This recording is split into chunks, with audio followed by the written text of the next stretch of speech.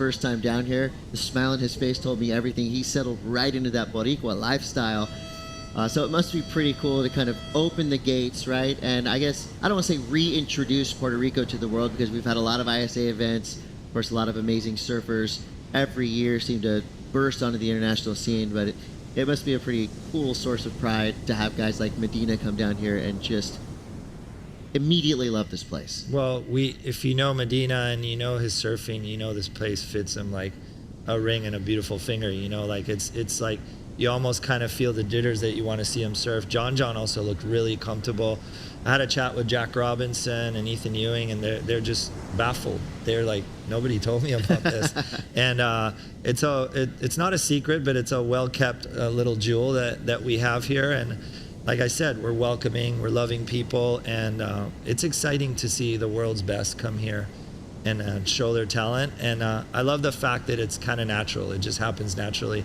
Looking at them surf Malgara, it just seems like everybody was comfortable. And you know, people like Gabriel, people like John, you know, they are the epitome of surfing. They are the best surfers in the world. And just to hear him talk about Puerto Rico on that night, pretty exciting. No doubt. Well, we will see more from Gabriel Medina, Felipe Toledo, John Florence, and the rest of the elite as we are finally through round one of the men. And what a round it was. Some of the biggest names in surfing making their way to the main podium, and some huge upsets. Our repechage field is stacked. But do not go anywhere. We're going to flip the script. We're going to go over to round two of the women.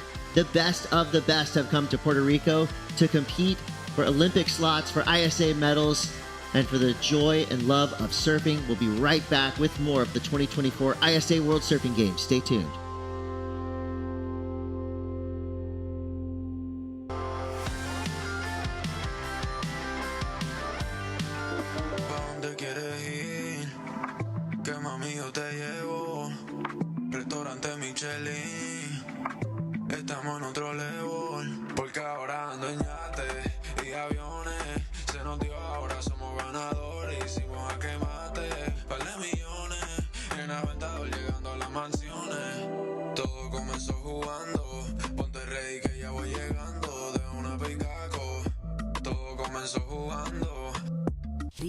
We call ourselves Boricua. We are proud, passionate, and full of life. On our island, secrets are more precious when shared. Passion flourishes. We enjoy until our hearts are full. And we know that gifts can come from anywhere. Live Boricua.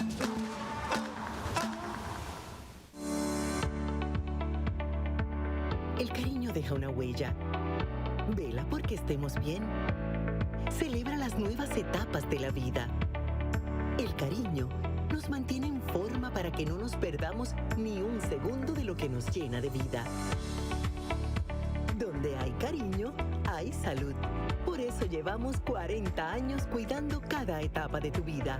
MCS, 40 años de salud completa.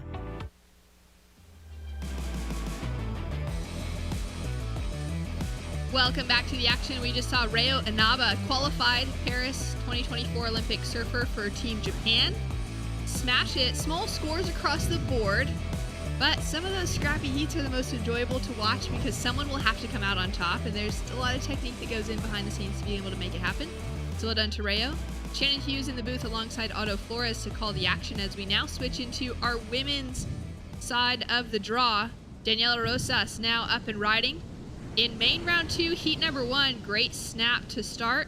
And just looking for any more clean face to get onto. Hasn't quite gotten there, and it looks like that wind has started to come into play, Otto. We'll see how much it really factors into. Yeah, I think there's a little bit of cloud cover. I think we're going to see some rain starting today and a little bit throughout tomorrow as we see the field of competitors. It's pretty interesting to see. You know, we made the decision to run the women's in Margara, give them the opportunity to have the stronger, the highlighted break, as we would call it in this competition. But they had a great day of competition yesterday at El Pico, and I've been kind of sneaking a peek to that second round, and waves are on fire. People are surfing really good.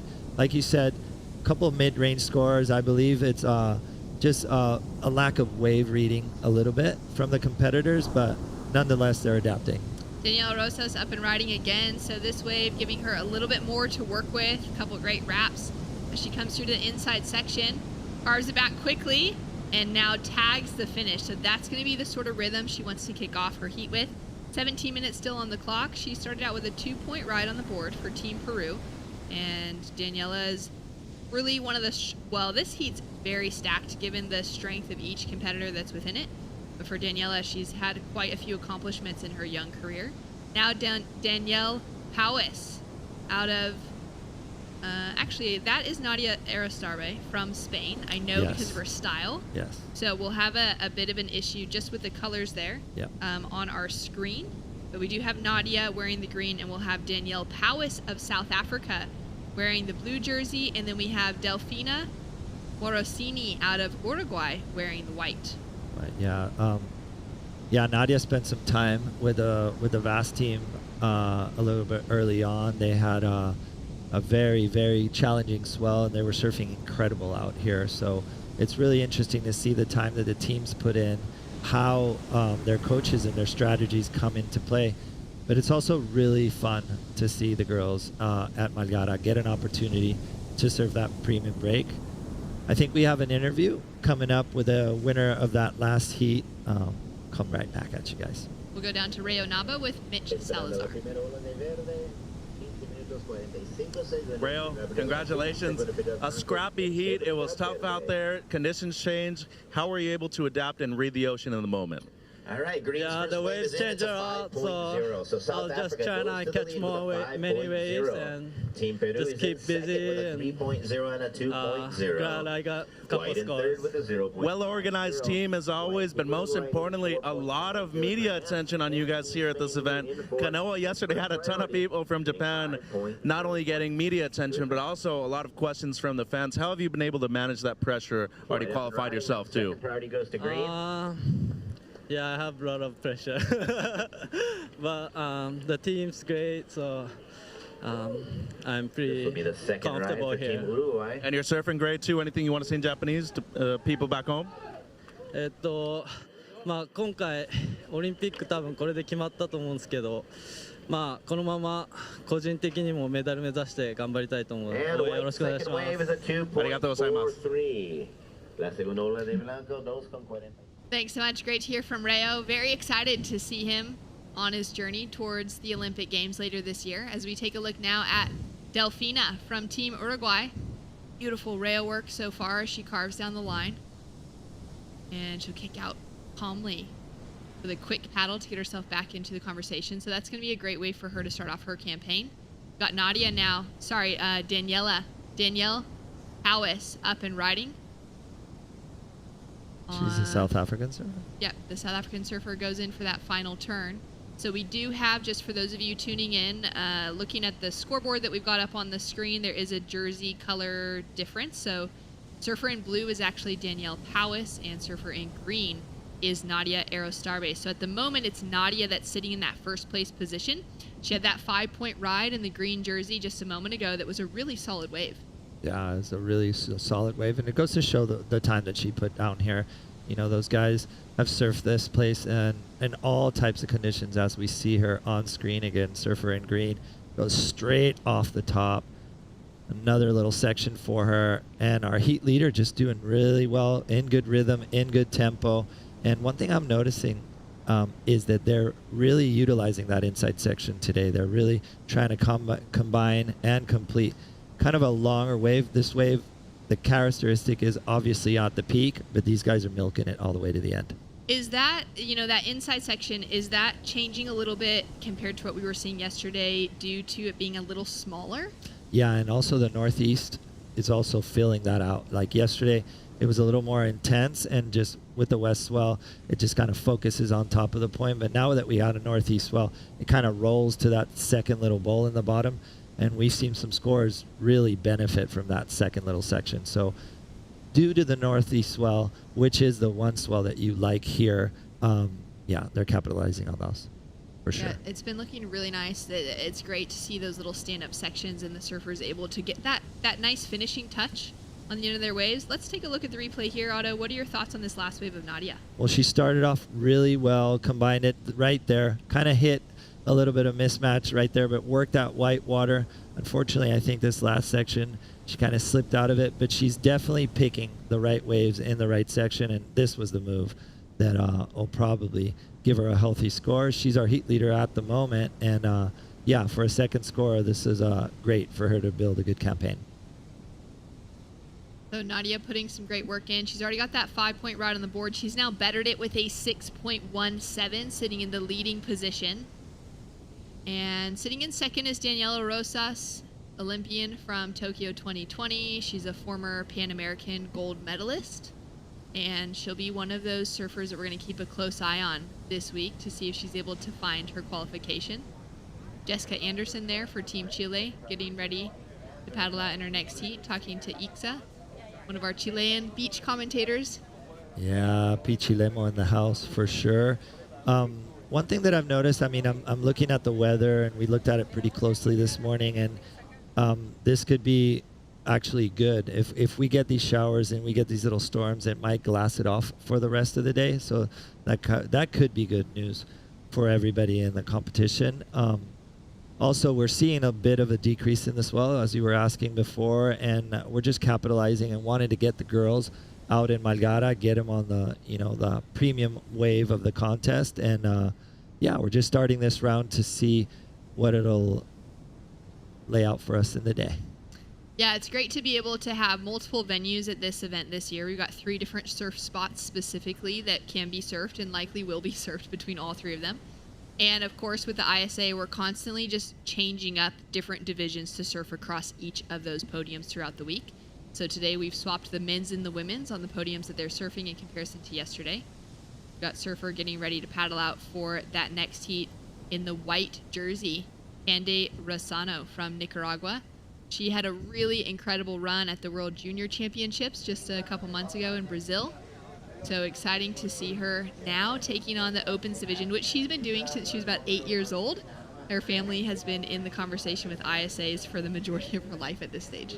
That's really cool, and I think that's a lot of what's happening here in the future as we see our Panamanian surfer as well. Alonso getting ready for her heat, and yeah, I think Olympic implications and qualifications are really catering to having all these countries, no matter what level, participate in the ISAs. We're seeing world champions, current world heat leaders at the championship level, and also countries developing their Olympic teams and Pan American teams in this ISA. So it's awesome to see. We're seeing actually the whole surfing field come into Arecibo here to get a chance to get a better future in their sport.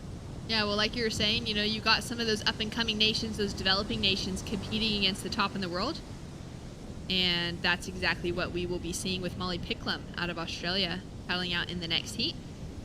Fresh off of a second-place finish at Pipeline and then a win at Sunset. So she's currently #1 in the world in the WSL Championship Tour. So that's going to be exciting to see her hitting the lineup. Did see that she was down there supporting with the Australian team, the Irukandjis in their green jerseys, their green t-shirts, and supporting the guys earlier today. So she'll be out in the next heat. Yeah, it's been incredible to see the momentum that these younger surfers have. It was also a pinnacle for me to see how the women surfing at Pipeline and then seeing those heats at Sunset. But more than anything, I can see the will and the hunger that these competitors have. Molly Picklum obviously excited, but also owning it. She's like, this is how hard I work, and I'm gonna have fun getting there. So it was awesome to see her yesterday in the water, and can't wait to see her in the next heat. So we're down to 8 minutes on the clock in the current heat. 20-minute heats across the board throughout today, and we've got some repositioning now of the women that are out there. Surfer in red has first priority, Daniela Rosas, sitting with a 3 and a 2.0 as her high scores. Requirements are pretty low for 3rd and 4th place positions as our heat leader, Nadia, takes a dive. And she was sitting under lower priority, so kind of fine for her to just take her pick of what's in front of her. Danielle now up and riding for Team South Africa. She's had the opportunity this past year to compete as a wild card on the WSL Challenger Series event in Bolito. She's had her chance at that kind of top level. She's been competing at the ISAs now for a really long time as well. And it's been great to see her continue to kind of grow in the strength of her competitive strategies coming out of the region of the world that she does. There's such a healthy grassroots level movement of competitive surfing in South Africa. There's pretty much an event on every day or every single weekend, and a very active competitive community there. Yeah, I've had the good fortune of visiting South Africa. They have incredible waves. The country is one of the most beautiful places. It's so alive with animals and all that. But the surfing culture is rich and obviously has a history, you know, from Sean Thompson, Jordy, and all that new breed that's coming out. It's an exquisite place to go, I gotta say. So we just saw a wave from Delfina. Now we're taking a look at Daniela. She'll fall on that second turn. Had quite a bit of speed coming out of the first. Delfina on the left was looking really nice, found a little bit of a cleaner wrap, and she's chasing down a 2.58. So we'll see if Daniela is able to increase on the 2-point ride and put a little bit more pressure on the field. But for someone of her caliber, we know that she's looking for a wave that's going to offer that 5-point plus ride. You know, she's wanting to get herself a 5 or a 6 on the board right now to really solidify her position in this heat. Most definitely. She wants to pick the eyes out of that one and get those low 3s and 2s out of her scoreboard to solidify that. Kind of low scoring heat. Nadia definitely just going ahead, feeling comfortable in the waves here in Puerto Rico.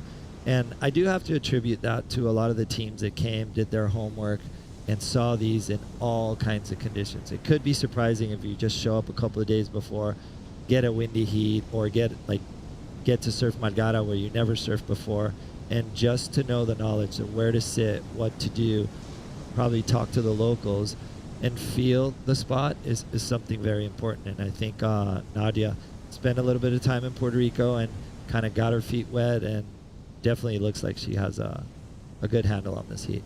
Yeah, she's put herself in a solid position, a 6.17 and a 5.00. She's also been one of those surfers in the last couple seasons that's been pretty close to WSL Championship Tour level qualification with her Challenger Series results. She's a name that just continues to get more consistent.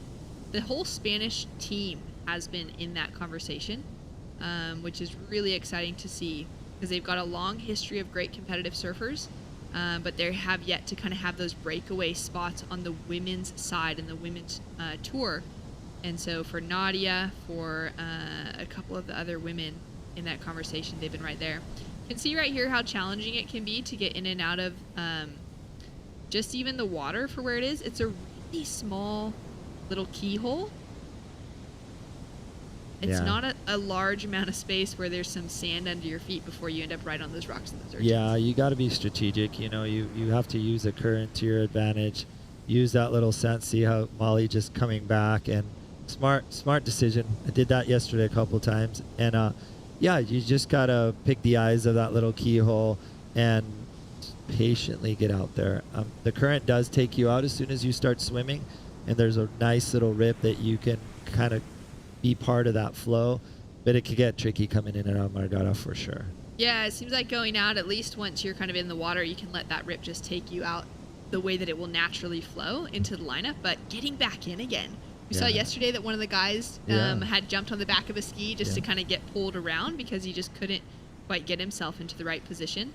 Yeah, it's really hard to fight that current for sure. We've got Delfina now up and riding. She's chasing a 4.14. We're down to 3 minutes on the clock. That was a really nice looking snap. I like that she went, really dynamic by getting that tweak in the tail.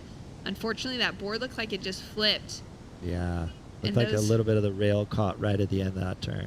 Those can be dangerous moments too, especially when that whitewater is kind of converging together if a board slips off. Yeah, most definitely. Going a little bit back to Nadia, Aritza Ramuru contacted me and we helped them with a little bit of their lodging and stuff. And I think all those guys with experience, especially in Spain, we saw a very dominant performer in the World Juniors. And I think as a team, as a whole, they're really putting energy into that team and using those older guys to manage and really guide this new breed of Spanish surfers for sure. Yeah, it's so nice to have a surfer like Aritz within that conversation. The experience that he's had, across all levels of competitive surfing, whether he's still spending that time in the Jersey or, kind of taking on that coaching role with some of those younger surfers as well. It's always awesome for those nations that have that kind of older figure to be able to rely on. Yeah, that guidance, that experience, obviously, and how to circumnavigate. A lot of people don't understand that, flying around the world, getting on planes and cars, hotels, and all that stuff, it becomes really intricate. And if you're managing that yourself, that also adds to the stress. So having the experience of people that have been in a country, that can call somebody that's from there, that you could have guides or people, and I think that's more and more becoming a frequent job for all the countries. Like, people do become part of these events and host these, and I myself have families around the world that took us on, so it's really cool to have that, almost like that father figure that helps you guide the teams and puts the experience and kind of cuts a lot of that time that you would spend already knowing all the stuff that's in hand. We're down to the final minute in heat number 1 for women's round 2. It's the first that the women are getting the opportunity to surf in a jersey with only 4 or 3 other surfers out there if you're one of the 4. Taking a look at Nadia here at Magara. On her backhand, powerful, clean approach, 2-turn combination. She's now going to redirect off the left. Has a little look down the line, decides it's not worth her time to try and fight with that for anything else. All that big scoring potential was done at the start. And we're down to 30 seconds on the clock. Just a reminder to the audience tuning in. Of course, if you're Daniela's family or Nadia's family, you'll know exactly who those surfers are in the water, but it's actually Nadia Arecibo who's wearing that green jersey. She's currently sitting in that leading position, and she just dropped a 7.83 as we see our surfer in blue, Danielle, just with a quick kick in and out. We can see that those names are starting to change on the graphic on the screen, and there we go. Danielle Powys down in third, wearing the blue jersey for Team South Africa. Unfortunately, just couldn't find that rhythm. Delfina now up and riding, possibly just before the buzzer. She's only chasing a 4.67 to get herself into an advancing position. That was a sharp, dynamic turn as she comes through to the inside section. She's just kind of keeping her eyes on the rocks now in front.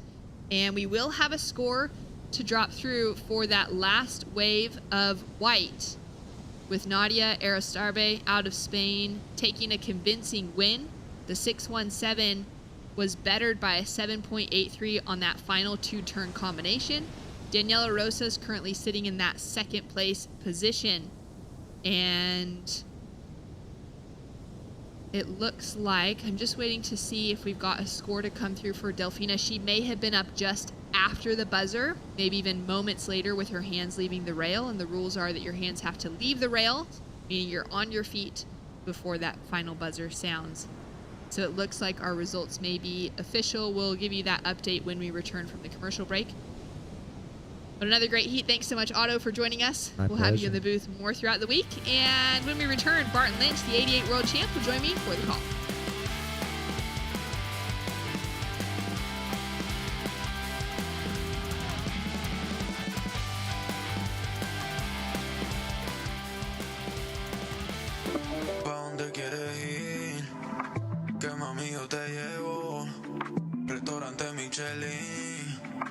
Estamos en otro level, porque ahora ando en yate y aviones. Se nos dio, ahora somos ganadores. Hicimos a quemate, par de millones.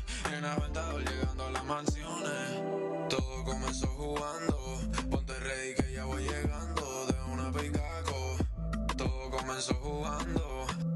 In Puerto Rico, we call ourselves Boricua. We are proud, passionate, and full of life. On our island, secrets are more precious when shared. Passion flourishes. We enjoy until our hearts are full. And we know that gifts can come from anywhere. Live Boricua.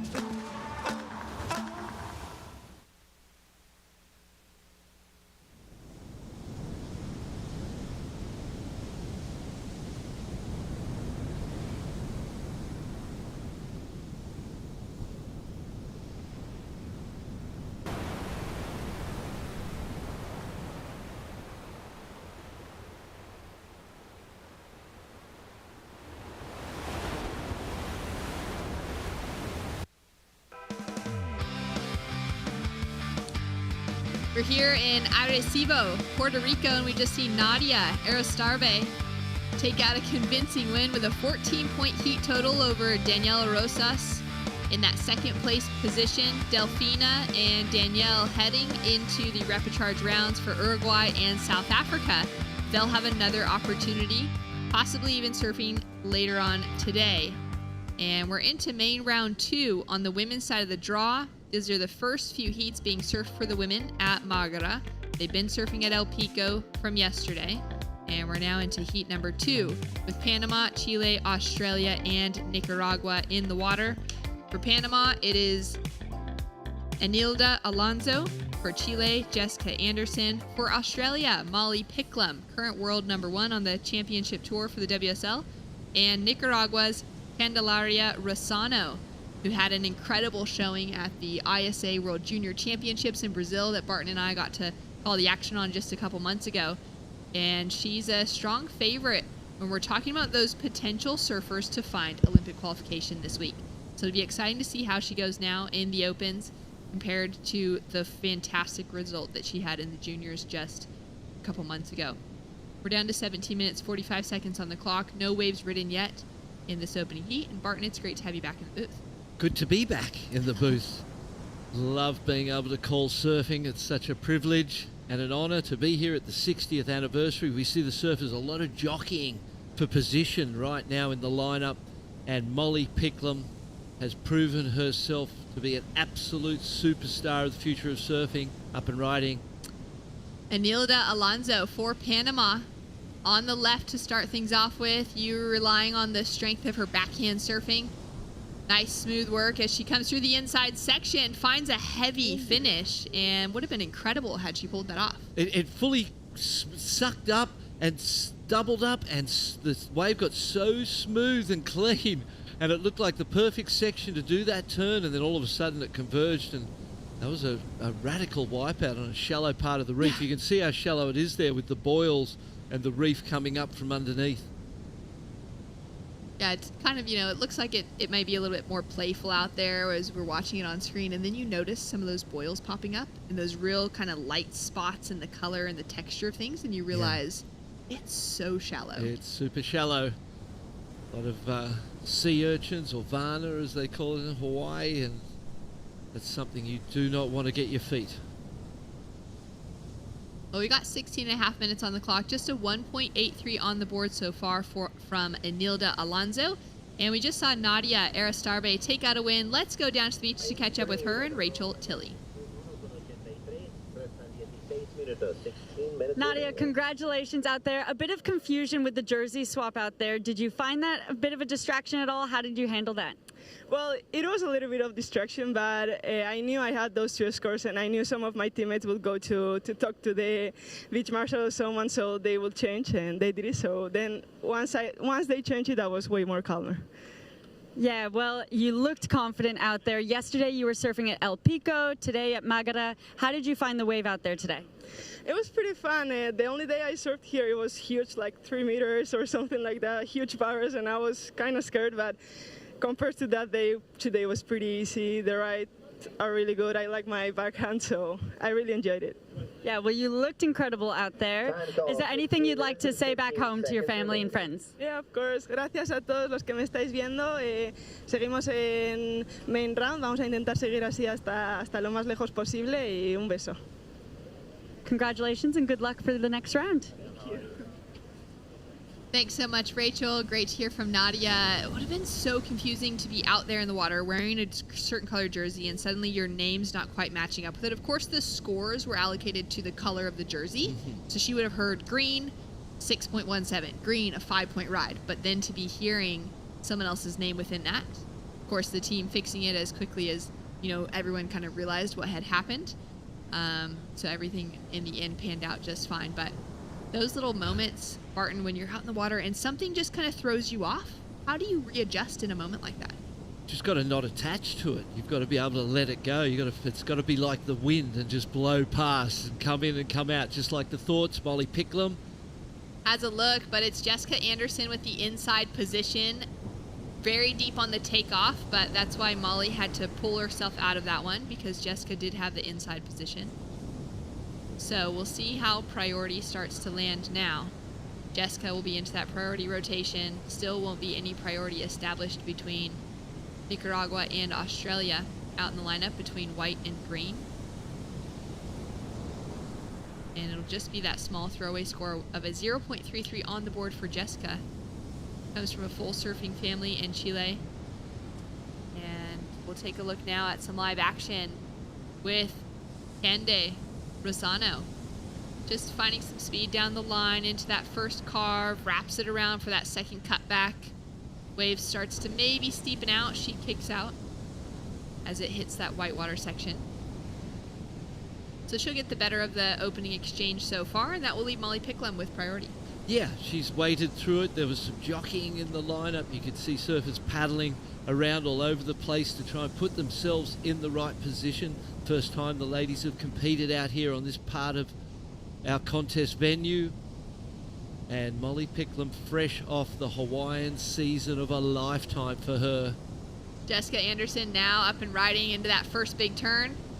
Snap for the second. Just kind of underneath that whitewater, lippy area of the wave. Yeah, wow, Molly has been, that's a great way to look at it. You know, that the absolute, like, unbelievable start to the year. Trip of a lifetime to the North Shore. And historic, groundbreaking performances from the ladies, particularly, you know, when you consider two events, Sunset and Pipeline. Molly at both venues, making the finals, second at Pipeline, first at Sunset. Could have just as easily have won at Pipeline too, was right there with Katie Simmers in performance, and here she is up and riding. Been riding on her opening ride, uses priority on this one. Big carve to start. She'll just check herself out of that wave.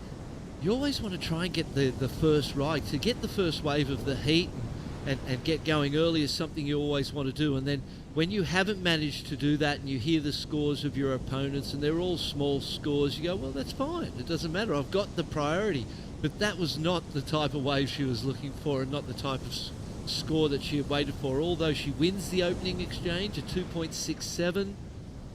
So, you know, she got the advantage out of that opening exchange, but I'm sure she wanted something a little more than just that one turn. Especially hearing the heat just before hers, you know, she would have been hearing those scores announced for the heat winner and Nadia coming into that 5-6 point range, ending up, I believe, with that 14-point heat total. And for those of you that are tuning in, joining us online, thank you so much. Be able to, you know, check things out on social media as well at ISA Surfing. Pretty much anywhere that you're looking on social media, you'll find us at ISA Surfing, the International Surfing Association.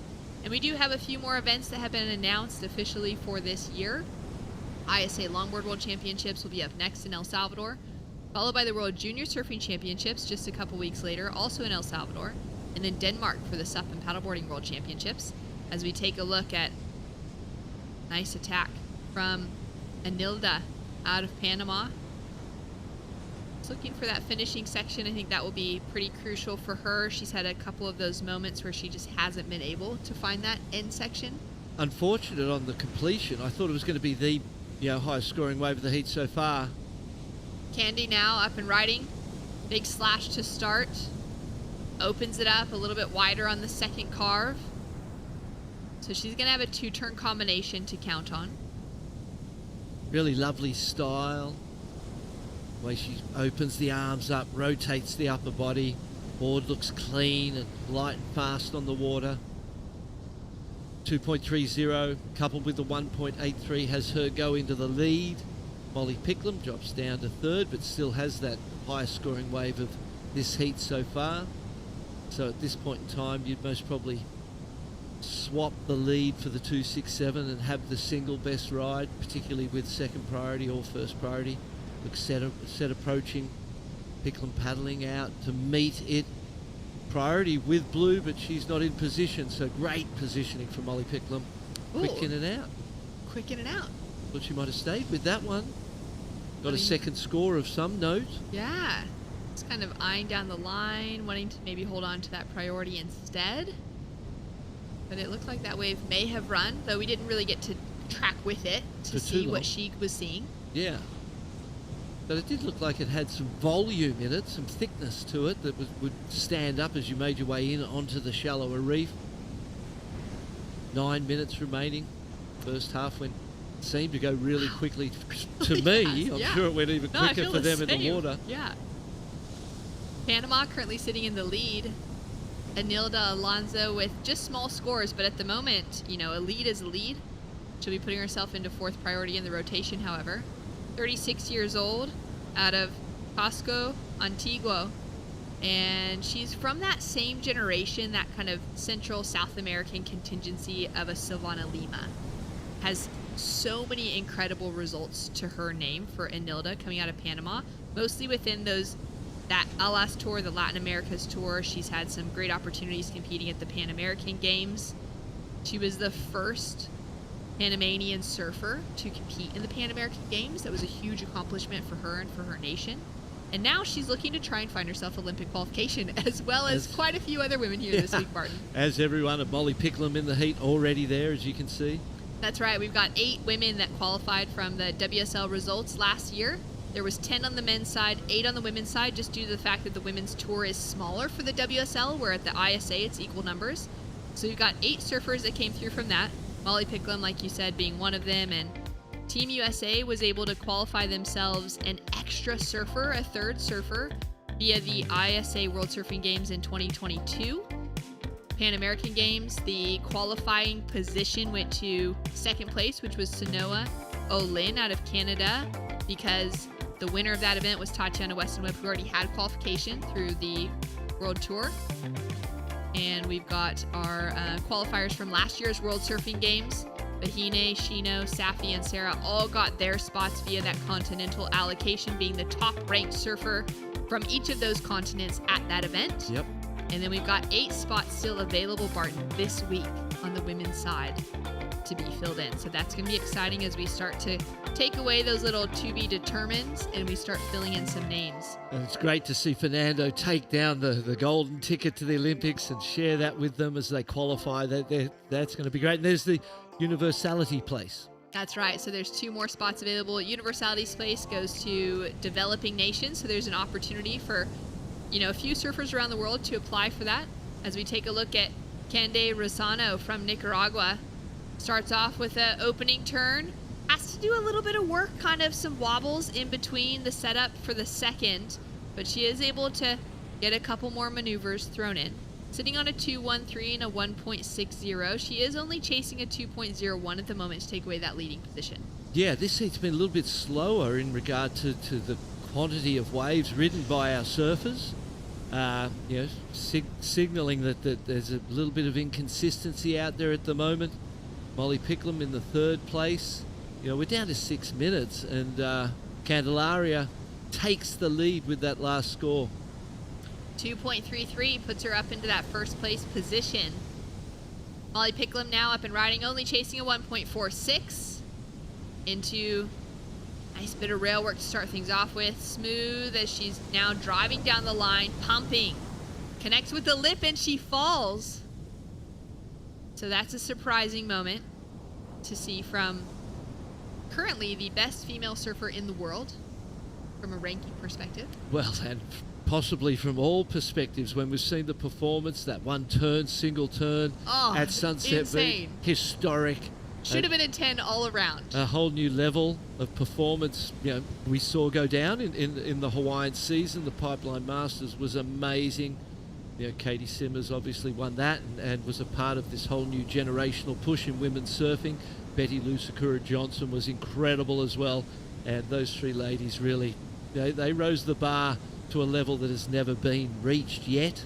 And so great signs ahead as we see the surfers making their way out. That was Sanoa Olin, who has already qualified for those Olympics, so this would be a fun event for her, knowing she's already got a spot. You know? That's right. She's already done the work. Now she just gets to have some fun this week and compete alongside of a stacked team. Her sister will be competing, Mattia, and of course Erin Brooks. What a earned team. her Canadian citizenship just a few months ago. She's in competing again for Team Canada, and she'll be one of those names that we're going to keep a close eye on this week to see if she can find herself in that top 8 conversation of eligible women to qualify for the Olympics. Taking a look now at Jessica Anderson. Jess has been a bit quiet within this heat. That was a nice backhand attack. Yeah, it really was. See the smile on her face there. Would feel really good to just get one turn like that. Now Enilda up and riding. Nice open face. Great looking section in front of her. Better wave selection as well as she drives off the top. Setting herself up here through the inside. Nice snap as she's looking for one more opportunity. You can see that focus, that determination on her face, just putting all that work and effort into it. And she's only chasing a 2.17. She was in the lead for such a long time. Molly Picklum went in with a 2.73, and we consider Molly's wave, and then that wave, that's got to perhaps be the best wave of the heat so far, I would think. Completed, some really lovely turns, big wall on the outside. So that may see her looking for a 2.17. I say she gets that for sure, and we'll see her go back into a qualifying position as the judges consider that score. So scores to drop. Molly with a 2.73 has her sitting in the lead for her last wave, but it was that fall in the second turn. She could have had, another 2 turns probably within that wave. Would be a very different story. But like you said, Enilda with the best wave so far, 3.10. Pickles now up and riding once again in the green jersey. Hard through that first turn. Setting herself up now off the bottom and into the lip line. And she'll just hit eject on that. Unable to finish off that second maneuver. Now Candy looking for that finish. Goes in for a big section as well. She's getting swallowed. We have yet to even see her pop up again. There she is. Wow. That was again, we've seen some great wipeouts in these first couple of days as those sections converge on the inside. Paddle battle now. 3 surfers on the inside. Priority to be gained. I don't see that Molly Picklum improves, really. She got the first turn in but fell on the second. There's the score for Enilda, a 3.10. For me, I felt like it could have been a little bit higher. Perhaps there was some good work on the outside. Maybe that second turn was a little conservative for the judges' liking, and that might explain it. She did kind of turn under the lip rather than into it, so that might be the reason for that. But it was this sort of first really well completed ride with some good surfing on the outside. Candy now up and riding on the inside. She's chasing a 3.08. Slips off the wax. And the lip gave her a punch to the head there. That was radical. Jessica now with a chance on a deep takeoff. She'll make the landing, but just be really far caught behind the section. Molly does drop in a 3.77, so she ends up taking herself into a more significant lead in that first place position. That would be off the strength of her opening turn, because that second turn is incomplete. Yeah, there wasn't anything else on that. The judges seeing some difference, I suppose, in the speed and the power of the turns. And particularly, you've got to imagine that they watch it in real time. So there's a different impression that you get watching the ocean and things in real time to what we get on a screen. Here's the replay. First, nice big carve. Here's that second turn. And she waits for the moment. Carves under the... I felt like that was a beautiful turn because it was really fluid and it fitted with the wave and kept the rhythm and the momentum into this inside really nicely. A 3.10 for this wave. And let's have a look at this 3.77. That was longer. There was more to it. Let's see what happens here. Nice carve out of the top. I don't really... Especially when I look at this, I don't see the difference from the 3.1 to the 3.7, got to be honest. Yeah. The ride of reds had a little more fluidity and completion, still maximised the sections to a large degree on the outside, got it through to the inside. And... But again, when you're against the champs, you've really got to put it out of question. If it's, if there's a question mark in there, the power and the speed and the flow of the champs is always hard to beat. Well, there we have it. The buzzer will have sounded for these surfers down at Margara. And it's Molly Picklum who sneaks away a win. Small scores across the board. Challenging sort of moments out in the lineup throughout this heat. And she'll walk away victorious. Enilda Alonso does hold on to that second place position off the strength of that 3.10. It's Candelaria Rosano of Nicaragua. Bit of an upset, sending her into the repechage round this early in the event, as well as Jessica Anderson out of Chile. So those two are not out of competition. They will have another opportunity. But once we get past this round, or at least once you lose in your first round, you're into the elimination rounds. So we've got more action to come, and it's a big day of surfing here at Margarita for the women's side of the field. As we finished out heat number 3, we'll be rolling into heat number 4 in just a moment.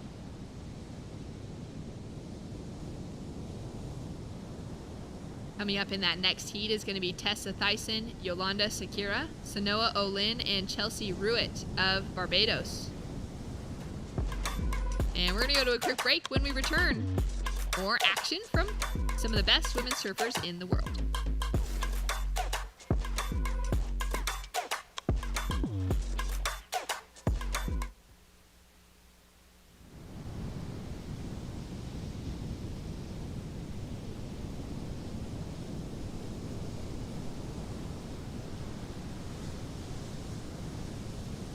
In Puerto Rico, we call ourselves Boricua.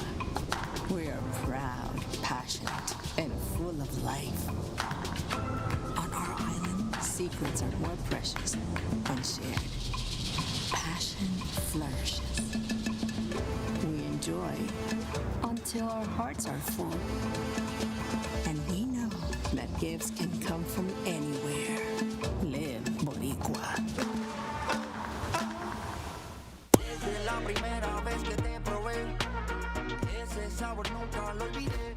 Quiero mi pancho, te amo pancho.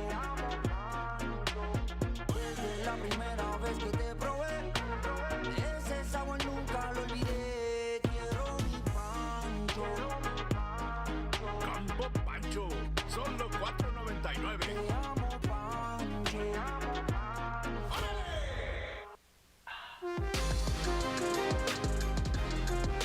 Straight into it. Surfer in the blue jersey is Portugal's Yolanda Sakira, and she loves charging heavy sections. Those single big maneuvers. Give her a combination and she loves it, but give her that one death-defying moment, and she is all about it. Out to a great start. She'll have a score to drop through for her opening ride in the water up against Canada's Sanoa Olin, who's wearing the green jersey. Tessa Thyssen of France is in the red, and Chelsea Ruitt of Barbados is in the white. Shannon and Barton here to call the action. We've got a great looking field in this lineup. Yolanda, as you said, is such a charger. I remember a couple of years ago, the Haleiwa Challenger event, it was out of control in the morning. No one really is out there surfing, and Yolanda just gets out there and just charges, and that was the moment when I went, wow, this young lady is so courageous, and we saw that on that closeout section there. That was a better wave and a better score than anything we saw in the heat before it, so a great start for her. Taking a look at some replays now from what we missed during the commercial break with Sanoa Olin. She's dropped in a 3-point ride for her opener. Goofy footer, a couple of nice carves back in, working her way through to the inside, already qualified for the Olympics as we know. And here's the replay of this one. Straight down, drives into the closeout, didn't have a lot of time, late to the section, completed it beautifully. And there it is, a 6.33 for one turn, and rightly so. That really was the turn of the morning so far as a single turn goes. Great commitment. Portugal, a very strong team on both sides of the gender equation, but particularly in the women's. Yolanda is one of those names that we'll be keeping an eye on throughout this event to see if she's able to find herself in that qualification spot. She, of course, had qualified and was able to compete in the Tokyo Olympics, and also has been really close to that championship tour qualification. Yeah. So when it comes to, kind of both sides of the conversation, there's the kind of more consistent competitive world of the qualifying series, Challenger Series, Championship Tour on the WSL side, and then there's the ISA with the Olympic pathways that only happen, once a year, kind of once in a while. Mm-hmm. She has been in that top pack of women so often. It's been incredible to be able to see her consistency within that over the last few years. Yeah. Now we got 15 minutes on the clock, and Molly Picklum has made her way into the glass. Let's catch up with her and Rachel Tilley.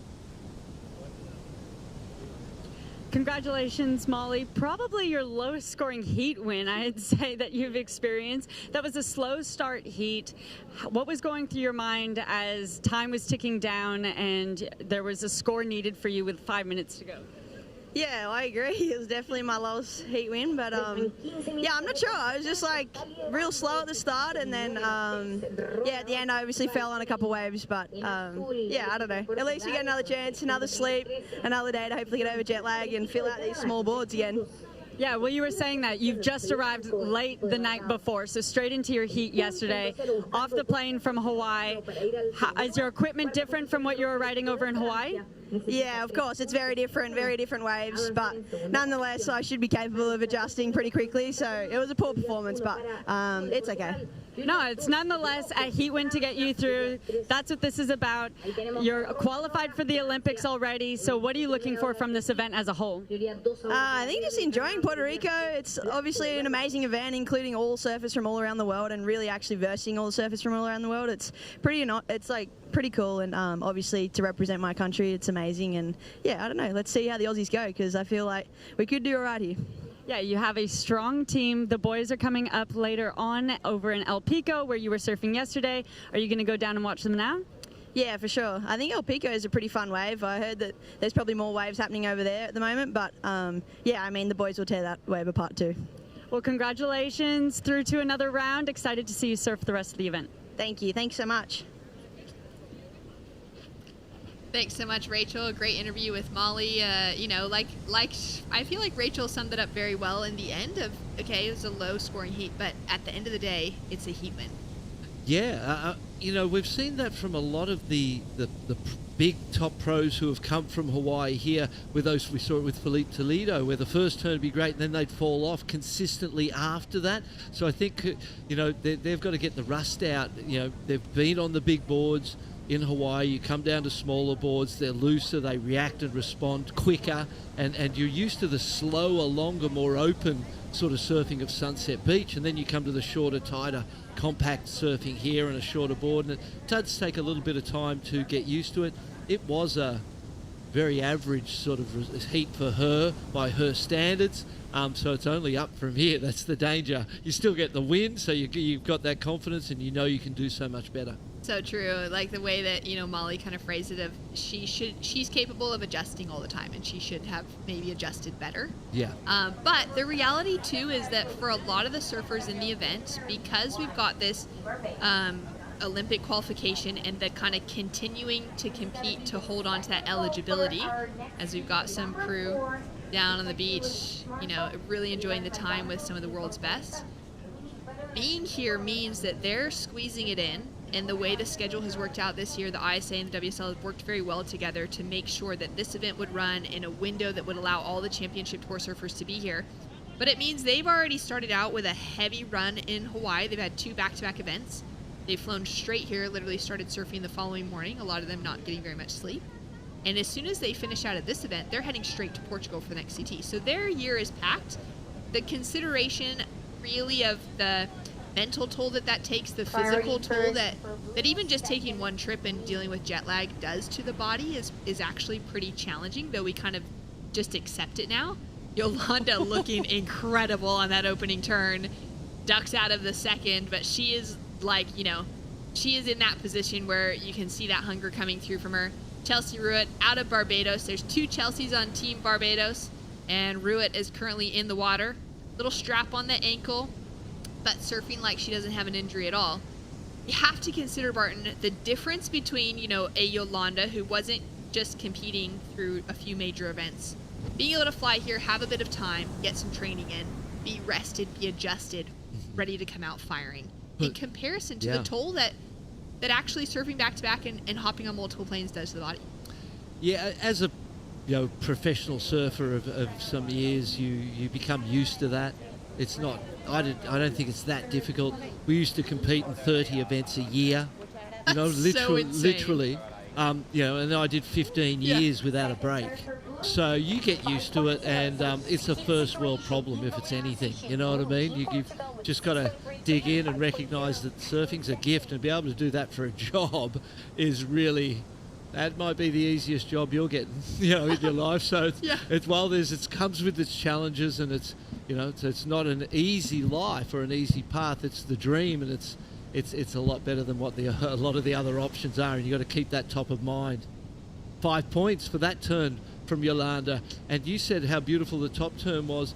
It started with the beautiful bottom turn as well. The connection of the bottom turn to the top turn was, she's got an 11-point total from 2 turns. So that shows how great those 2 turns actually were.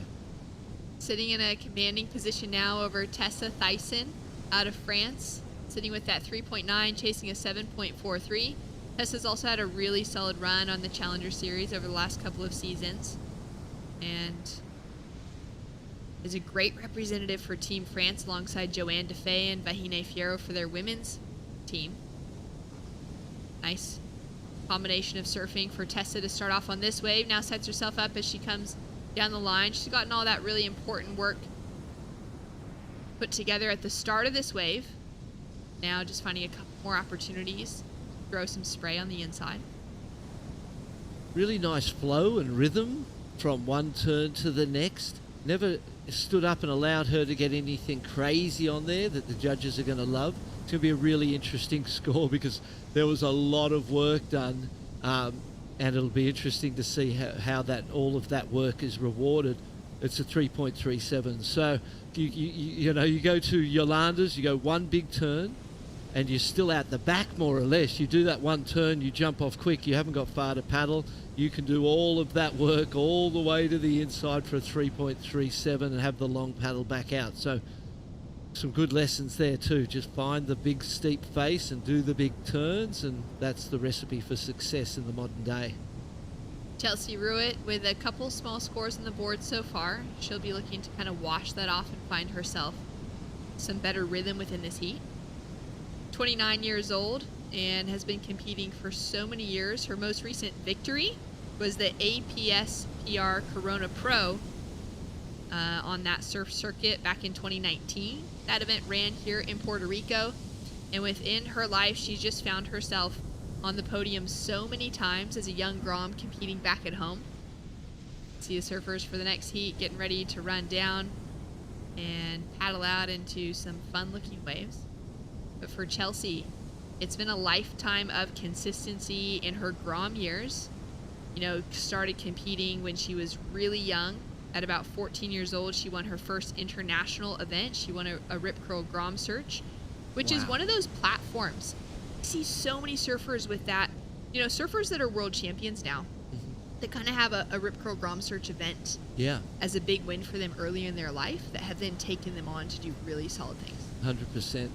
There was a strong circuit, and back when there was a junior world circuit as well, there's been a great pathway in the past for people to get to those that top level, and now with the on the professional side, the QS into the Challenger Series onto the top tier tour, and now with the ISA Games and domestic tours, in regions, there's all sorts of opportunities for people to compete. The more times you pull on the jersey, the more that nervous thing becomes normal. That's the foundation for the growth of the sport in the future, and both of those pathways are working really well. 6.5 minutes remaining. Ocean's just a little bit quiet, maybe a little less consistent than what we had yesterday. And so we heard Otto talking about how yesterday's swell was had a little more west in it and was a little stronger, and as that swell's kind of died down, it swung around a little more to the northeast. That was interesting, because at first glimpse this morning, I thought it looked exactly the same. I didn't think it looked smaller, but as you sit and you watch for a period of time, you go, well, what's really missing are those bigger sets. Lots of in-between, lots of waves in between. Tessa having a look at this one. Chasing down a 7.43 to take away the lead. Anything over that 4-point mark will put more pressure on the rest of the field. And that'll be the more critical turn. Straight up into the lip line, really attacking it. And very powerful backhand surfing. Taking a look at Yolanda now. She'll just kick out of that one quickly. Put herself back in that priority rotation ahead of of Tessa. Yeah, it might have been a good move with already having the 6 and the 5. The 3-3-7 was the last of Tessa's. That wave then is going to be her best. And the rhythm and the flow that we'd seen on the first 2 waves was then put onto a bigger canvas, and the turns became bigger and wider and more open, and the scores will reflect that, I'm sure. Great surfing from Tessa Thyssen. And she got it from, down. She was inside the other ladies, and it was one of those smaller ones, but it stood up on the inside, and that was a great wave to catch from her position. There's been so many waves like this caught by the surfer under priority. Again, if you're coaching staff, that's going to be really interesting. This is the money turn right in here. Bang. And then this turn too. Really difficult on that shoulder to get up vertically on top of it and not catch a rail and keep the flow. Did that really well. Great surfing. Taking one more look at it here. Straight on from where the judges, or how the judges would see it. Look at the wave grow in front of her. Critical section, and then this turn throws the front arm to get the lift up on top of the lip of the wave. We see the drone capturing that angle. Got to say, that was a great wave. 5.33. The judges thought so too. Puts her right in striking zone of taking away that leading position. Now, chipped away. She's got a 6.01 requirement on the board. Take away first from Yolanda. So Noah Olin has been so quiet in this heat. So you're just kind of repositioning now. She's sitting with that first priority. Just a 3-point ride on the board for the Olympic qualified surfer heading to Paris, or specifically to Tahiti. Yep. Later this year. Out of Canada. And her performance at the Pan American Games was just unbelievable. The surf in Chile was absolutely huge. Yeah, bombing. Big waves. Bombing. I mean, it was a big wave contest. Yes. That's the reality. Right. From everyone on the ground that was there watching it in real life, they said it's the biggest surf that they've witnessed in a contest outside of the Big Wave Tour. Wow. In 20 years. Incredible. Here she goes, Absolutely having a massive. look. As And we cold see her- water, so she would have been comfortable with the full suit Very on. cold water. As we see her now having a look here, nice and controlled for that first turn. Sliding through the second, just digging that rail in. Throwing a bit of spray as she comes through into this sort of frothy section. And getting the job done. So that's going to be her second wave. Chasing on to 6.23 to take away that second place position. Fair to say she doesn't get that score. And I think that wave might have been a little bit disappointing for her. I think she was waiting for something bigger, waiting for something with more wall. Counting a 3, though, she knows she needs 2 waves before the end. Because, the 3 doesn't match either of the 2 scoring rides of the surfers in first and second. Yeah. So she knew she needed 2 waves, and she had to get going sooner or later and couldn't just keep sitting there. So that was really perhaps a pressured situation where you're kind of pressured into it because the clock and the performances of your opponents make you do it.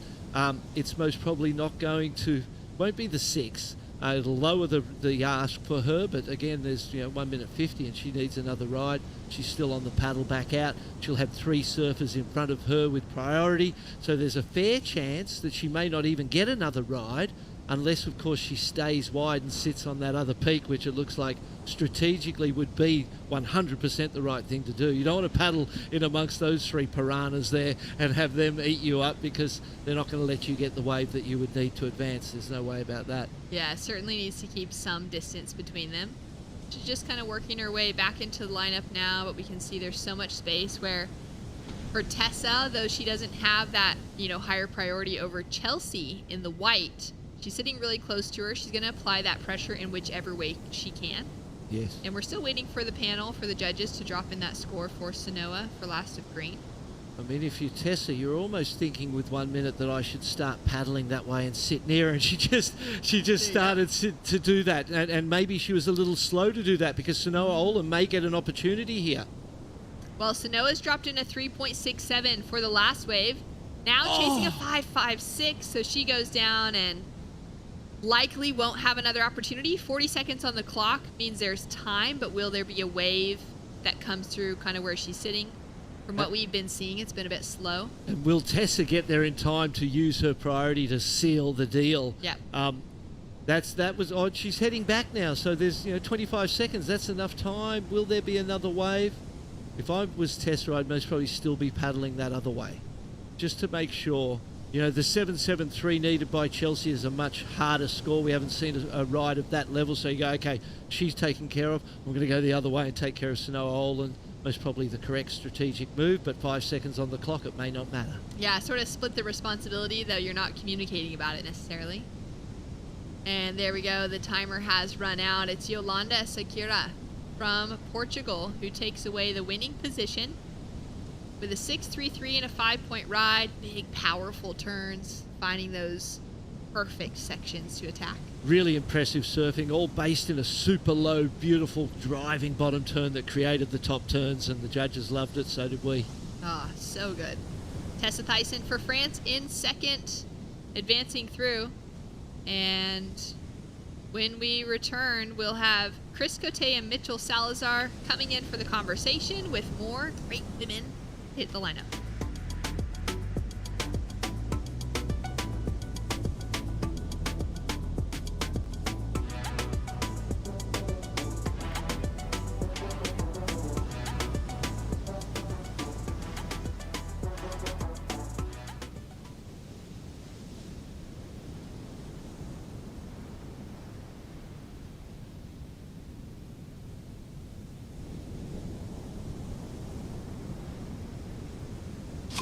Puerto Rico, we call ourselves Boricua, a unique name honoring our island heritage and the vibrant spirit of our people. When you bask in the warmth of our beaches, when you taste the love in our food, when you embrace the call of our adventures, you'll find that spirit in yourself. Dare to live every moment. Live Boricua. ¿Dónde quieres ir? Que mami yo te llevo. Restaurante Michelin. Estamos en otro level. Porque ahora ando en yate y aviones. Se nos dio, ahora somos ganadores. Hicimos a quemate. Par de millones. En Aventador llegando a las mansiones. Todo comenzó jugando. Ponte ready que ya voy llegando. De una picaco. Todo comenzó jugando.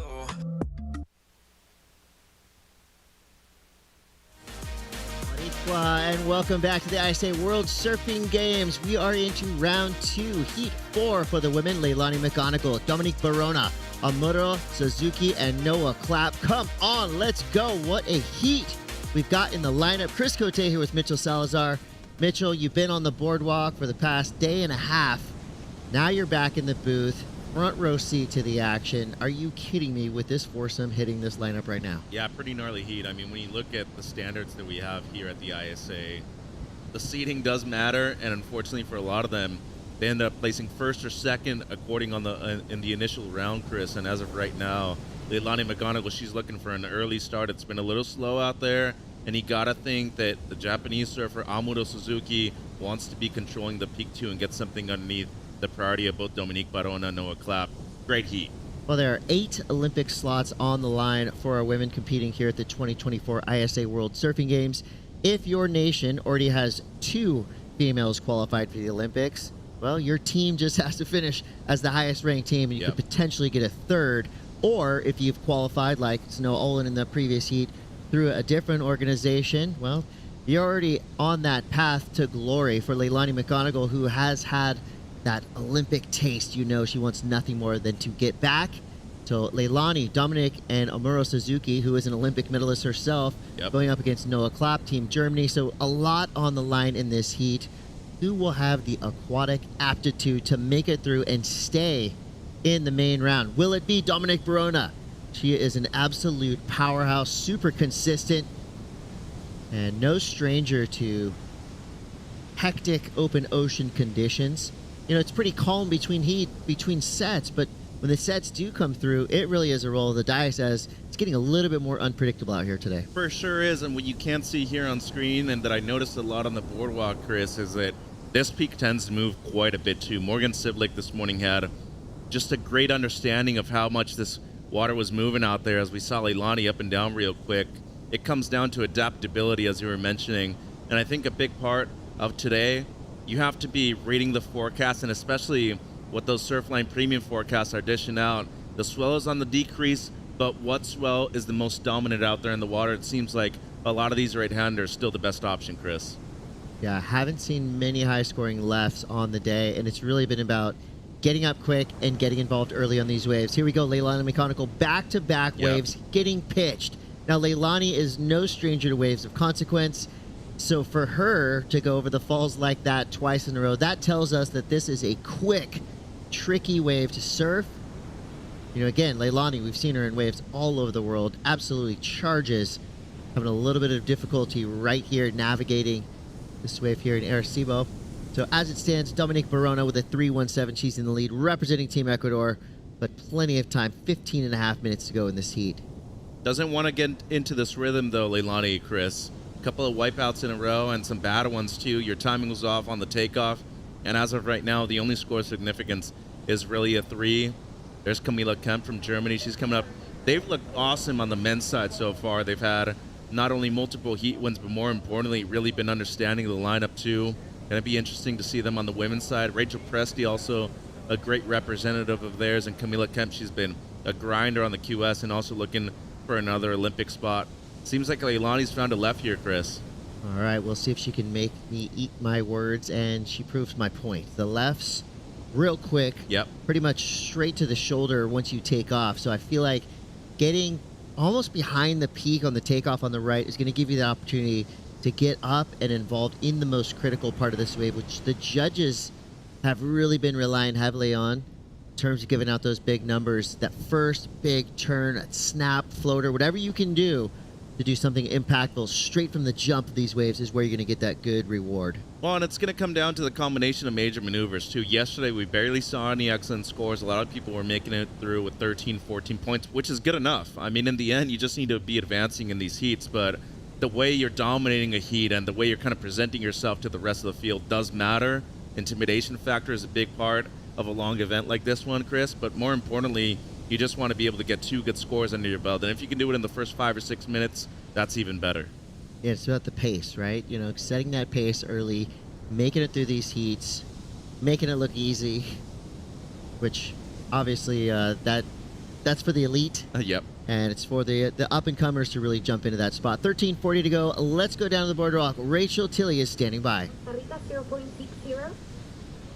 Congratulations, Yolanda. Exciting win. You were dominant throughout that heat. How did you feel out there? You were mentioning that you rolled your ankle when you were just getting your jersey before. Was that a factor for you out there? How did you feel?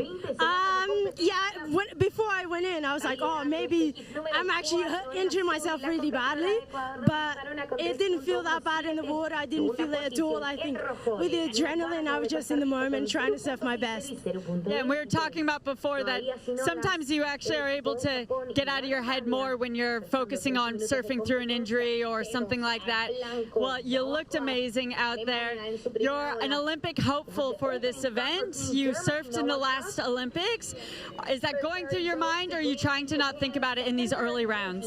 I'm trying not to think about it now, or even until all the way to the end. I want to surf. I want to win, and just going to the Olympics is an extra to it. And yeah, just keeping in the moment and not putting extra pressure on me. Yeah, well, you're surfing fast and loose. Would you like to say anything to your country, family, and friends back home? Yeah. Obrigada por estarem lá em casa a ver. Eu tenho recebido o vosso apoio e espero representar Portugal da melhor maneira possível. Obrigada. Beijinhos. Bye. See you next round. Yolanda Sakira, an absolute medal threat anytime she enters the lineup. 12 minutes to go. Dominique Barona right there putting in effort, but not getting anything in return. We saw Noah Clapp get a wave right before. Amuro Suzuki sits out the back in that top priority spot. Suzuki competed in the 2020 Summer Olympics, got herself a bronze medal. Yep. Became a Japanese national hero. I was there. I saw her on the news every morning, every noon, every night.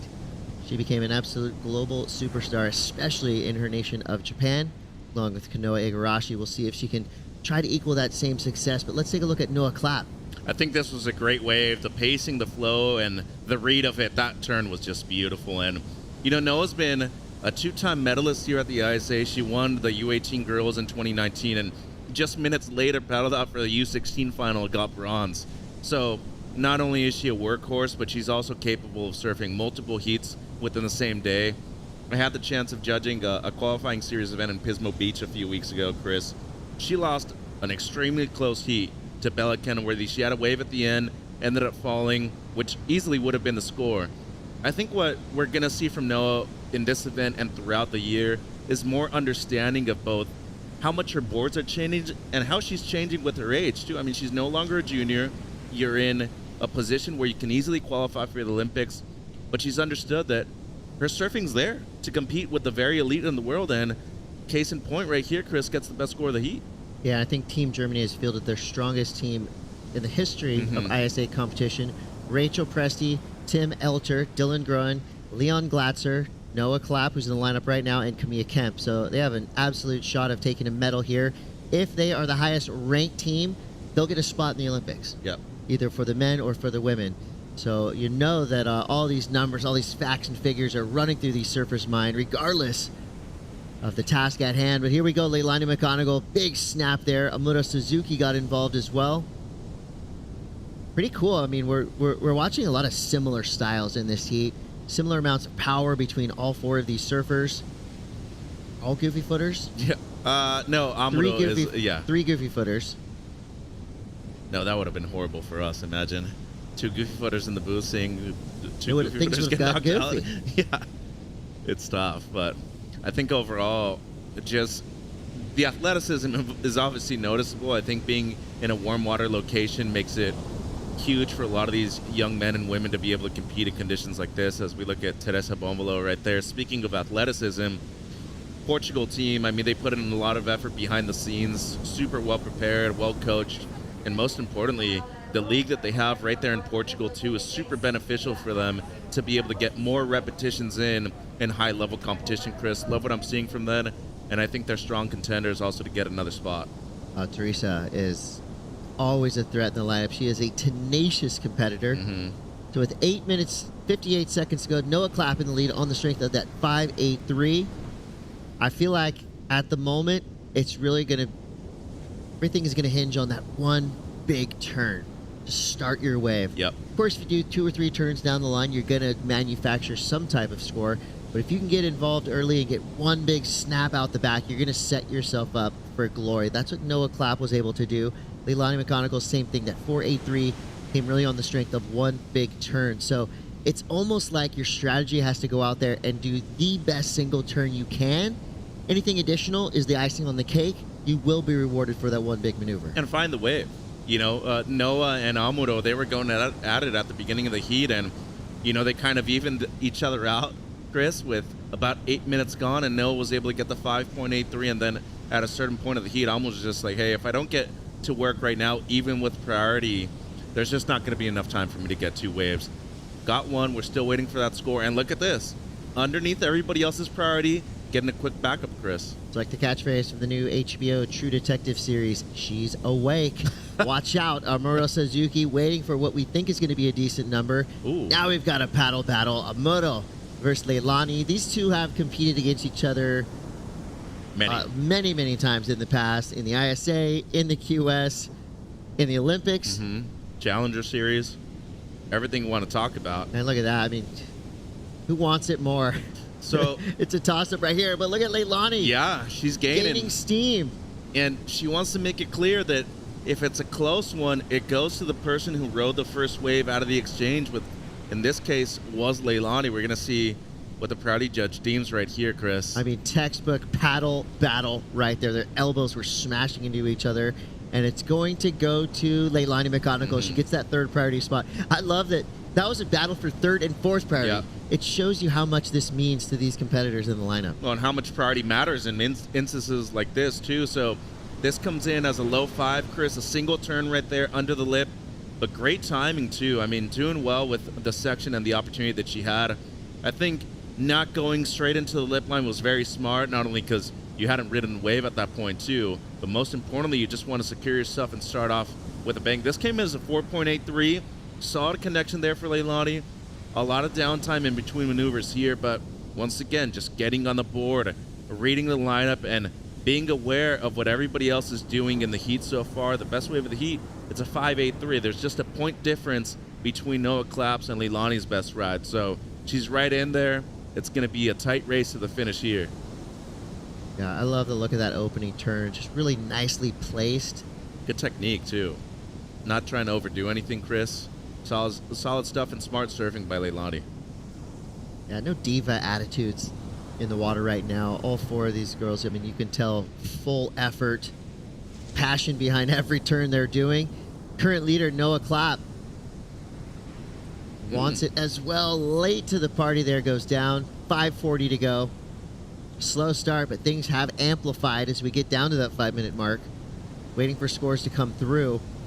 I think pretty much everybody's got a backup except for Dominique Barona. But she only needs a 2-3-1 at the moment. Of course, that's before everybody else is back up. These next scores come through. Yeah, and 5 minutes to go. Having priority could be the biggest blessing you could have right now, or the biggest curse too. And Leilani Mccal just positioned a little bit further inside. She only needs less than a 1 to move up into second place. But I think if you're both Leilani and Dominique right now, you're looking for your best score, Chris. You want to at least try to match the 5s that are in the heat right now, and that's just going to come down to finding that one wave. But overall, as we said, a very competitive heat. You're not expecting 14, 15 points today. I think 11, 12 points, that's already a good heat by how slow it's been so far in the first few heats of this morning. But I feel like Noah Clapp has done an excellent job of just being able to control the peak. I could see that being a mistake right there at the end, not being able to ride out of it and just getting less than a 1, but you got enough time to be able to get a solid backup here. Smart choice by Amudo. If she goes on that one, she's going to let it go, though, Chris. Sitting in third priority for now. Leilani Mccal has jumped up into that second priority spot. Dominique Barona using her priority on this little right-hander. Good little bowl here on the inside. Quick snap there. Section collapses around her. She's able to get around it. Back onto the open face. So nicely done there. Good positioning for Dominique Barona. Megan doesn't overcook things, knowing she has 4 minutes left and has really no scores of note. The 317 could be a decent backup for her. I think she's going to do better than that with that 2-turn combination there. How many times do we see people lose heats in the last few minutes because they're either waiting too long with priority or using it in the wrong way? And that was a case where there's close to 5 minutes left in the heat. It's a pivotal point of the heat, obviously, but most importantly, just make a decision. Don't try to overthink, and that's where you see not only the Olympian come out, but a silver medalist at the Pan American Games. Clutch performance right there on that one, and should be more than enough for the 2.31. Yeah, that's when you got to just keep it simple. Just surf. Get a wave and surf it well. That's what she did right there. You could tell she switched everything off right when she stood up. She knew exactly what she had to do. She's a veteran competitor, an ISA favorite for sure. I mean, I don't think there's been any ISA events without Dominique Barona in the past decade. Not that I've either competed in or worked at. Yeah, paddling. I mean, she could ride a longboard. I'm sure if you gave her a bodyboard and some fins, she would absolutely charge. Well, this is actually a bodyboarding wave, so wouldn't be surprised to see her out here on the bigger days. And the score comes in. Chris moves straight to the lead after that one.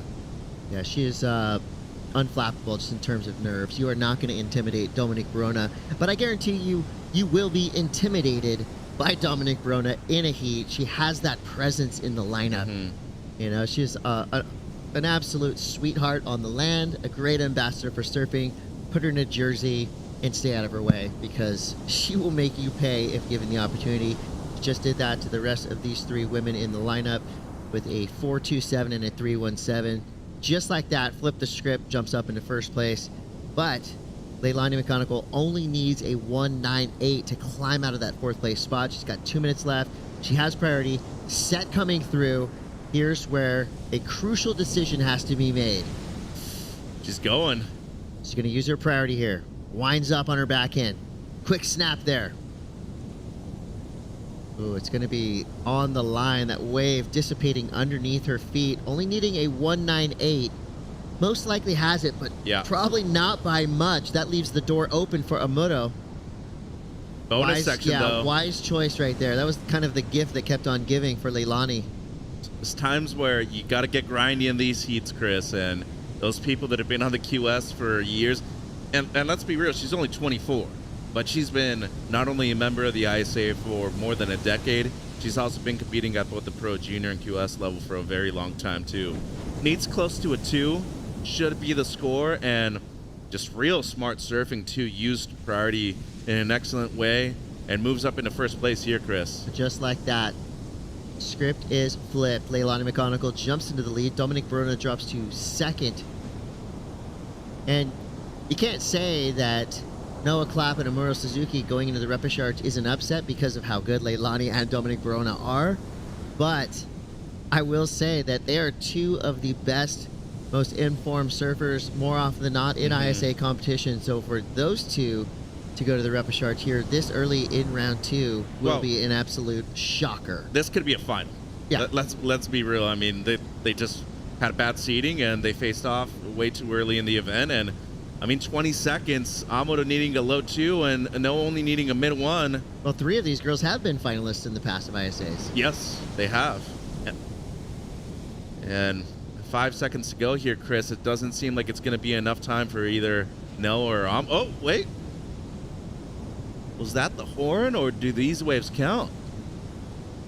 Well, they may count, but not for much. Yeah. Amuro Suzuki trying to force the issue there. So, wow. An Olympic bronze medalist heading to the repechage round early in round 2, along with a hard-charging surfer representing Team Germany with Noah Clapp also heading to the repo.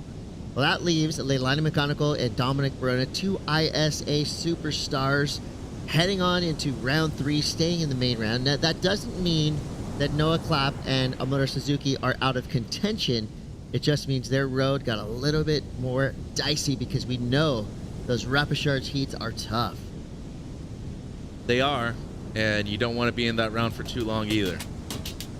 Well, we got a lot more action coming up right around the corner. We're going to take a quick break, but we'll be back with more from women's round 2. The main podium is going off. Some of the best females on the planet take to the lineup. We'll be right back.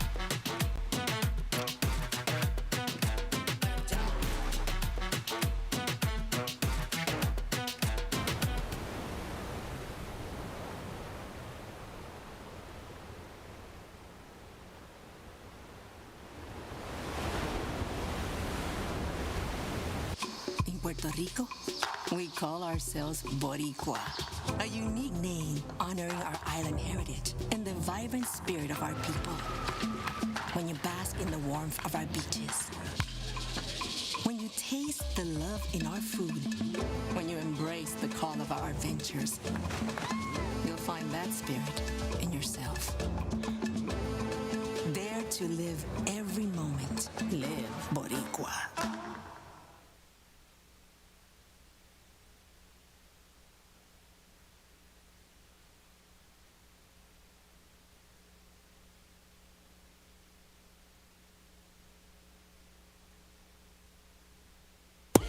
Primera vez que te probé, ese sabor nunca lo olvidé. Quiero mi pancho, te amo pancho. Desde la primera vez que te probé, ese sabor nunca lo olvidé. Quiero mi pancho. Campo Pancho, solo $4.99. Te amo pancho.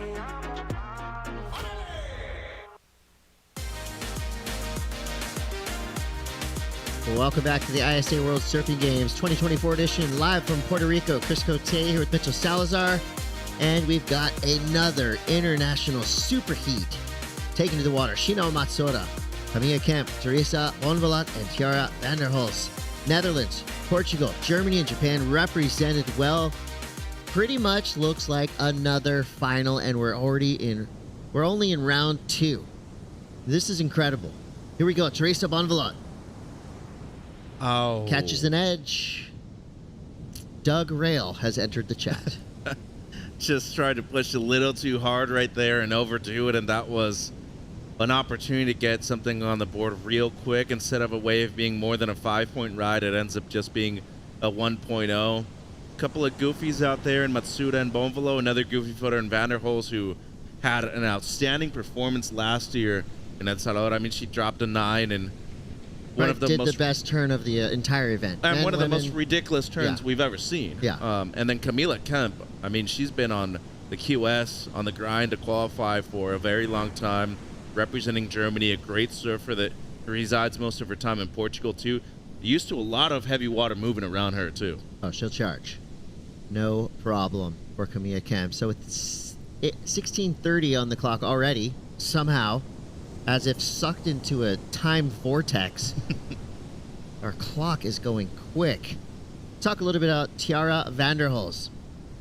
She was born in the Netherlands, lived there about half her life, and then moved to a Caribbean island called Curacao, where she surfs every day, and she likes to say, I surf every day, makes a point to rub it in our faces without a wetsuit. She lives in a tropical paradise, and she is an absolute standout wherever she surfs. Yet to get involved in this heat, so let's take a look at the very beginning. Camila Kemp making a tricky section look pretty easy. Nice little two-turn punch right there. Yeah, and Shino Matsuda. Yeah, Shino, and then this was Camila afterwards, still waiting for this score. A lot of speed down the line, Chris, and gets into the lip line once. Good engagement of the rails right there. Loses control after the second one, so really the meat of the score is going to come off of this one turn. Good engagement right there. Slid the fins even too, and found a critical section where he's going to be able to get the best score of the heat so far. Nice opening ride for Camila Kemp that comes in as a 3.17. And not to bring up the P word, but Shino Matsuda was in that position for 2020.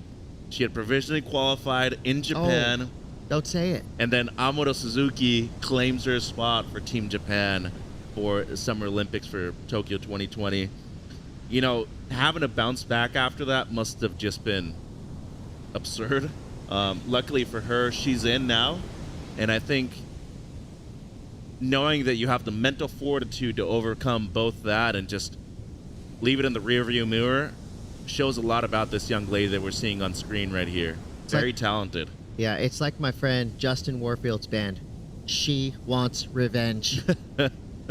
You know she does. Shino Matsuda in red right now, fighting for every point she's got. We got 14:27 left to go here in round 285. Surfers resetting themselves in the lineup. Let's go down to Rachel Tilley.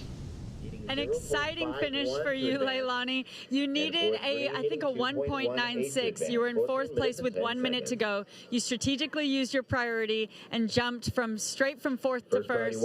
How did that feel? Well, that was definitely a grindy heat. All the girls in that heat were really good, so I could tell we all wanted to start off on the best wave. And I really honestly had a terrible start to that heat. I was able to pull it together at the end, but yeah, really stoked to make it, and stoked to make it with Mimi. Arriba las Latinas.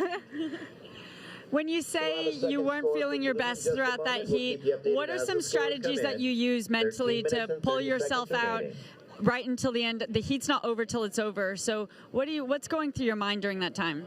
Well, I've been really working on just keeping my mind cool and resetting after making a mistake, which sometimes can be really hard because you feel like your heat's over once you start off wrong.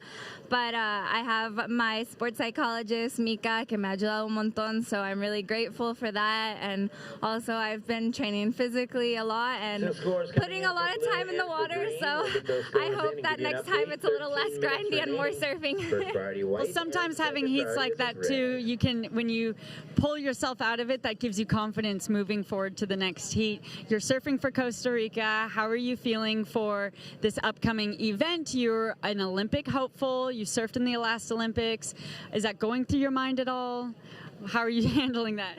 Well, yeah, of course. Everyone's here for that goal of qualifying. Honestly, I just want to do really good surfing. I've been working a lot on it, and I just want to show what I can do and feel happy with that. of course, my goal is to qualify, and I really would love to win a gold medal. I've been in 6 ISA finals and never won one, so I'm hoping the 7th one's the charm.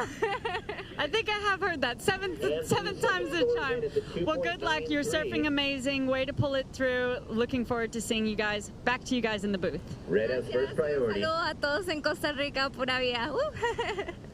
Pura vida, we agree. It's time. It's Leilani Mccal time. 7 finals, a lot of medals there. Just that one that's eluded her, the gold medal. And, you know, I think her chances of qualifying yet again for Paris 2024, as she did in Tokyo, looking pretty strong. Yeah, and remember that year in 2021 in Salvador, like, it's coming down to finals day for everybody. And she was able to pull it through. And let's talk about that location, too. I mean, she charges. She knows what it takes. She did one of the training camps with the ISA there last year.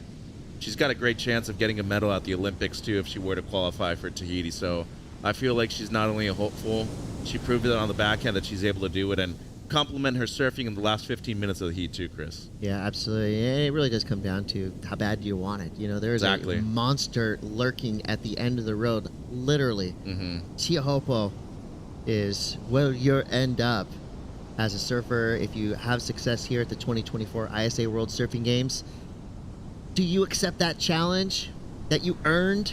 Well, at this level, I would say 99% of the field will go. So I cannot wait to see who qualifies for Paris 2024 at the end of this week. Will it be Shino Matsuoda? Right now, she's got a 2.83 and a 0.57. Teresa Bonvalot is in third. Teresa, probably on one of the strongest female teams, Team Portugal, Francisca Veselka, Teresa Bonvalot, and Yolanda Sakira. There's got to be some added pressure when you're on a team that strong. You've got to hold up your end for the team. Of course, Teresa is among the best of the best. She's been, you know, I put her in that class of a young veteran. Been around the world and back many times in ISA competition, on the QS, the Challenger Series as well. Has had some CT call-ups. She's that good a surfer. She fits in well with that incredible threesome of Portuguese rippers. And right now she does have her work cut out for him, but only needs a 1.40 with 9 minutes and 52 seconds to go. Here's where you got to get involved. You know, you can find yourself in the lurking class, you know, on either side of the takeoff zone. You got to put yourself in the working class and get one of those waves that's going to give you the opportunity. Easier said than done from right here. But the cadence of sets has provided ample quality waves for each and every surfer in every heat we've watched so far. Well, and that's where not only your training pays off in terms of your confidence, but most importantly, being put in these situations before and not repeating the mistakes that you've had not only happen to you before in situations like this, but learning from them. Because that's really when it's considered a mistake from my perspective, Chris, that you're not implementing the things that went well and continue to do things that went wrong. So for somebody like Shino, who, once again, the P word, she was there, had it ripped literally away from her in the last day. In the nicest way possible. Yeah, like literally in El Salvador that year, like she came out with tears. Yeah. Oh, I mean, and that probably is providing a lot of fuel for the fire that is inside her. Shino Matsuda right now with a 2.83 and a 1.67. Teresa Bonvalot on her backhand. She is a super consistent competitor, so to see her make mistakes is rare. Yep. 2 nice turns down the line there. And again, tenacious when she puts a jersey on. I've seen her come in from heats where you just stay out of her way because she, you know, she has the right attitude where the champion needs to have. You know, she is known as a battler, which is funny because you see her on land and she's nice, sweetheart, you know. Yeah. But I think like most of these surfers, something changes when they put that jersey on. It's like an attitude adjustment. But you got to have that, right? Well, I mean, from my experience, I had it at a certain point and then I lost it. Everybody can, but you can regain it too. As we look at Kemp here, you know, the one quick snap right there, and there's ups and downs, and you need to be able to find a balance and obviously maintain that high too as long as possible, Chris. But you know, let's be fully honest. We're surfing for a profession. Like, that's pretty darn cool. But you still need to look at it as a job.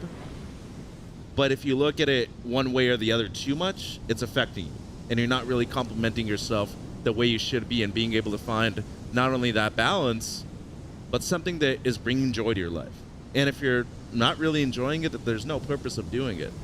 Back to the conversation about the Portuguese team on the women's side.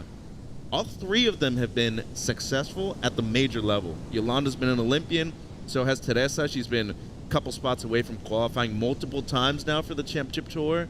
And Kika Veselka was a world junior champion at the WSL level the previous year. They've all three of them have a lot of trophies. And you get that kind of team camaraderie, and you can always rely on somebody if you're not having the best day or you're coming out of a poor heat.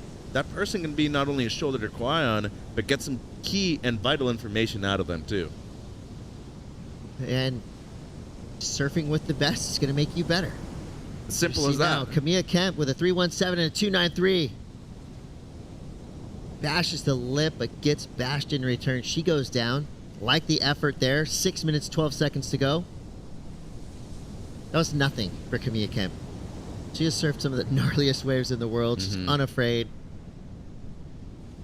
So didn't even have to shake that one off. Just got right back on her board. Does seem like the smart plan right now is a 2.93 being her backup. Another surfer who's not scared to put herself in risky positions. Tiara Vanderhols, again, owner of the best turn of the 2022 ISA World Surfing Games in El Salvador. I mean, that is a highlight wave, a highlight turn that will live on forever. It was huge.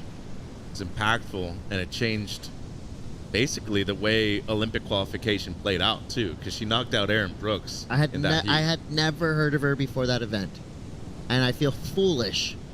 Like, my scouting report should have gone deeper because she is that great of a surfer, and she's just been constantly improving. I mean, she's not just a one-turn wonder, right? She can do it in any type of waves. But right now, back up against the wall a little bit as Teresa Bonvalot has now opened things up a little bit more, extended her lead with a 5.17 and a 3.90. Camilla Kemp representing Germany, who's also fielded their best team ever in ISA competition, currently in second. Vanderhol's third, Shino Matsuoda. A little shocked right now to see Shino in fourth with only a 2.83 and a 1.67. Good news for her, she does have that top rating spot. The bad news is she's got three hunters around her who have been identifying and picking off these medium-sized kind of inside waves. And good pressure by Teresa too right here. Of course. Thought she wouldn't? I think this is a lot of what we see from European surfers, especially both Portuguese and a lot of the French surfers too. Usually bring you off of the peak in pivotal moments, like right now, less than 5 minutes ago. Some smart stuff as we look at the last of Teresa right here, 5.17, kind of missed time, slid out a little bit when she was coming out of that first turn, recovers super well right there, Chris, and fully engages her rails. Smart surfing, not trying to overdo anything, and looking at the front angle right here, this second turn was just beautiful, great technique, body always in the right position, and as you can see right there, really drives off of the bottom with that surfboard. Just being in the right place at the right time. At a pivotal moment of the heat too, she was out of the top two spots for a while, and now both Tiara and Shino needing something in the 3-point range. Shino's gonna let that wave go, and she is just playing with fire right now with just under 4 minutes, because I know the lefts aren't really the best option out there. There might come a point in time where you do have to grind one of those to get a 3-point ride. Yeah, 3 minutes, 10 seconds to go now. The tension is rising. These heats are loaded too. I mean, every heat's a final from here on out. Heat 5, round 2. Buckle up, Mitchell. It's going to be a wild ride. It's a rude awakening back to the booth for me. It's only day 2. Come on. Tiara Vanderhols now trying to get back in the good graces of the judges. 2 big turns out the back. She wants a little bit more here through to the inside. Will this wave give her one more opportunity? Setting things up. Patiently waiting, keeping the flow. Is there a section here on the inside? 2.5 minutes to go. She gets it. Solid turn to finish. Stays on her feet. You're going to have to do better than that, Atlantic Ocean. You're not going to knock Tiara Vanderholz off her board that easily. That right there, I feel like, and I'm an amateur judge at best, but I feel like that's going to be her best number. Well, she's needing a mid-3.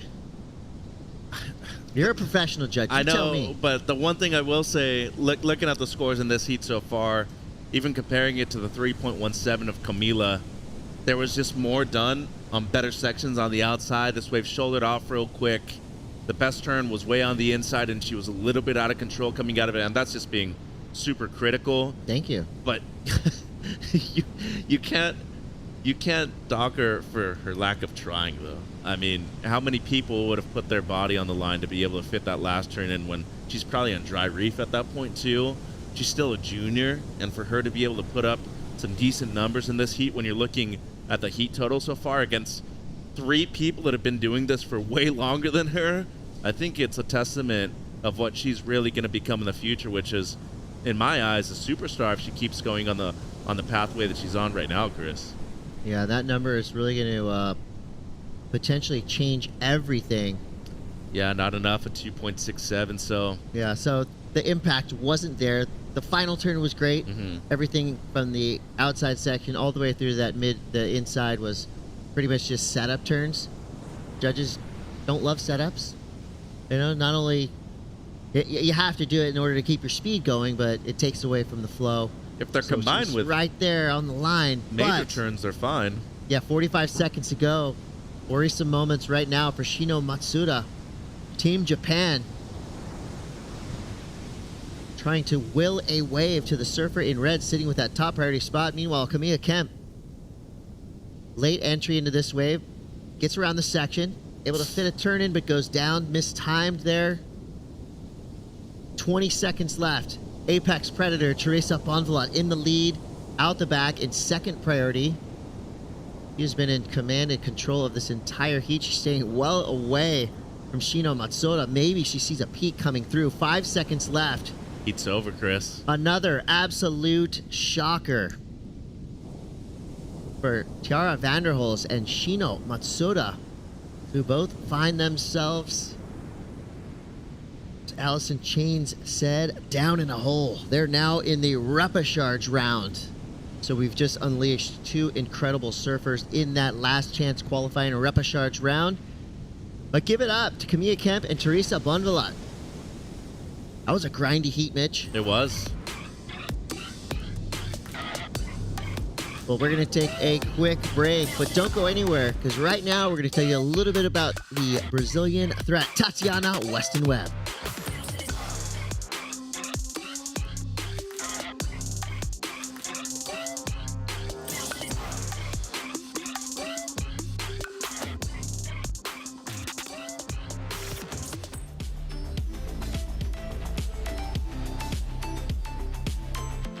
I was born in Porto Alegre, Brazil, and I was raised in Kauai, Hawaii.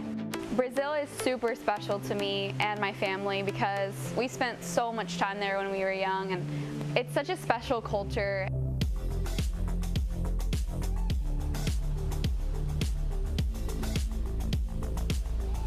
I never thought surfing would be in the Olympics, period. Everything about surfing now is so professional and at that top level that I don't see why it wouldn't be in the Olympics. So it's the most rewarding thing for all of the surfers is to see surfing be a part of the Olympics. It's something that I think a lot of surfers never believed that would happen in their lifetime, and it is. So it's gonna give a lot of determination and hope for the next generations to come.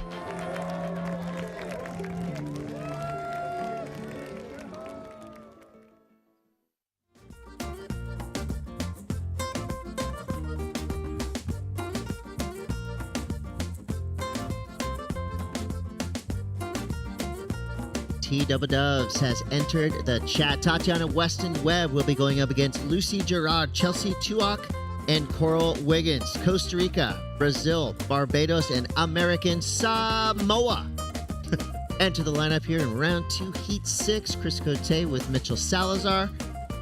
All right, throw it out there. It's pretty obvious on paper, but who would be the favorite to take this heat? Well, like Chelsea Tuoch's from pretty close by. Spent a lot of time here in the past. They have a professional circuit right here in Puerto Rico that Corona sponsors, and I wouldn't doubt that she is more than capable of taking the entire event out, looking to be an Olympian. And I saw her and her mom Margot at the Pan American Games. Once again, the only two Bajans that were there for the surfing aspect of it, and that's kind of how it's been throughout her entire career. The only surfer from that beautiful island in the Caribbean to also qualify for the Championship Tour. Yeah, she is, I would say, a big threat. Like you said, in waves like this, she's going to be feeling very comfortable. Same water temperature, same bottom contour, same reef that she's used to surfing over. Tatiana Weston Web, of course, with her resume, her backhand, of course, in waves like this as a goofy footer. These rights have been giving plenty of opportunity. I almost think, well, especially for Tatiana Weston Web, goofy footers right now have a slight advantage, because if you can drop straight in, come around that section, and put your board vertical in the lip in the most critical part of the wave, which is harder to do front side, the judges have been throwing out big numbers for that. We'll see if Chelsea Tuoch, see right there, a nice turn, but in a super critical part of the wave, but she's making it work. Wave shoulders off down the line. So 3 turns right there. Nothing super impactful, but a great way to start your heat. Exactly. Get your confidence going, get to work early, and don't wait for those sets to come, because they are few and far between, especially with those bigger ones, Chris. So good start for Chelsea. It seems like Tati also has 4.67 on the board, and both Lucy and Coral, well, they're looking to get to work and better those 2s that they already have on the board. One thing that really stands out from Tati, you mentioned that backhand, and dude, Coach Cote back in business. Look at you, talking about technique and everything. But she is really one of the pivotal surfers and the most important surfers in the entire aspect of women's surfing too. She charges, great backhand, but most importantly, the way she's opened the doors for a lot of Brazilian females to do well. Well, with 16 minutes to go here, surfers looking for that magic wave to give them the big number. While they search, let's go down to the boardwalk where Rachel Tilley is standing by. You were surfing at El Pico yesterday. Congratulations on your win out there today. How did you find those conditions from yesterday to today and surfing at this break? Yeah, thank you so much, and definitely it's so much different. The wave, the power. The wind came up a bit earlier, I'll say, today, and it's really tricky out there. So I'm just happy that I got my 2 waves. Not something amazing, but I'll deal with it. And the most important thing, it's like you're trying to find the best waves that you have in your heat. So yes, I'm stoked to make it through and continue representing Portugal. Absolutely. Well, a win is a win, and you're through to the next round. You're saying you're feeling really good on this board right now. This is the same board that you rode yesterday. Can you tell us a little bit about what you're riding? Yes, of course. It's a board that I've been trying and I've been working on for a while. It's a Monster 10. It's working really good. I got a few first ones in Bali, and then I made some in Australia. And it's working good, like even in smaller waves. So anything that has waves, I'll take this one. Well, it sounds like the good all-arounder for multiple different types of waves that we might see you on throughout this week. A strong finish, or a strong start for Team Portugal this morning. You have your other teammates still with heats to come. Will you go and watch all of their other heats throughout the day, or will you go home and kind of recuperate, drink some water? No, for sure, I'll go watch the rest of the guys and the girls. We're here doing our heats for ourselves, but supporting the rest of the team. That's the spirit of the ISA, and that's what I love about this event. It's like you, with like a team, and normally surfing, it's always individual. So yes, I'll keep continue supporting the rest of the team and give my all watching their heats. Well, congratulations. We're looking forward to seeing you in the upcoming rounds. Thank you. Back to you guys. Thank you, Rachel. Congratulations, Teresa Bonvalot. No surprise there, getting yet another heat win. And I love that she mentioned the spirit of the ISA. We're just here for the cause, right? A better world through surfing. And I love that she said, you got to support your team in the water, you got to support your team out of the water. It's really cool to watch guys like Gabriel Medina, John Florence. I mean, the best of the best who, they could be sitting in a VIP suite somewhere, wherever they want. They're here on the beach supporting their teams, and that right there is the spirit of the ISA. But out in the lineup right now, Lucy Gerard representing American Samoa in a big way there. She's surfing with her sister, with her brother. Half the American Samoa team is the Gerard family. Yeah. And they're all rippers. This is going to be a heavy job for all the surfers in the lineup. Chelsea Tuak, Coral Wiggins, Tatiana Weston Web, Lucy Gerard, they're all on fire right now. Yeah, and Tati, great snap right there in the pocket, fits one more into, and the best wave of the heat so far, Chris, a 4.67, and this was the wave that you were talking about, real smooth, nothing real critical, but just ticking every box. I mean, to surf that wave as perfectly as she did, good stuff right there. That's her backup at the moment, gets a 3.5, and then Coral, well, she's on her best right here, a 3.07. Might be one of the single best turns we've seen all heat long. Unfortunately for her, that wave shoulders off. But she's back into the heat at 3.07. So at least competing with the big numbers that we've seen so far by the two women in the top two spots. And here we go, Tatiana Weston Web, the wind-up, the strike. Setting things up on that first turn. Waiting for this wave. Give her a little bit of a more critical space to work with. So just kind of 3 carves down the line. We'll see if that eclipses her 3.6. Got a brilliant photographer out in the lineup. Jerson Barbosa right there. He's been putting up some incredible images via the ISA website at ISA Surf on the gram. Check out Jerson and the rest of our incredibly talented photo team who have literally covered every angle, every heat, every turn. Every day. The crew is on fire.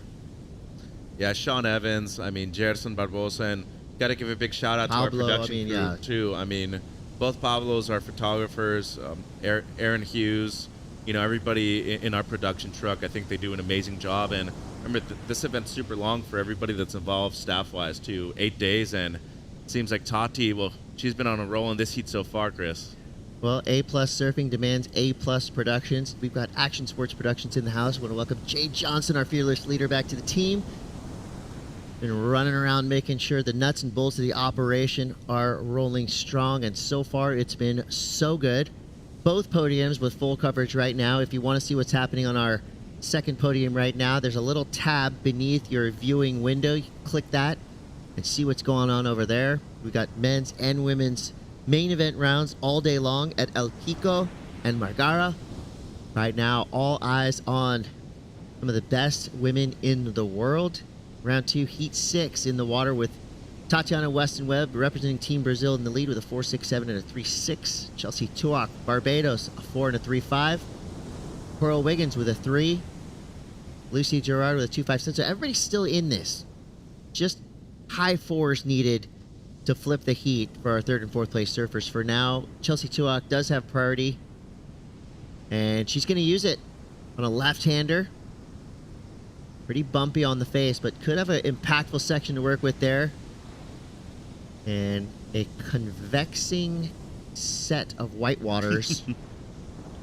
Did not make sense, but neither did the outcome of that turn. Got a little wild there on the inside. Coral Wiggins now. Great style. I like how she kind of goes up into that turn, and it's like a kind of a languid pace. And then she jams down that back leg and she adds power to the turn. It looks really cool. When she brings it down, it's definitely nice. And, Chelsea was forced to go left on that one. She was looking right, Chris, but a little bit too far behind the peak. And at that point, if you're using priority, you might as well just go on the wave too. So decides to go left, had the chance, and it seems like that white water, when it's coming towards you, it's just coming at such a fast pace, and you're not matching power with power at that point either. So the fall right there for Chelsea. She's still in second place, but, Tati so far, she's been super efficient, a 4.67 and 3.6. And, 11, 12 points, that's really your range if you're looking at 2 good scores today. You're making most of the heats, I would say. To get 14, 15, that's going to be a very difficult job, and especially considering that not only are a lot of these smaller waves not getting score that high, there's just not a ton of scoring opportunity on them either. So, once again, I feel like the left should be an option if you're really needing to grind a score. But a lot of these right-handers, especially the double-ups, they'll offer up at least one good section at the beginning of them. Yeah, I feel like with 8.5 to go, if you're sitting on a 4.6, a 4, it's time to crack the whip. You know, do that one big, potent turn, throw the tail, give the judges a view of something a little bit different. We'll see if Tati does that right here. Winds up, straight up in the lip, just like that. Yeah, I did. I think I heard that turn from way over here. So thanks, Chris. Nobody cracks the whip like Tatiana Weston Web on her backhand right there. That was just a textbook, perfect backside snap. You look it up in the dictionary, it's a video of that turn right there. And the criteria was well used on that wave too, speed, power, flow. But to me, what stood out here was the timing. Great technique. I mean, meets the lip line at the right time, and then just adds on a little bit more with that one carve at the end. So not only going to replace the 3.6, more than likely going to be the best wave of the heat too, Chris. Some good stuff. And just to be able to handle that pressure in the moment, use priority the right way. I mean, it's noticeable that she's been a runner-up to the world title to Carissa Moore before, but she's been a gold medalist at the ISA level as well, and you know, competed for Hawaii for many years. Now has been representing Brazil for a good number of years too. 5.83 extends her lead, Chris, and in a commanding position right now, entering double digits. First time we've seen it in a few heats.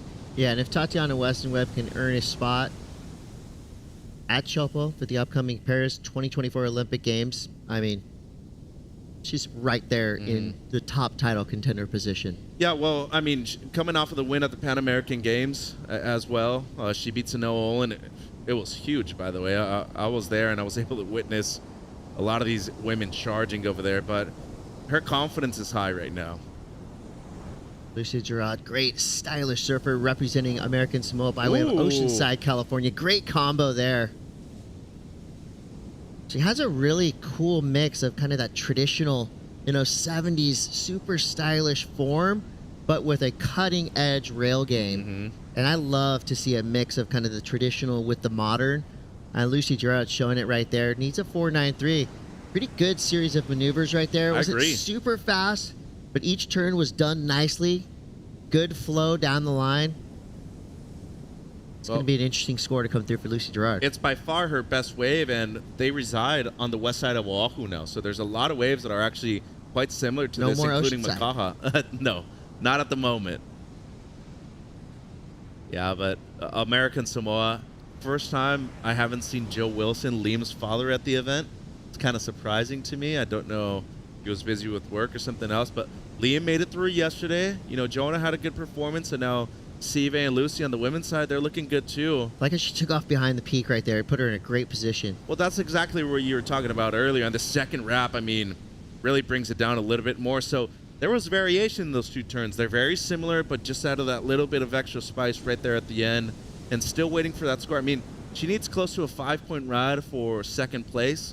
Don't know if it's going to be that, but by far her best wave, Chris. And you're just seeing evolution in her surfing throughout each and every event that we're seeing her at too. Because remember, both Lucy and Sive compete at the longboard competition too, so no slouches on a longboard themselves. Yeah, it was just a fun wave to watch. Made me feel good. You want to be able to do that yourself. Exactly. Then you go out and do it, and you're like, okay. I mean, I wish my style was even close to as good as Lucy Gerard's. What? I've seen you surf before. 4:45 to go. Tatiana Weston Web in the lead, and in that second priority spot right now, Chelsea Tuak in the top priority spot with a 4 and a 3.5. Coral Wiggins right there needing a 4.43. Lucy Gerard needs a 4.93. Well, they're taking their time. Boom, just like that. A 4.93 gets enough. Lucy Gerard now jumps up into that second place spot. American Samoa represent. Chelsea Tuak drops to third.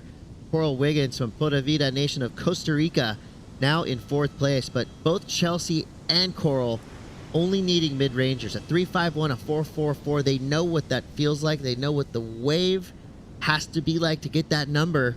Now it's just a matter of time. Chelsea, though, in the best position in that top priority spot, meaning she has her pick of waves. Nobody can test. Nobody can contest her for the wave she wants.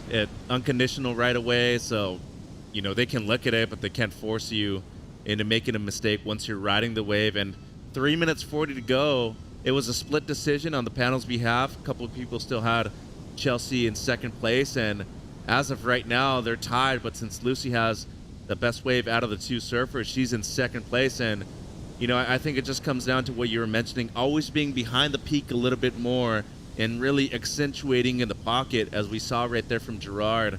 That second turn, I think, to me, was the pivotal point on that wave.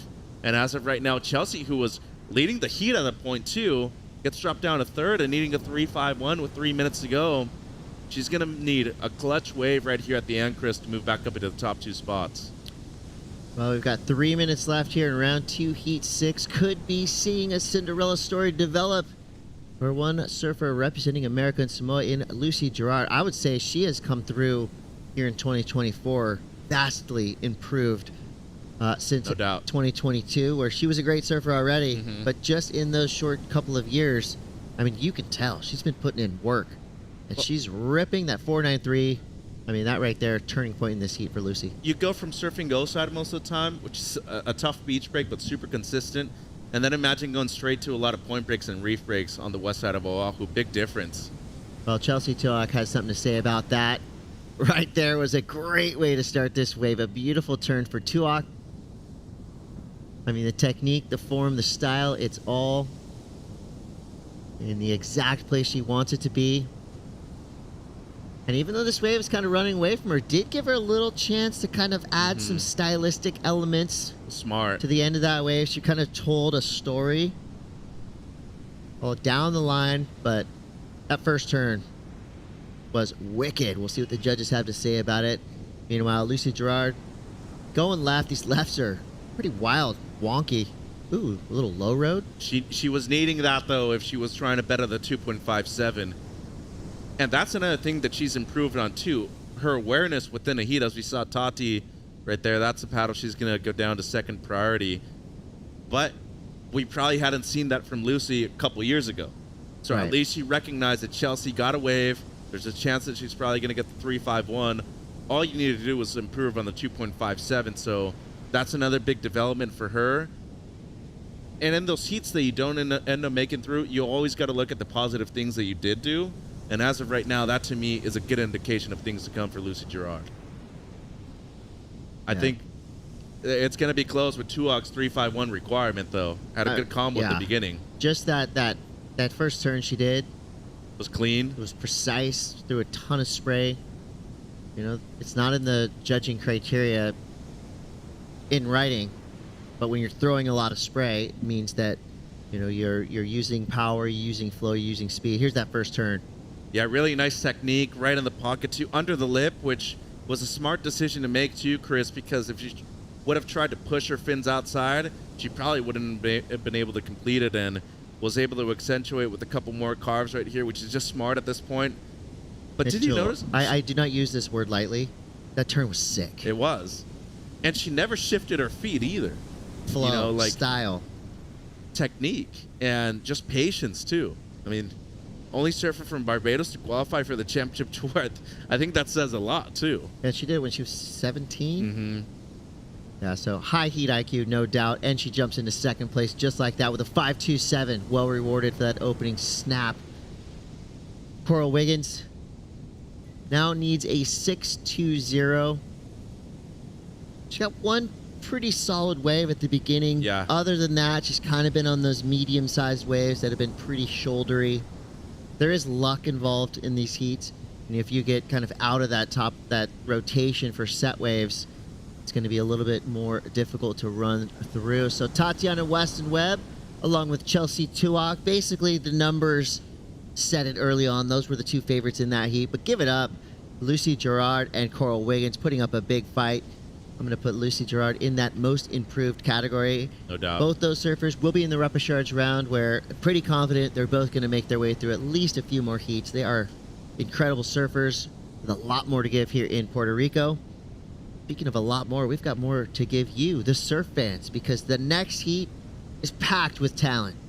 Global superstars, rising threats. It's all happening here in Puerto Rico. This is the 2024 ISA World Surfing Games. We'll be right back.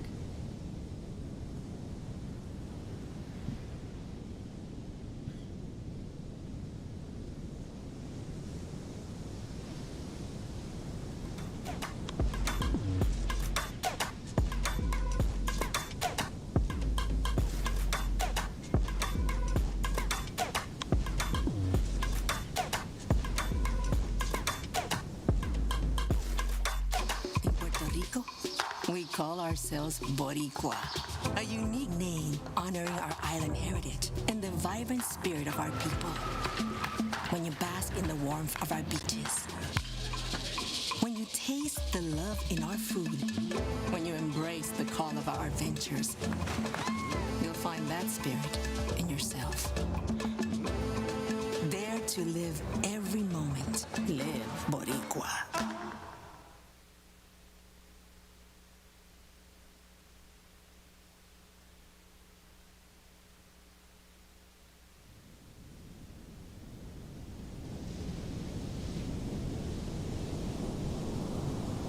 La primera vez que te probé, ese sabor nunca lo olvidé. Quiero mi pancho, te amo pancho. Desde la primera vez que te probé, ese sabor nunca lo olvidé. Quiero mi pancho. Campo Pancho, solo $4.99. Te amo pancho.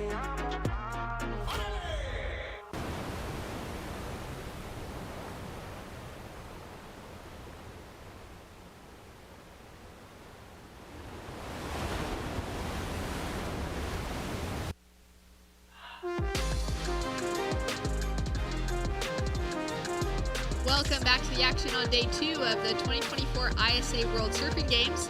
Out in the water right now for women's round 2, heat number 7 is the 3-time gold medalist in Sally Fitzgibbons out of Australia, up against Mexico's Sydney Ott, New Zealand's Paige Hareb, and Colombia's Isabella Gomez.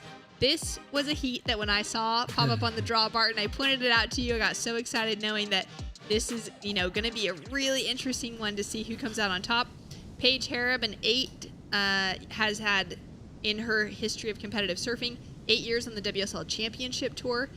Sally Fitzgibbons, of course, multiple winners of the gold medal for the ISA World Surfing Games. So she kind of has this format pretty tapped into. Yeah. Compared to most surfers. Very comfortable in this environment. Very comfortable in the World Surfing Games, and as well as having so many years, over a decade on the Women's Championship Tour. Sydney Ott from Mexico, kind of that, rising star that we're keeping an eye on to see what can come from her out of Encinitas, California, but proudly representing her family's heritage out of Mexico. Great addition to that team. As well as Izzy Gomez out of Colombia, who's one of the best big wave chargers and one of those real well-rounded surfers that you think of in the same kind of category as a Justine Dupont. Can surf any craft and do it very, very well. That's a massive compliment. I personally consider Justine Dupont perhaps the best female surfer in the world. What she can do across all types of conditions, and particularly at the biggest end. I love the energy in this one.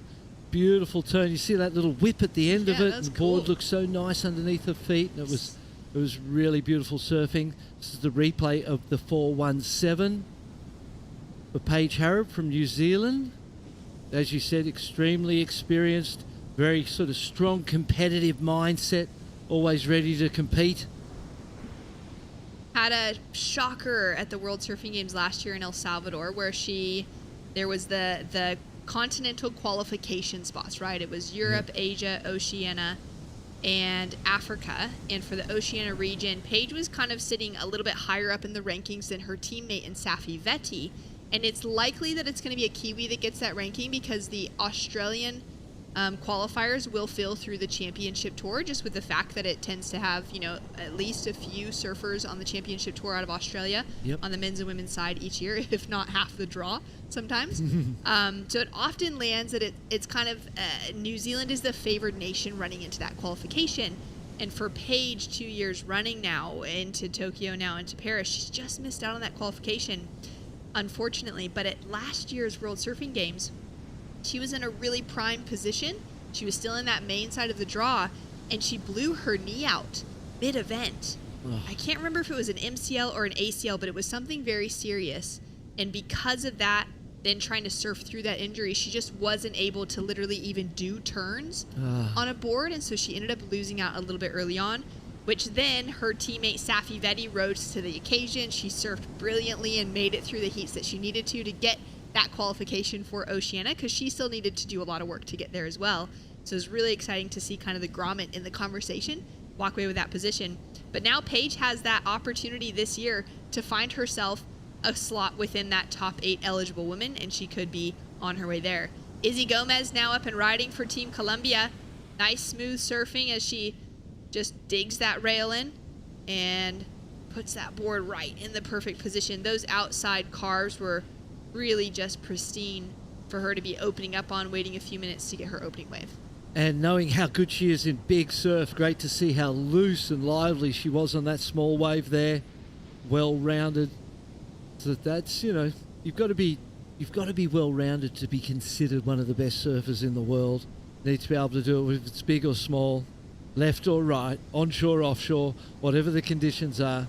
And we saw that wind threaten to come up a little earlier, and you can see a bit of a ruffle on the surface, but really it's held off and cleaned up, and the wave faces look beautiful still, so that's, you know, great for the rest of the day. Yeah, Sydney, having a look here. Even though you have that texture on the outside, you got nice clean faces like this that Sydney's dropping into. Nice arcing cut back to start things off with. She'll kick out after that single maneuver. Paige in the lead. Now Sally Fitzgibbons up and riding. She's got a 1 on the board so far. Now starting to unleash on her first proper wave. 2 powerful cutbacks. Just kind of bouncing along there to try and make it down to the bottom of that wave. It's not going to offer her anything regardless, but she made the most of those first 2 opening turns and only chasing a 2-2-1 at the moment to make a difference. And they were powerful. There was drive and determination and passion in it. You could feel that. Yes. We've got scores now to drop through for Sally Fitzgibbons. Awesome to see, I think, Team Australia give her the call-up for this event. Of course, she's now back onto the championship tour this season, but there's a couple other surfers that could have also fielded this position, kind of looking at the way the qualifications have worked heading towards the Olympics. Let's take a look at this replay. Drives out of the bottom, lays it over, and you can see there's emotion and passion. Even you can see it in her face as well as in her technique and her style. Desperately trying to get another turn in on the inside. Doesn't make it there, but those turns were beautiful, and the judges are going to score that well. 5 points, there you go. They did indeed. 5 points for two nice, beautiful wrapping cutbacks. Sally Fitzgibbons into that leading position with a 5-point ride on the board. She now takes away the lead over the rest of the field for Mexico, New Zealand, and Colombia. And we've got 11 minutes, 30 seconds on the clock. As we wait for the next set, let's go down to the beach, catch up with Rachel Tilley and Tatiana Weston Web. Congratulations, Tatiana, through to another round out here. You've just come from Hawaii. It was a really quick turnaround. We were just talking about you managing sleep and getting straight back out into heats. Now, the difference between your heats from Hawaii, where they're 2-man heats, they're a lot longer. You're into 4-man heats, 20 minutes long. How do you find that adjustment, your strategy change, and all of that? I think I just use my experience. You know, it's been so many years of competing at ISA. I've done it since I was 16, so maybe even younger, I'm not sure. But yeah, it's so many years of experience surfing at ISAs and the CTs as well, you know. So I think it's easy at this point to transition from one event to the other. That being said, it's not easy transitioning so quickly. Usually we have a few days in between, but we literally left Hawaii and started competing the next day that we arrived here. So it was definitely a quick turnaround, but yeah, I'm lucky because I've slept pretty well the last few nights and feeling good. And yeah, really just grateful to be surrounded by my awesome team. I love Chimi Brazil. They're the best. Yeah, well, talking about that, that's one of the best things about ISA is having that opportunity to enjoy the team spirit, to not just be competing on an individual standpoint. You guys have such a strong team going into this year. How is that feeling? How do you enjoy representing your country? Yeah, I've said this before, but I definitely love the team aspect, especially I think the morale is just always boosted and it's just always higher, you know. It's a really cool feeling in comparison to competing by yourself with a small team. So yeah, I know that our team is, gosh, it's really great, you know, like everyone's ripping and you know, we have chances for more Olympic spots to clutch. So I know that my whole team is really focused, and yeah, I just hope everyone has a really great time and does well. Well, it looked like the energy was up. We saw after Felipe's win last night, you guys were going up through the golf cart, through all the crowd, cheering and yelling, waving flags. That was great to see. Do you have anything you'd like to say back to Brazil? Yes. Oi todo mundo, conseguimos passar mais uma. Bora torcer para as outras meninas e os outros meninos. Tamo junto. Muito obrigada pela torcida. Thank you, and good luck for your next round. Back to you guys. Thanks so much, Rachel. Tati, of course, took out the win last year at the World Surfing Games and put together a really stellar performance. She'll be one of those names that could be looking to try and match what Sally Fitzgibbons has brought from that caliber of surfing, that experience now into the World Surfing Games, fighting for that gold medal. And at the Pan Americans. So very dominant in this type of competition. It is quite different, as we started to talk about yesterday a little bit about the man-on-man 30-minute heats to 4 people, 20-minute heats. Very different style of competing, and obviously it suits Sally Fitzgibbons extremely well. Sydney Ott now up and riding. She's chasing a 3.72 to get herself into the top 2.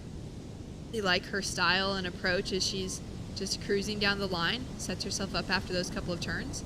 It is really interesting to think about Tati, competing both for the World Surfing Games last year. Obviously, she needed that for her qualification towards the Olympics that was earned through the World Surf League tour, and her being within that top 8 eligible on that side of things. She needed to be present for the World Surfing Games, but she didn't need to compete at the Pan American Games. That wasn't a requirement for her.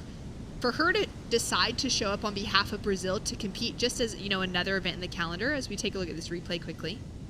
Drops down. First cutback was nice.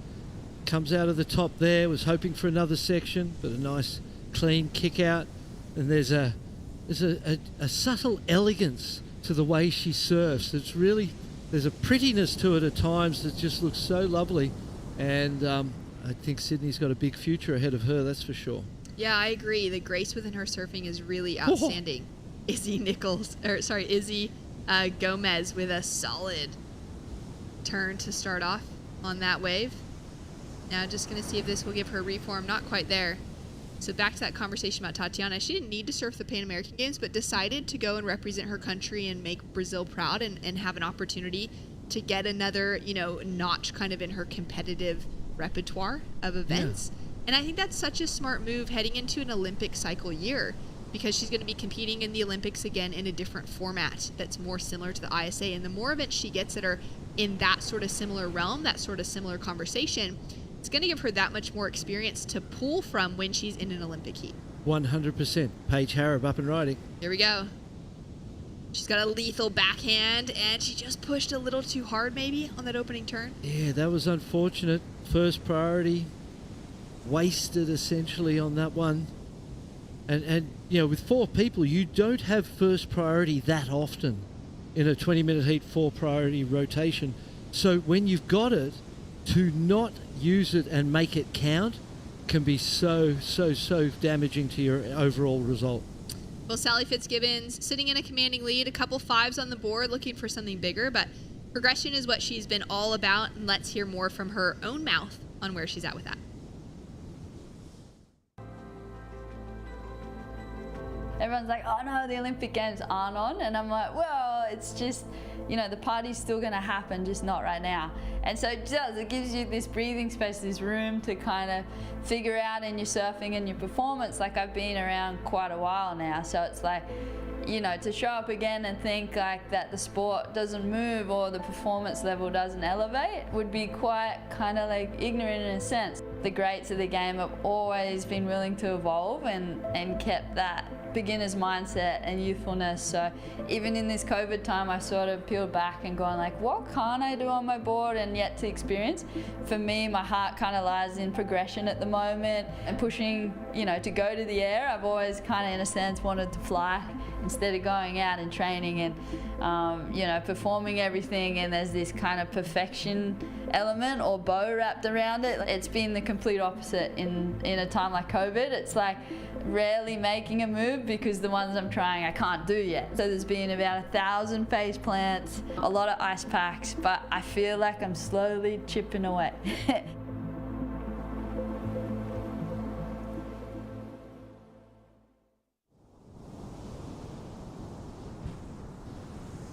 I love that idea of rarely finishing a wave, because everything she's trying is something that would be brand new for her to actually be landing and completing.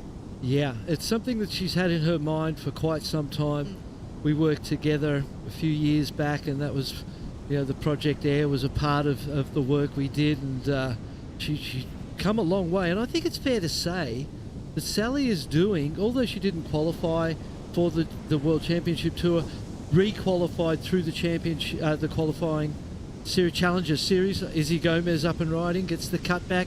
It's caught up in that whitewater. I was going to say about Sally, I think it's fair to say she's doing the best surfing of her career right now. So the best could still be ahead of her. She's one of those surfers that's had all of those moments of, near perfection, glimmers here and there, and then so close to winning world titles, and then she's had all that success here in the ISAs with the gold medals, and finally got that Olympic debut as well. But we know that there's still so much more to come out of a surfer like her. And she has the drive and the hunger. To me, she reminds me a lot of Kelly Slater, in that he just, the man's 50 plus years old. He's still on the championship tour and will not retire yet. We'll see when that day finally comes. Yes. But he's someone that's there because he clearly loves it. He has that competitive drive that's just enough to continue carrying him through. Yeah. Obviously, his surfing is there as well to carry him through with it, because there's a lot of people that I'm sure would love to be doing that and can't stay on tour. Yeah.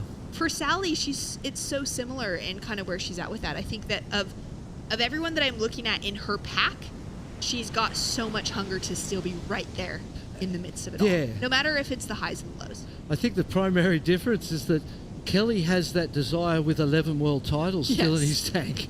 You know what I mean? A little bit different, but we do have... Wow, that is an unfortunate mistake from Paige Harrop. According to our priority on the board right now, it was Sydney Ott with second priority, Paige Harrop with third priority, which means that Sydney had the right of way on that wave. Paige would have not realized that, not seen her. We'll get a look at the replay just to kind of be able to break it down a little bit better. But I do believe that Paige is going to end up with a priority interference, which is going to be a real bummer for her efforts within this heat. Let's take another look at this here. Wave comes in. Sally with first priority decides against it. Paige goes, well, I'm going to go. Swings, drives around. Oh, yeah, no, there's no question about that in my mind. There's got to be an interference. And it was, she needed to, it was premature. She needed to wait and see what Sydney was going to do and gauge it from there. But she just charged at it. 1 minute 30 on the clock, Sally. Sally up and riding. Nice corner, goes for the layback snap, adding in some variety for the panel. That was fun to watch. But for Paige, wow, for Sydney, that was really smart surfing. Yeah.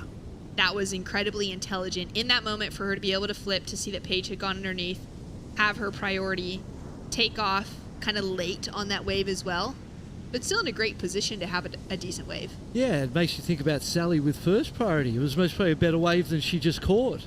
So, a few mistakes there. Sydney up and riding again. Sydney on her forehand, just a smaller wave, kind of keeping things interesting. Now, had Paige seen that Sydney was going to drop in and had straightened out and kicked out to the left, specifically into the whitewater, and not crossed her line, would have been fine. But the fact that Paige bottom turned, crossed that line, we've seen the interference now show up. And with that priority interference specifically, it means that her second scoring wave will no longer count, and she'll just be relying on the strength of one, as we've taken a look at this one from Sal. Yeah, it was forced, wasn't it? It was it didn't feel smooth and controlled. It was kind of a forced top turn. Comes from behind the whitewater. Look at the pumping and the trying there, trying to build the speed to do something radical, because I think she recognised that it wasn't going to be a score without something radical. Be interesting to see how the judges feel about that one. 5 and a 5.70 before it. The big layback snap, little kind of, it didn't really do it for me in that sense that it was a little bit kind of forced. But you never know. There was a radical element to it and a drama to it that sometimes gets rewarded well. Paige Harrod making her way in there, obviously disappointed, while the judges still consider that last wave of Sally's. So Sally Fitzgibbons currently sitting in the lead. This heat has wrapped, and we're just waiting for a final score for Sally. She'll be holding on to that first place position, though, with Izzy Gomez through in second for Team Colombia. And Sydney Ott finishes out in third for Mexico, with Paige Harrod falling out in fourth with that priority interference, meaning that she would have only had one score counting in that 4.17. And so she'll be relegated to the rapid charge round, and she'll have a bit of work in front of her now to keep herself in that conversation towards Olympic qualification the end of this week. Yeah, 4.07 for Sally, not in the top two, still gets the win and advances through, but again, repechage round for third and fourth, so no one out. Solid surfing from Fitzgibbons with the layback. We've got more action to come when we return. Heat number 8 hitting the lineup.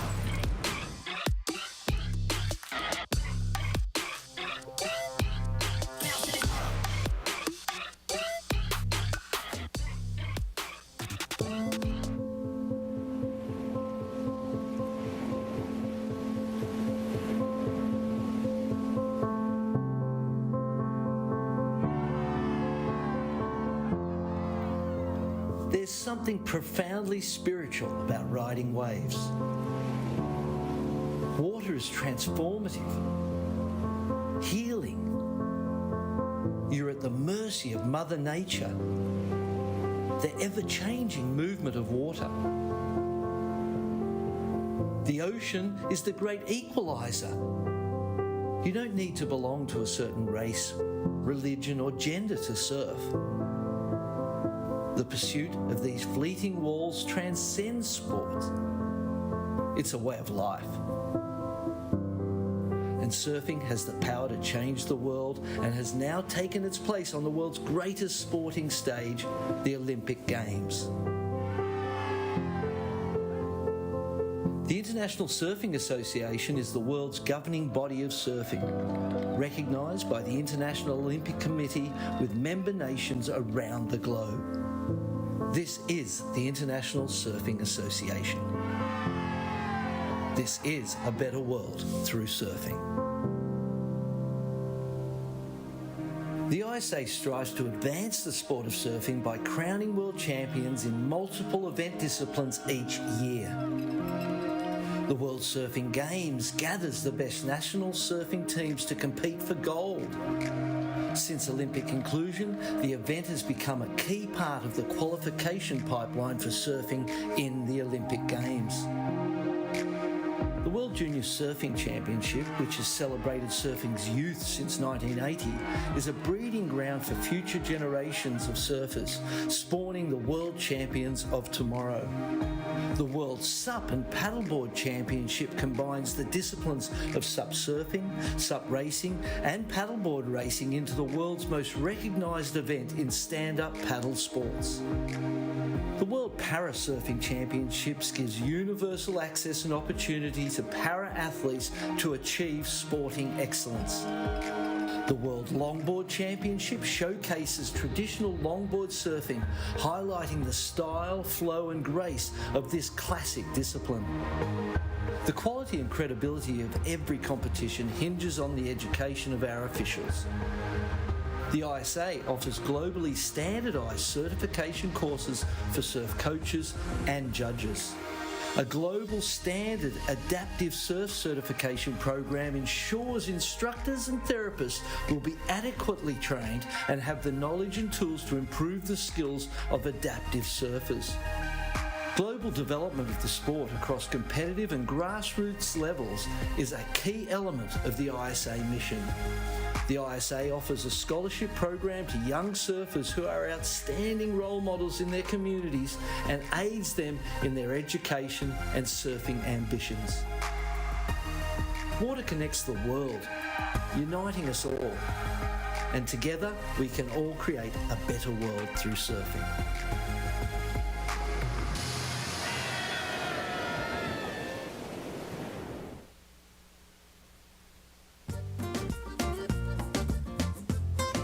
Welcome back to heat number 8, round 2 of our women's division. Main round still for the ISA World Surfing Games here in Puerto Rico. Argentina, Israel, Peru, and Italy in the water right now. Top 2 surfers will be advancing through into the main round. Bottom 2 will fall into repechage rounds to be run later this week. Out in the lineup right now, we have Emily Gossoni for Team Italy up and riding. The beautiful looking wave in front of her. Nice carve to start. Kind of cuts it short as she sets up for this next section. Sees that boil out in front. The wave kind of fizzles out in front of her. She's going to continue to build on her score line. She's already got a 6 on the board that we missed during the break, and now dropping in a second wave in the water against Arena Rodriguez of Peru, Vera Haris of Argentina, and Noah Leilior for Israel. It's going to be an exciting one. Just 15 minutes remaining out of 20 minutes on the clock. 6-point ride for Emily, the Italian. What a great start that is. One of the better scores we've seen this morning to start your heat. Really putting her on the front foot. Here we go. Having a look in the red. Vera with a 3.33 already on the board. Now a paddle for the goofy foot, squaring off the bottom straight into the lip. That first turn links it up into the section for the second. Little cut back to finish. And has a little stoked moment there on the end of that wave for Argentina. We didn't get to have a look at her first wave. Now getting to see some combination surfing. Snaps out of the top. Another wrapping cutback, looking fluid and fast on this inside as it stands up. This would be the 3-3-3, you would think. Beautiful surfing. Powerful, clean, fluid. The 6-point ride for the opener of Emily Gossoni. Beautiful first turn. There's the money turn on the inside as the wave got all wild and woolly. She just looked calm and composed, waiting for it to stand up on the inside here. Another nice wrap. And still going. Long, long ride all the way through. One more on the inside. Snap. Catches a little bit of a rail, but the good work was done already. And Arena Rodriguez for Team Peru. Ladies, lesser known names in this heat, but the performance you can see, you know, this is a good example of that leveling of the playing field internationally. All these ladies are ripping. Noah Leilior, her older sister, will be coming up in the next heat, and that's a big re-entry to try and finish on. Taking a look now at the 2-3-7, which was the last wave for Emily. So a lot of action to start off this heat, Barton. Absolutely. And great wave selection from Emily. 2 big ones. Look at this. I love this angle. Bang out of the top. Nice re-entry. Comes off the bottom. Powerful bottom turn. Looked like she was almost going to overpower the wave with her own power, but it didn't happen like that. It was just a nice flow to things. 4-1-7. So 12 minutes, 25 seconds on the clock. Situation with all scores in for the waves that we have seen ridden so far, and priority is set. Surfer in green, Arena Rodriguez of Peru has first priority. Blue is second priority. Noah Leilior of Israel. They're both sitting in those 3rd and 4th place positions with kind of low scores as the requirements. But you notice white moving away from green and blue. Strategically smart move. There's no sitting there with first and second priority. 2 wave sets at the most. We really haven't seen many 3 wave sets. So you know in a 2 wave set they're going to get them. You may as well move away and try and create some opportunity for yourself where they can't block you or stop you. So you can see Emily Gossoni thinking and using good strategy to continue to maintain her lead. She wants to improve on that 2-3-7 as quickly as she can. Sitting under priority as well, but holding on to that leading position. An opportunity to improve on the 2-3-7. Just 1 turn available on that wave as it just tapers off.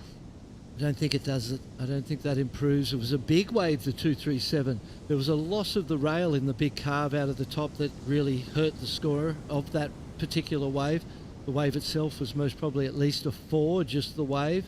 So, you know, I thought even the way it was surfed might have been a little better than the score that came in, but thinking about it, must have been the loss of control of the rail. Here we go. Priority with Rodriguez. Has a look at this one. Too deep. Way too deep. See where this set starts to break. If Noah's in position, she's just caught it a little bit deep on that one as well. She'll have to go under.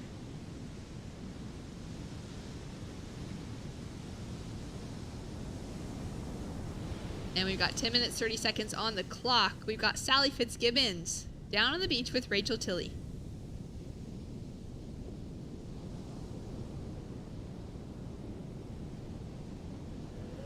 Congratulations, Sally. Day 2 and second heat win of the event. How did you feel out there? How did you find Margara? Oh, that's so cool. The format's so interesting because you meet all these different nations. Like, as everyone says, it's just mixing up the draw and going out, and there's a lot on the line for all of us. So just jostling for that first one. Obviously, it's quite a predominant peak in the right, and yeah, so it's that balance of getting waves, but you really want to push it too because the level's there, but you want to have some impact. So there's a few hits, few misses, but winning that heat was, yeah, I was stoked with that. Well, talking about that, there's a lot of heats looking ahead throughout this week. It's a long event. Hopefully a lot of heats that you're going to surf coming up. How do you prepare for an event like this with so much surfing on the line? Oh, I just channel your inner Grom. But the thing is, like, you can't kind of pace yourself because you do that and you're out the door. So it's something you just got to trust in your training. And yeah, just channel that internal Grom. I just love competing. I love the game, and that's why I'm here. And so the more the better. And yeah, I'm just looking forward to getting to know the waves a lot better. And but so far, it's a super cool place here in Puerto Rico. Coming straight from Hawaii, how does your equipment differ here than what you were riding over there? Yeah, I think a lot of the tour crew have been saying it's a little adjustment back on the shortboards, but it's kind of cool to push through and like see the tail release and kind of feel the boards just kind of sharpening up, and hopefully, yeah, as the week goes on, we can push into that progressive space, and yeah, everyone will have some good sleeps by then and over the jet lag. But yeah, so I'm stoked to be back on the shortboards, and Glenn Pang and the crew back at TC, thanks for sorting us out, and the boards are going good. Well, we're excited to see you throughout this week. You're surfing amazing. It's only the beginning. A former ISA gold medalist already, so I can't wait to see what you have left in store for us. Oh, it's going to be an exciting week, so stay tuned, guys, and big hi back to Australia. I know it's super early, so thanks for getting up, and love you guys heaps. Back to you guys. Thanks so much, Rachel. Gromit, Sally Fitzgibbons with a heat win. Victorious out here at Margara in Puerto Rico.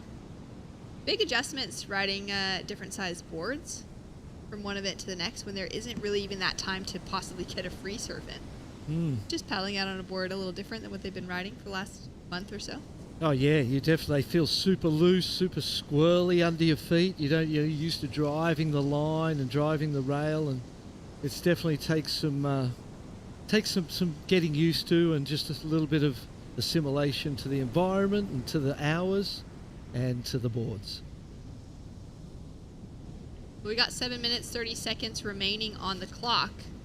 And it's been a big day of surfing on the women's podium here at Margara. The men have continued their day of surfing down at El Pico, which is where the women were competing yesterday. And let's check out some waves that were ridden throughout the morning. Callie Bast already qualified for the Paris Olympics. This was an 8-point ride for Callie Bast, representing France from Tahiti. Jack Robinson got a piece of the action as well, Barton. You can see this is when that wind was up. You can see the chop on the face, but look at the... he just looks... I suppose he's so powerful and so used to the power of Hawaii. It's making these smaller waves look like so much fun. Ramsey with an 8-point ride. Jack had a 7 on that wave. Ramsey that is incredible surfing from the Moroccan. And then Ethan Ewing going just slightly better with an 8.10 for the Aussie contingency. Beautiful turns out of the top, and you kind of, part of me goes, wow, they look like better than those scores that they're getting. They're surfing so good for those scores. Just going excellent on that, barely. Billy Stearman out of New Zealand found himself a 7.33. The left's really just standing up. Great maneuver waves at El Pico.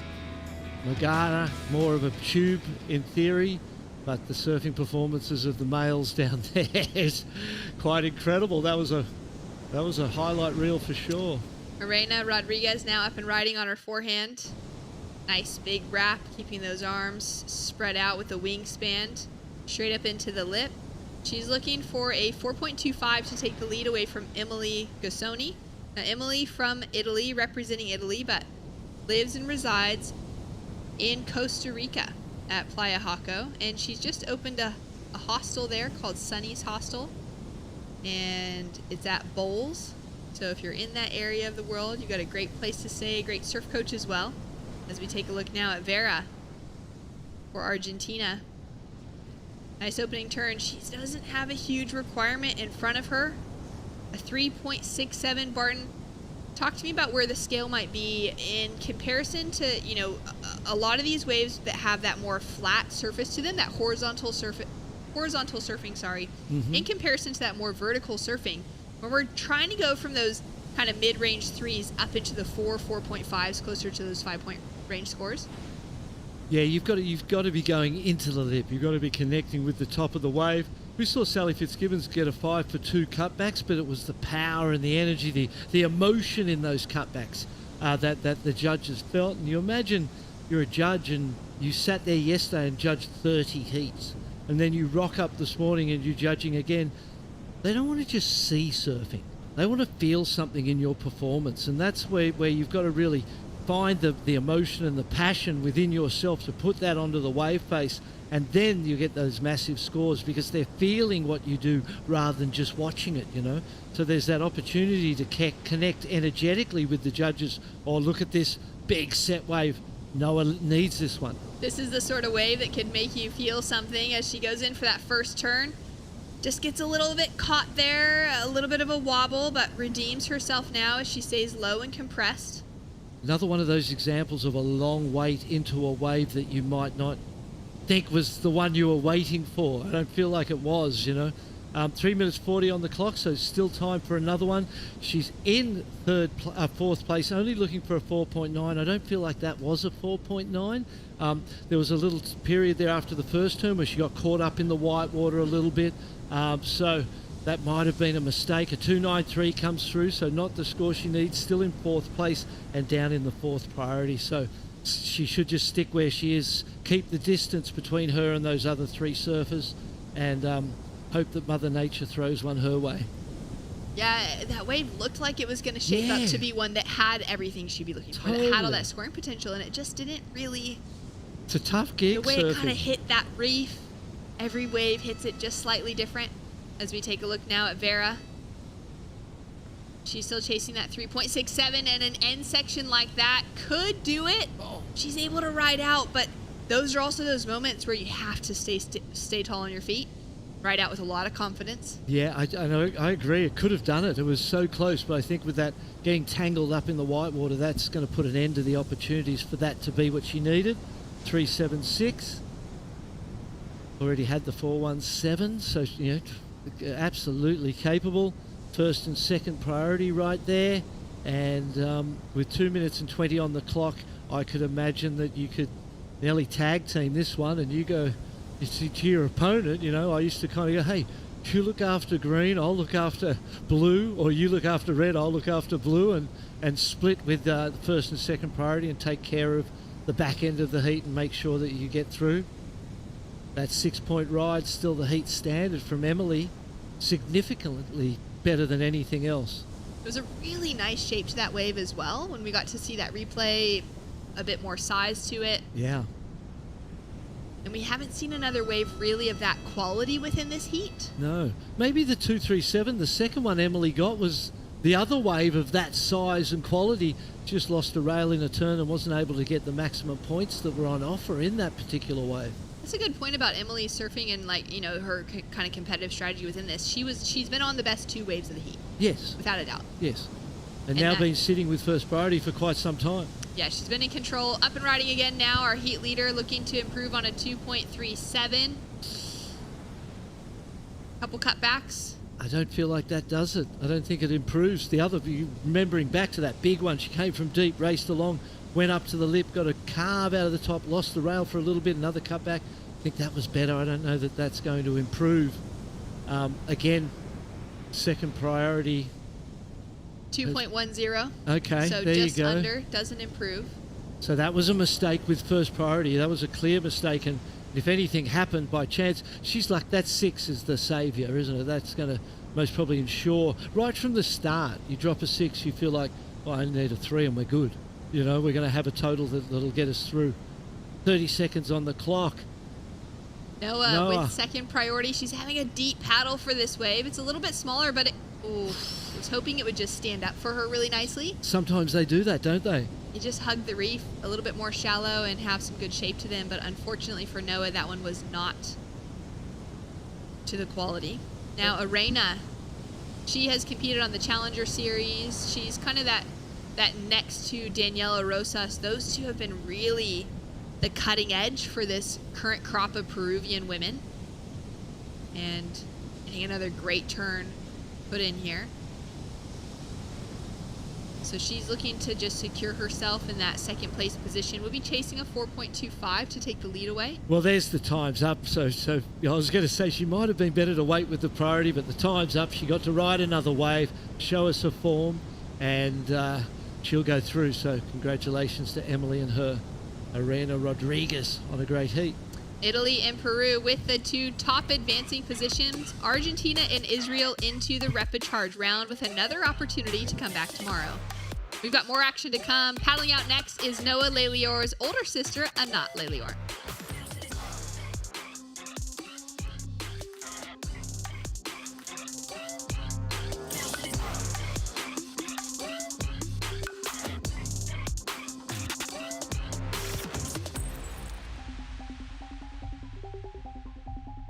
I grew up in Tel Aviv. The surfing here is not that great. I live in a sea compared to an ocean, and a sea is almost like a puddle next to a pool, I think. Waves are not really consistent, and it's really hard to be an excellent surfer next to all the world champions and all the other contestants. So I just try to keep pushing harder and harder, even though I don't have the conditions that they have. When I started surfing, I kind of started by myself, and then my brother came along, and then my sister, she's 2 years younger than me. She saw surfing, and of course she wanted to come as well. So since then, we kind of pushed each other to be better. If it was my sister doing this turn, I wanted to do that turn. And surfing in the water, it was kind of crowded, but it was only men around. I was the only woman or kid. I mean, I was a young girl surfing in the lineup.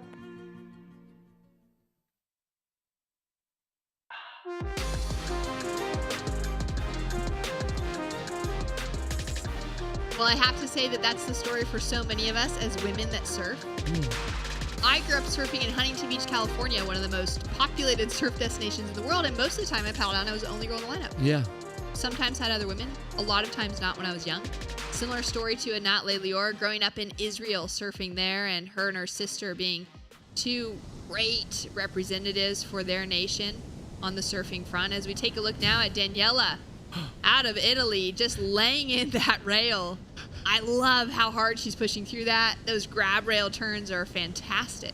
Wow, the Italian lady's on fire in these last couple of heats, inspired by her teammates' win in the heat before this. That was a great starter. All types of variety of turns. I've never seen Daniela surf before, and I'm super impressed by that opening ride. Daniela Balini from Italy in the water right now against Grace Doyle of Ireland, Anat from Israel, and Estela Lopez in Chile. It's fun when you see a new name that you're not familiar with yet, and then they come out and just showcase some great surfing right away. That happens a lot at these ISA games. So many new nations to surfing. See Team Israel watching this heat closely. In the foreground, getting warmed up for the next heat. A little bit of movement going before heading out in the lineup and starting to paddle. Yeah, it's not violent, but it's an aggressive environment, the ocean. There's so much power, and if you find you can be in the right places and it's tranquil and just a lovely experience, you can find yourself in the wrong place at the wrong time, and it can be violent, it can be aggressive, and so that body needs to be loose and ready to take on that impact, especially with the high performance modern surfing that we do these days. Yeah, it's so important. The amount of times that you end up underwater kind of flailing around, trying to hold grip on your board, or maybe even without your board even close to you anymore, just trying to kind of hold your body strong in those moments. You're not stretching properly at home in the after hours. It's not going to be that quick little warm up on the beach that's tuna for you. It's one of the things I sort of always teach is that concept of being more like a fish than a human. You don't see fishes bump into rocks, right? Yeah. Because everything that lives in the ocean moves in a fluid way, the same as the ocean itself moves, like this giant jelly bowl that's moving around. And when you're in that ocean, you need to be more like a fish than a human. And it's that human mindset, master of the universe, dominant species. If you go out there with that type of headset and think that you can control it, you will find yourself in big trouble, because that ocean you've got to go with it. So Jolari getting ready to paddle out for her heat. Coach for Team Peru standing alongside, just kind of talking through some strategy moments before she'll hit the lineup. Put the headsets on to listen to the music and block out a lot of the other stuff, the distractions, and then they whip it to the side and open the ear up to hear the coach's advice. We've got 15 minutes remaining on the clock, and a 4.33 is the only score on the board. That goes to the Italian Daniela Balini, 20 years old and currently sitting in the lead out in the water. And Nat, Grace, and Estella all looking for their opening rides. As we see Estella now with an opportunity. Nice tall approach to this wave as she extends that back leg through those first two turns. Sets herself up here with a lot of power. Similar looking maneuvers for each of these turns so far. She comes through to the inside section. And we'll have a score now to drop through for Estella. While we wait for that, let's go down to the beach to catch up with Rachel Tilley. Congratulations on your heat win. We were just talking about how difficult it is out there, especially to just find those higher scoring potential waves. What was it in that 6-point ride that you saw in that wave that you were able to maximize? Yeah, right now, especially with the high tide, it's really slow, so you have to start fast and with a good wave, and I was so lucky that I got that wave that I asked for and I was watching before my heat. But yeah, I'm really happy to make it through, and yeah, keep going. And what does your preparation prior to this event look like? Have you been to Puerto Rico before? What has your training regime looked like? Yeah, our Italian Federation is helping us a lot. We came like 2 weeks ago when we trained here for 2 weeks. And yeah, it's really, on this island, the waves, they change so fast. On those 2 weeks, we actually served with wind, flat, huge. And yeah, it was amazing, and really grateful for our federation that helped us out. Well, it sounds like you're ready for all conditions that might be thrown at you this week. Is there anything you'd like to say to your country and your family back home? Yeah, I want to say hi to everyone. I know my mom is watching, fan number 1 always. And yeah, thanks everyone for the support, and we keep going for the next one. Congratulations. We'll see you next time. Thank you. Back to you guys. Thanks so much. Huge congratulations to Emily out there bright and early, getting in those morning surfs and preparing for a big day of competition. But it would feel nice to just continue making it through in the top rounds. And smart move, incredible, you know, from the kind of organizing side of Team Italy to be able to spend 2 weeks here in preparation. That explains a lot, doesn't it? We've watched, you know, in this heat, there was a comfort factor for Daniela in that first ride. That was like, wow, this lady's, oh, she's been here before. They've been here for a few weeks. So, yeah, you can see the benefits of that trip in the surfing that we've watched in these last 2 heats for sure. And you can imagine that a trip like that, it's not just fun and relaxed surfing, but it's, you know, probably time scheduled throughout the day, spending a lot of time in the ocean, a lot of time reviewing footage at the end of the day. Daniela watching herself surf on this wave so many times already in the last couple of weeks. Now just finding that approach, trying to find the best waves that are coming through. but also running mock heats against each other. 100% they would have been doing that. And as she said, all the different conditions they got to experience. So you know where you're at. You know the environment, you know where the restaurant is and where the water is and where all the amenities are. And then you've got that intimate knowledge of the surf and the breaks from 2 weeks of exposure. And we're seeing the results right here. 317 for the Chilean on her first ride. Sitting with priority is the Olympian Anat Lelior, looking for her opening ride. So she's waited a long time for this. Now has the opportunity to make the most of it. Little setup as she comes into this big section, drifts the tail around and makes the most of it. She'll hit the eject button going back towards the left, and she'll put her first score down. Gracie Doyle out of Ireland now up and riding. On her first ride, just gets caught behind the foam. Unfortunately, doesn't really capitalize on that first opportunity. She might be able to get herself into a slightly higher priority rotation. She can get out the back quicker than a knot and score to come through for that first wave of red.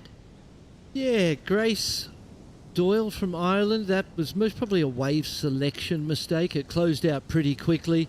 She'd waited a long time with the priority, and I think that time spent with the priority and the pressure of it on your shoulders, it sounds like an easy thing. You've got the priority and you get to pick whatever wave you want.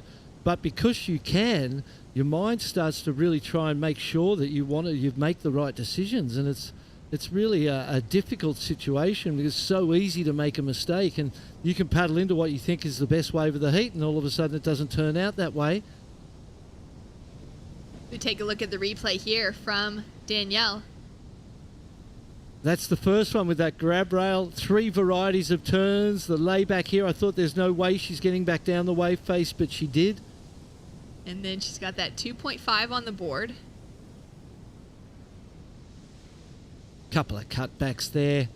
Pretty simple stuff coming through to the inside. Nothing spectacular and no use of the lip. Grace Doyle. Grace, the 34-year-old from Tremor, now up and riding. Used to work as a teacher. Now works more in computers and has spent a lot of time traveling and surfing. She was actually working as a tutor in the Mentawais, homeschooling other kids, which gave her the opportunity to be in some of the best surf locations in the world while getting some work done. That sounds like a good decision. Smart decision. Smart. I'd do the same thing. And now look where she finds herself. That's Puerto right. Rico representing her nation. She's an Irish national surfing champion on the women's side, and she's been competing at the ISAs for many years now. It's been great to see her in that conversation with the rest of the Irish team and to know a little bit more about her background. And, you know, I think as surfers, there are those select few that are going to be able to make a true living out of just surfing because they're, you know, doing well enough in contests, they're qualified on tour, they're able to have a career out of it. Hopefully for more than a decade, you know, maybe they're looking at quite a long time within their life. There's a lot of other surfers that are looking at every possible way to make a living out of surfing by not necessarily surfing, but your job affords you the most time possible to actually just be in the water. Sounds like me. Sounds like you. Sounds like you. We both done it. I would say we've done a pretty good job of that so far. Absolutely. 60 years old and I've avoided a real job the whole time, so I'm pretty very chuffed impressive. with that, I'll tell you. All right, now 8 minutes, 15 seconds on the clock, and it is the Italian that's sitting in the lead. Anat got a 3.93 on her ride, so while she waited a long time, was patient, 8 minutes to go, still only the one ride for red and white. So nearly a 4 for a knot off the strength of a single turn. Yeah. She's able to get that as a combination. She'll easily be looking at the best wave of the heat.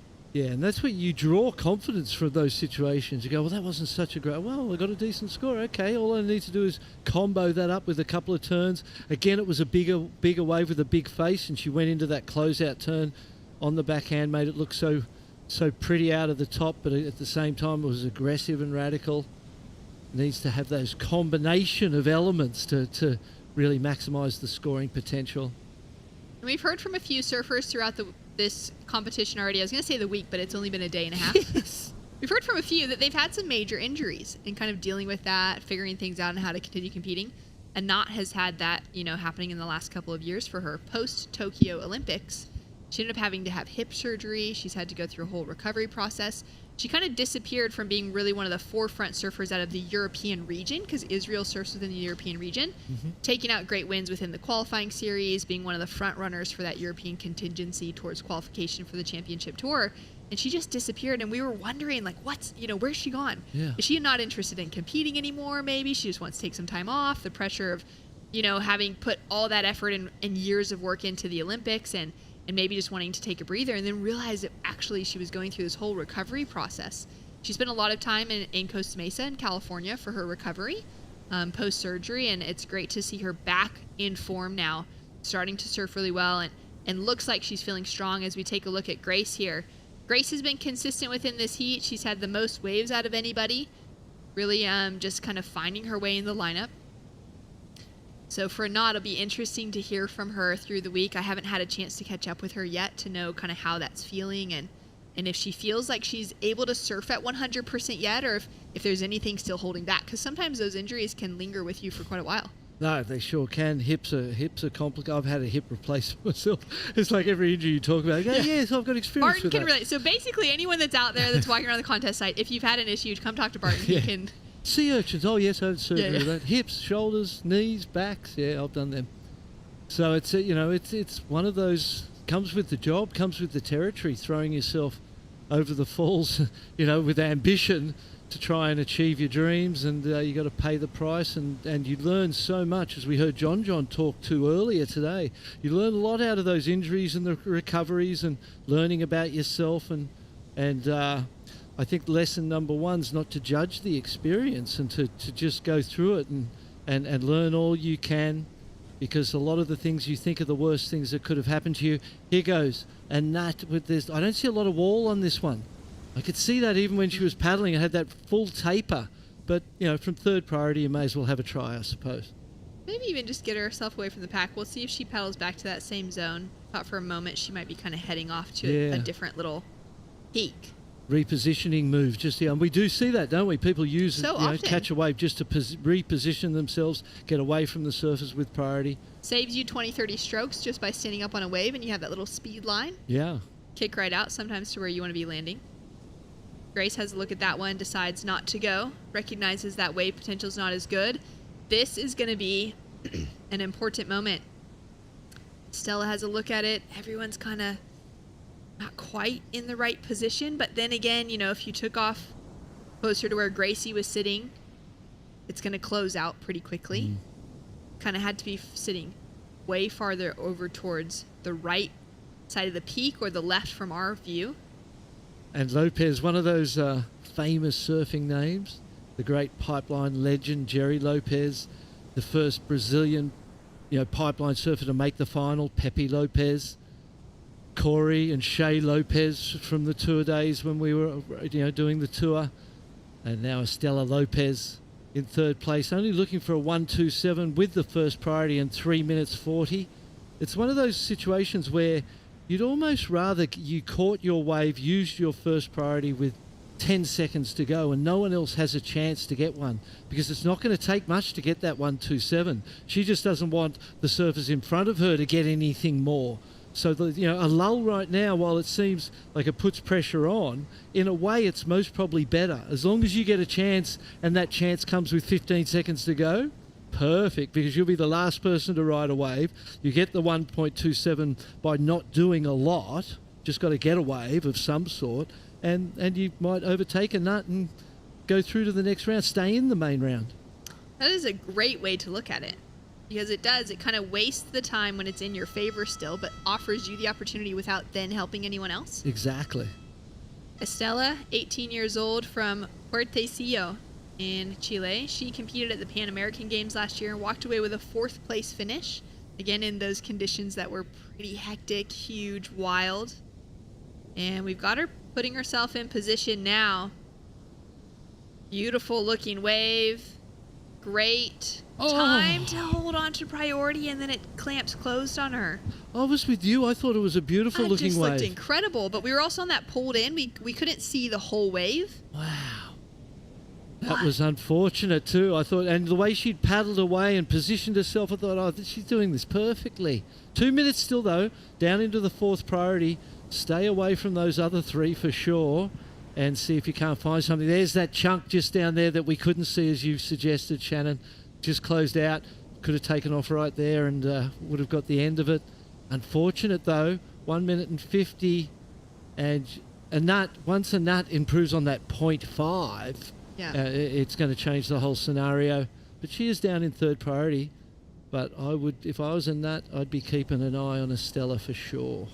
Here's a set starting to come in now. A not needing to improve on just a 0.5 as her backup score. At the moment, because it's just a 0.5, it keeps the door wide open. Priority is sitting with our surfer in green, so a knot's going to have to back out of that wave. Opens it up for Daniela. That was a great looking section. And Grace. The potential to improve on the 2.5, Grace, Huge as you said. potential out of it. Grace now up and riding just quickly up and down. Also went for that big section. So kind of everybody recognizing that they need to go on these sort of closeouts and just get those single maneuvers. A knot, unfortunately, slips off the wax. Is she going to improve on the 0.5? If anything, she's maybe put a 1 on the board. Yeah, exactly. She'll improve a little bit. And that's literally it. And now Estella on the inside with a little corner. 2-turn combo, making it look easy. Oh, but she falls. Wow. Unbelievable. What an exchange. Dramatic ending. It's going to be such small scores where it could have really kind of lifted. Everyone had the potential right in front of them. And if Estella had waited and not gone that one before, because no one forced her into the one she chose. And we thought she'd done it. And then that whitewater, the convergence, it came at her from both sides. It was nearly complete.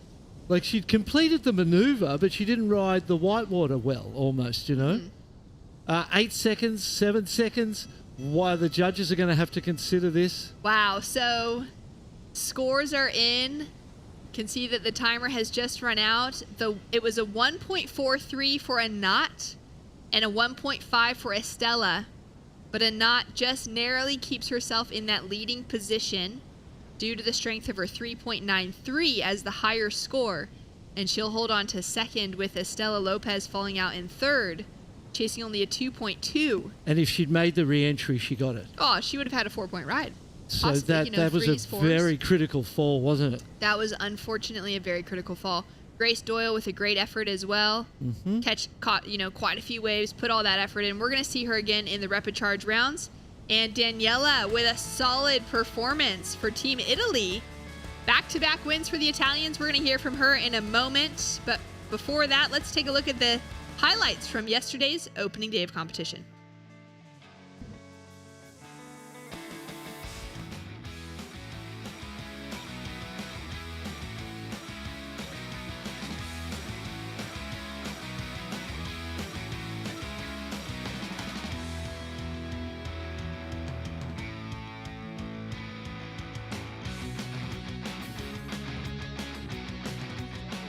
Turns for a 7.5 for Team Brazil. I'm focused on my mission, I think I gotta make hits. I'm gonna try to do my best. And Team Brazil's Iago Dora gets the highest score of the day in the men's main round 1, an 8.0. Team Australia's Molly Picklum gets an 8.67, the highest single wave score of the event so far. Daniela Rosas gets an 8.17 for Team Peru. La verdad que es que súper nerviosa, hay un montón de competidoras súper buenas acá, sé que Perú es un país súper fuerte y sé que tenemos un montón de nivel, así que en verdad no quiero pensar mucho en eso, hacerlo hit por hit, estar tranquilas y demostrar un buen surfing. Tokyo 2020 Olympic gold medalist Carissa Moore earns herself an 8.10 for Team USA. Tune in tomorrow for more action.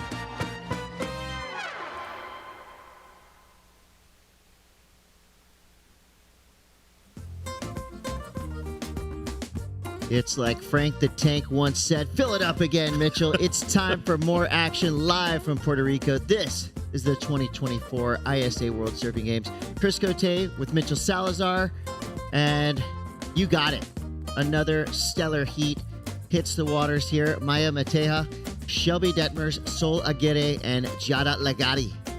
Italy, Peru, and 2 surfers. We got some friendly fire for Team Mexico here in this round. Not exactly what you want to see in round 2, but sometimes when 2 teammates take to the water in a 4-surfer heat, good things can happen. You can work as a team. It's rare, but it is possible. I still can't get over the old school reference right there.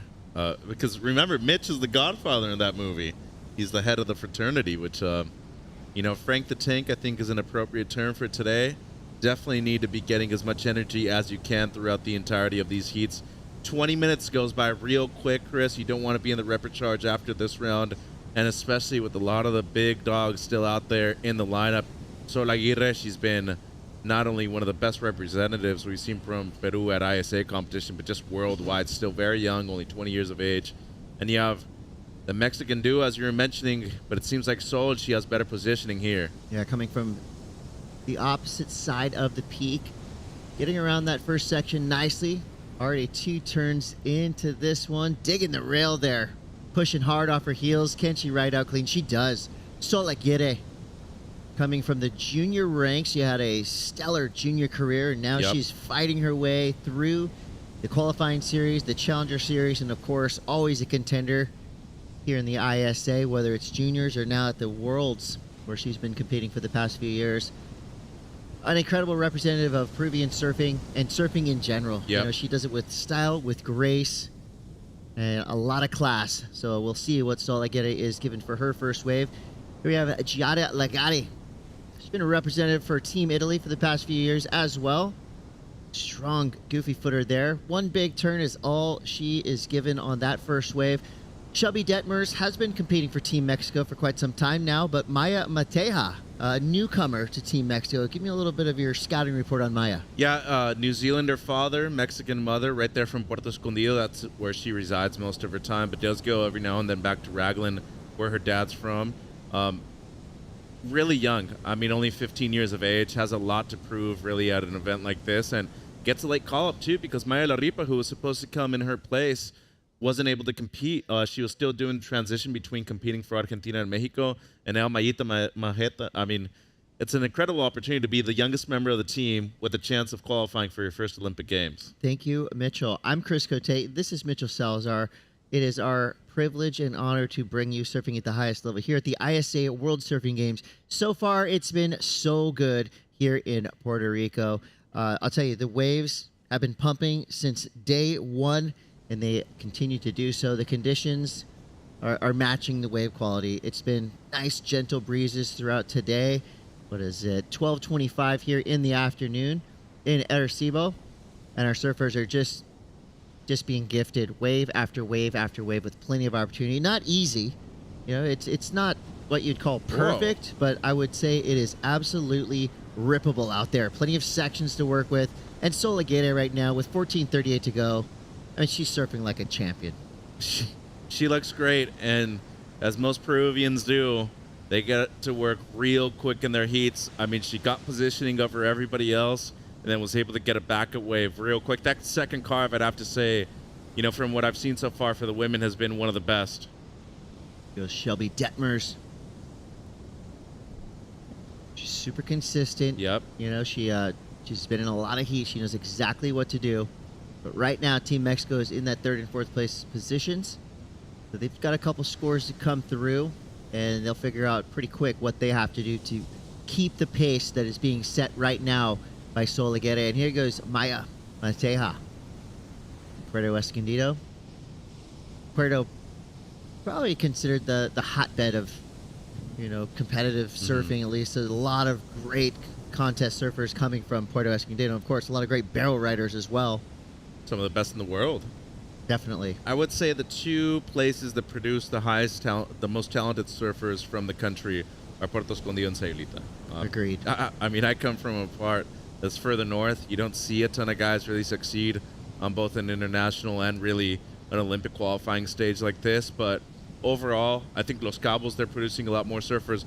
Northern Baja, Ensenada, and all those places, they've always had great surfers, but there's a lot of times they don't really want to go out because they live a good life there. They have good waves, and it's easy to be the person that's always centered on the spotlight when you're kind of the big dog at your local break. Yeah, no doubt. I mean, that happens all over. So 12:56 to go. Solageta in the lead for now. Surfers resetting themselves in the lineup. Congratulations Let's throw it down to on your Rachel. heat win. That's Italy now with 2 heat wins in a row.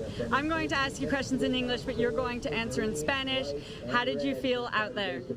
La verdad fue increíble. Las olas sí es verdad que fueron un poquito lentas. Costó encontrar las olas con más potencial, pero bueno, pude sacar 3 olitas que me dejaron pasar y muy contenta.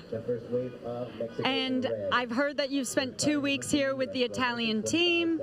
How did that preparation out there feel for you in feeling your comfort levels out there? Pues fue una oportunidad bastante buena porque pudimos coger esto de todas las maneras, todas las condiciones y eso ha sido un plus que la verdad se agradece mucho. Anything you'd like to say back home?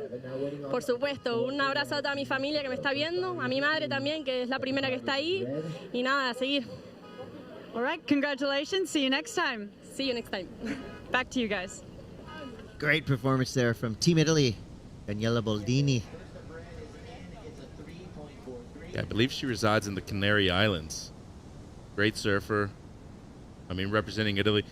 Another team that has improved drastically over the years, too. I would say Germany, them, in terms of the European teams, have been some of the most consistent and very improved. Was mentioning that, wants to say hi to everybody, but she spent 2 weeks here, and, that preparation was not only amazing for her, but it's obviously producing great results for both herself and the rest of the team, too. But a slow heat and back-to-back wins for Team Italy. She just said the consistency for them is huge, and building that momentum for the rest of the event is something that they've been looking forward to, Chris. Only day 2, remember, there's a long event. You got to be able to pace yourself and keep up the same kind of energy that you want to produce on day number 1. Solageta right now with a pair of 4, 6, 7s. Currently in the lead. Everyone else playing catch-up at the moment. Here goes Giada Legati. And when your teammate has a big result in the heat right before you, can give you some momentum, give you a feeling like, you got to step it up as well. Keep the pace being set by your teammate. Giada Legati. Decent wave. What do the judges think about when you go 2 different directions on one wave? As long as it's the same wave, it's usually no issue. Sol right there, just a quick in and out, because it's still a continuation of the same wave. I see no major issue with it as long as you're still using what the wave is offering. In this case, I think it was a smart choice. There wasn't really anything left on the right, ends up going left and ends up fitting one more carve in, but it might be the first time in history of me either surfing or working an ISA event where I've seen 3 people from the same country go in 3 heats in a row. Kind of crazy. They could get 3 heat wins in a row, too. True. Big heat coming up next. Look at these names. We're talking some of the world's best females heading out into the lineup. Tiny Hickel, Rachel Presti, Caroline Marks, reigning WSL World Champ, and Luana Silva. That's one of the best heats you'll see in women's surfing in 2024. Former gold medalist here at the ISA 2. That was in the Azores, I believe, in 2016 for Caroline Marks. Great surfer. All saw what she did last year at the finals. I mean, to beat her on that day, going to be something very difficult, and nobody was able to accomplish that. I mean, these are kind of perfect waves for her style, too, and what Sol's been able to do in the first 11 minutes right here, Chris, 9.34 heat total. You have a pair of 4s that are matching right now. That's a solid start, and still adding a lot of pressure to the other 3 surfers out there in the water. Yeah, she's living like Janet Jackson, in control of this heat with 8 minutes and 54 seconds to go. Solageta in the green, currently in 3rd priority, but I don't think she's stressing right now. She's got those 2, 4, 6, 7s when on paper they might not seem like huge numbers, but you can tell she's got all the momentum with her right now, and I feel like this priority situation is going to switch up pretty quick. Giada, Maya, and Shelby not necessarily needing to go in panic mode just yet, but they got to try to break above that 4-point mark if they want to keep the pace currently being set by Sol. That was pretty cool. Grab rail carve for the youngest surfer in the heat, one of the youngest surfers in the draw. Bring in some variation, too. Mix it up. Needs less than a 1. That's going to be the score, no doubt. And Giada, raised in Bali, surfs incredible waves all the time, used to a lot of this weather, as Mateja, she gets a 2-point ride. But Puerto Escondido, once again, you've been there. We've been to that part of Oaxaca many different times, and the waves are obviously excellent, but same thing that goes in many different places worldwide. There's times where you don't want to leave there because the waves are just so good. And see that subtle but cool rail grab right there by Maya. I liked it. And then a 4.67 for Sol on her opener, was fighting for position, and as always, just lays it on rail well. That was a beautiful opening turn into the lip once again, and was able to ride out with this last roundhouse cutback. Good start for her, and then backed up the same score with another one under everybody else's priority. Late hit right there, but there's one carve after she makes it back onto the open face, Chris, right here. Look at that technique. I mean, the amount of torque that she had. You know, it's just a little unfortunate that section wasn't a bit bullier, because if not, the score would have been elevated. But still doing the best that she can with what she's been able to get in the first 13 minutes of this heat. That was graceful, radical surfing, what she's definitely becoming known for. And I have seen some video recently of Sol Aguirre putting her time in at the end of the road in Tahiti, packing some big barrels at Chihopu. A couple of wipeouts too, which I think, yeah, you know, those prepare you. Sometimes those can prepare you as much, if not more. Yeah, I agree. And it seems like she is very determined to make it there at the end of this week. Shelby seems like she's going to be up on the right here. The wave not super steep for Shelby Detmers. One turn, nice carve. So that was her second wave ridden. Started off with a 2.40. Needs a 3.04 to get up in that advancing spot. We're still in non-elimination rounds, meaning that third and fourth place will get another opportunity, at least one more chance through the repêchage. French word. Your vocabulary today has been great, by the way. Thank you. Maya Mateja, speaking of great, I love the maneuver selection. It's big kind of two-stage carves that she's been doing, look really cool.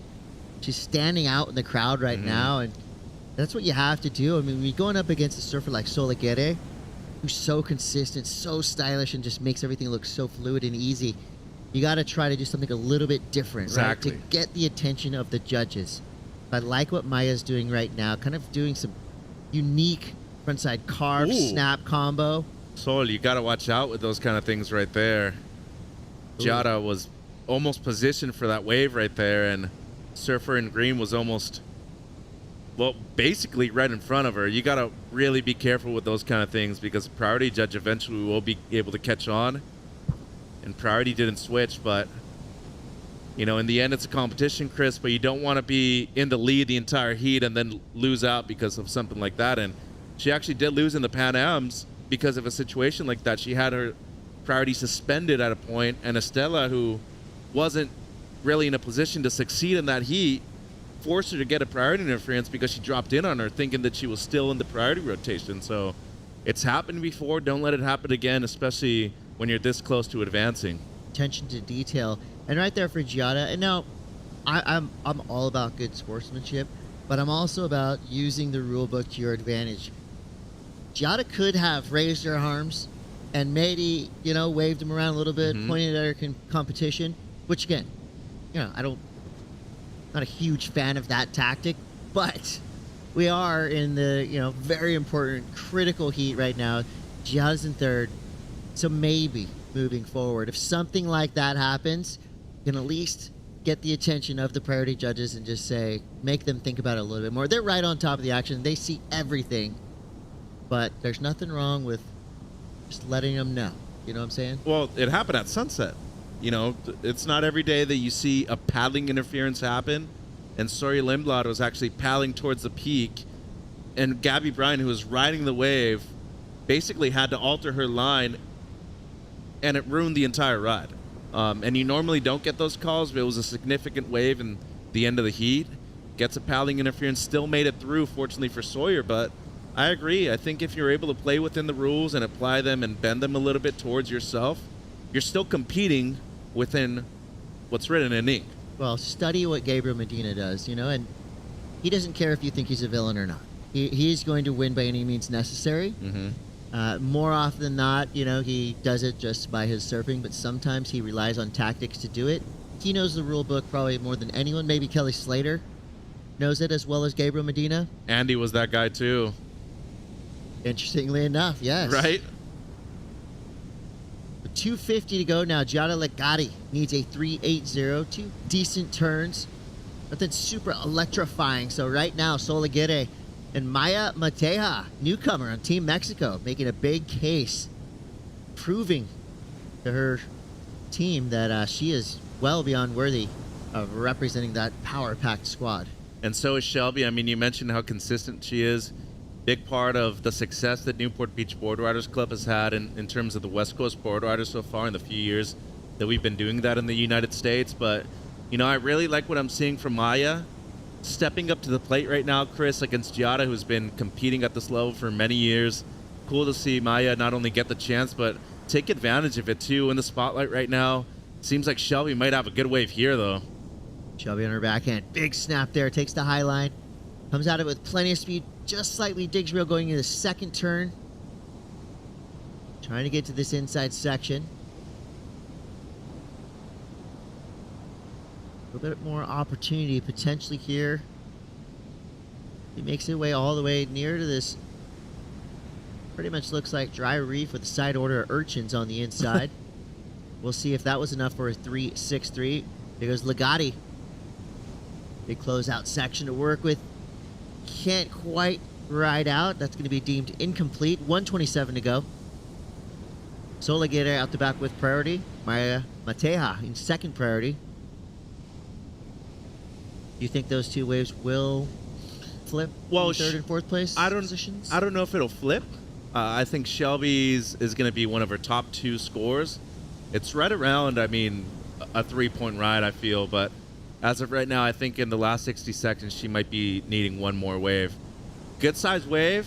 Under the lip snap right there. Could have maybe pushed it a little bit more. Combos it up. And for her, this wave shouldering off wasn't something that was beneficial, but still added on a little bit more with that last little carve, sorry. So 3.63, don't think so, but it should be one of her top 2 scores. And Sol, once again, her 4th ride. Boom. Yeah, she's connected right now. Riding a Proton, too, a model that you don't see a lot from Channel Islands anymore. All right, Sol's going to lock in a new number. Maya as well. Great snap there. Again, a little bit of flair, adding a layback. Mm-hmm. Get a variation. I'm a fan. Maya Mateja. Put her on the list. You're going to see her at the juniors, too. You know, got a lot of talent. Getting your reps in at the higher level right now, too, and you should be very proud of yourself by not only making it still in the main round, by defeating not only your teammate in Shelby Duttmers, but Giada Legati, who is a legit contender to qualify for Italy, too. No doubt. Well, at the end of that, Sol Aguirre and Maya Mateja move through. Third and fourth place go to the repechage. Caroline Marks is coming up next. Before she takes to the lineup, let's take a look at what this champion is made of.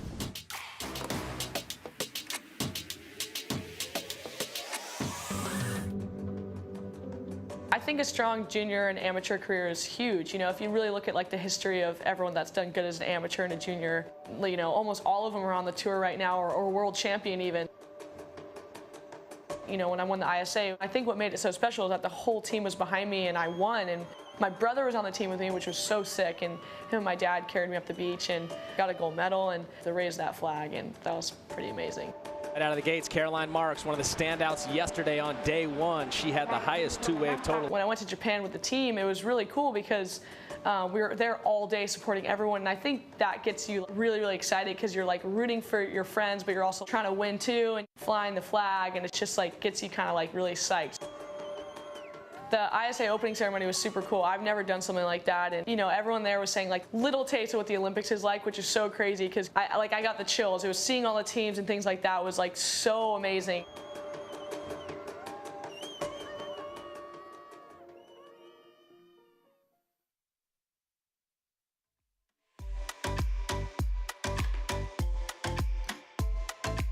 And Caroline Marks will take to the water now with probably one of the heaviest hitting heats we've seen of the day.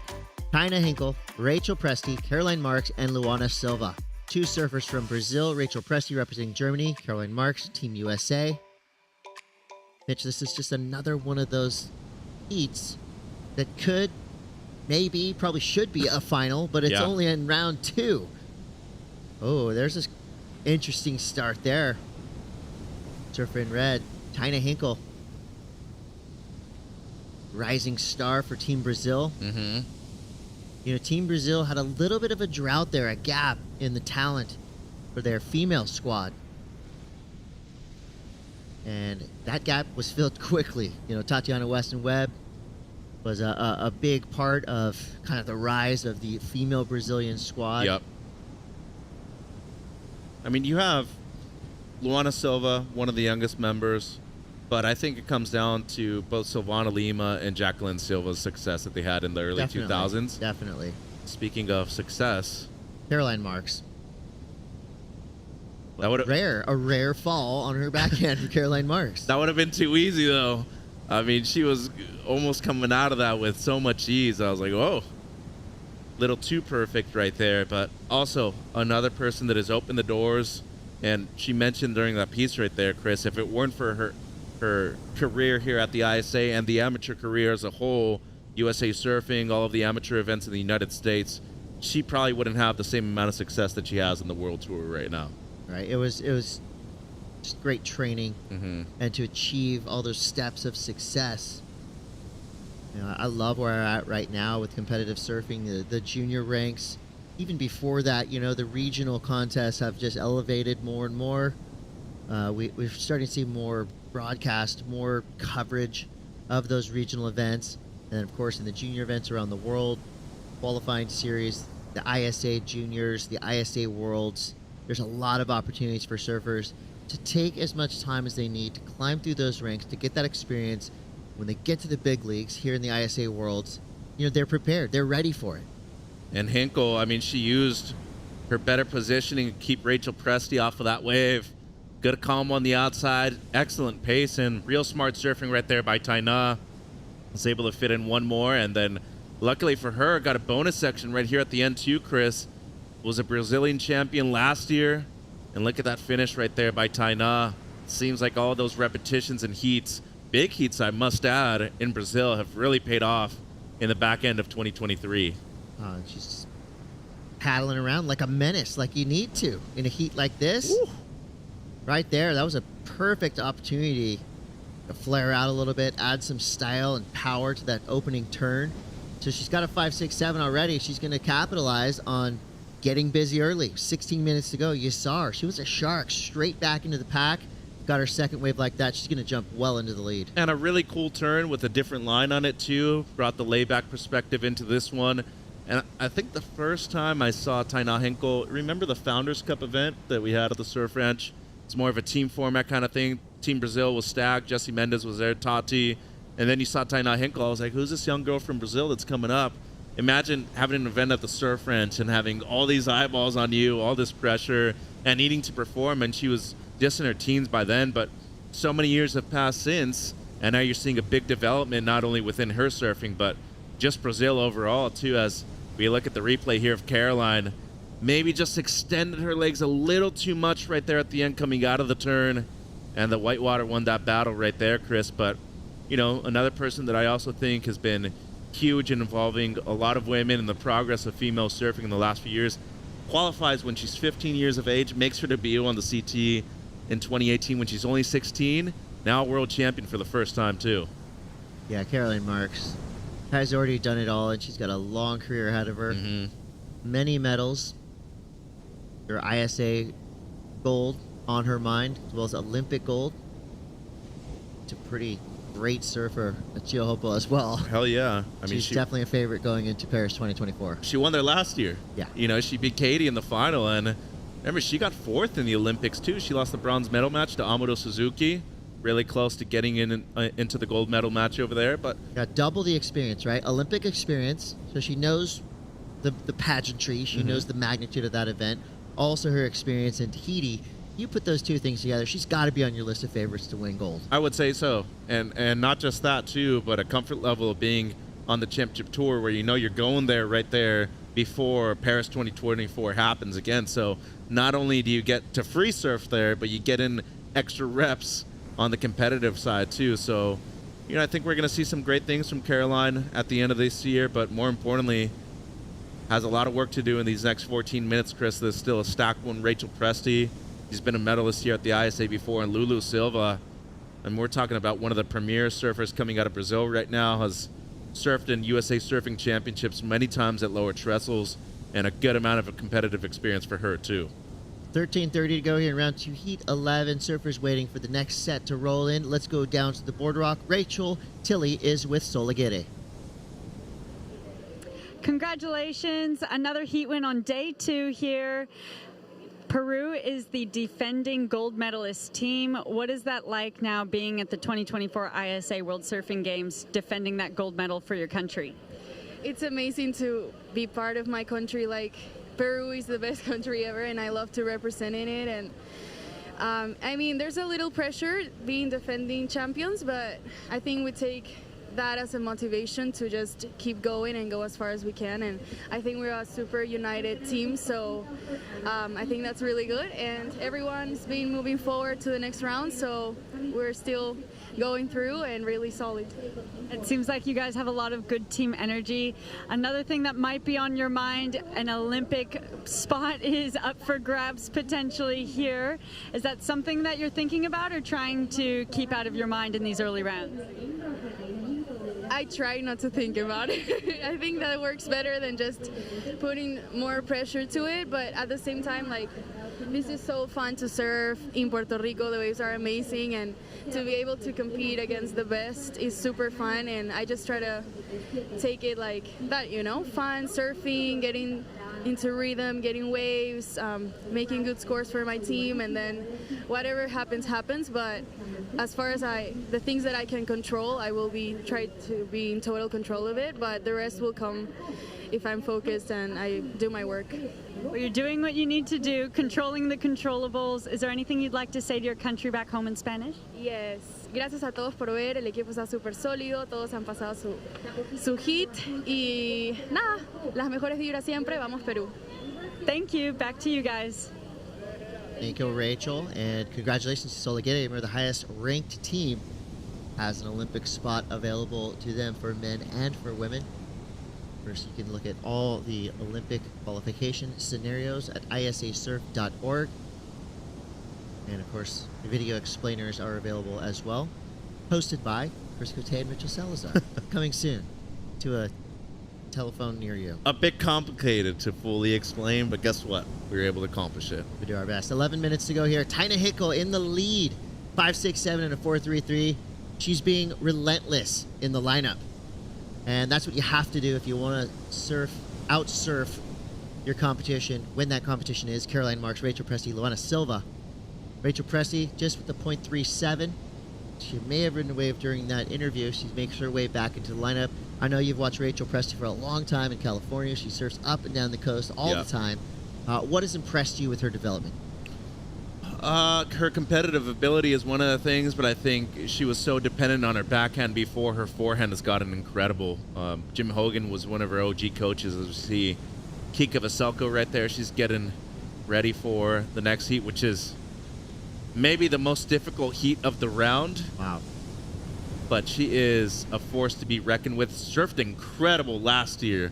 I mean, she was one of the few people that was really committing to the right over there at La Bocana, which the paddle back out, as you know, Chris, is something truly tremendous and difficult to do.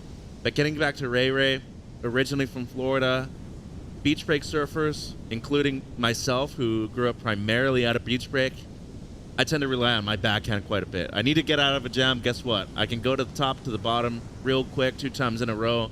I get a score. What she's been able to do and improve on her forehand, I think, has been huge. And it's added an extra weapon, too. Now you're just not considered great in one single ability. You're considered great in all of your abilities overall. And look at the amount of competitive experience we're seeing from her, too, at a young age. Yeah, she caught that wave in traffic using her priority position there. Didn't really pan out for her, but I just like how she controlled the crowd right there. She's got plenty of time, 9 minutes and 15 seconds to go.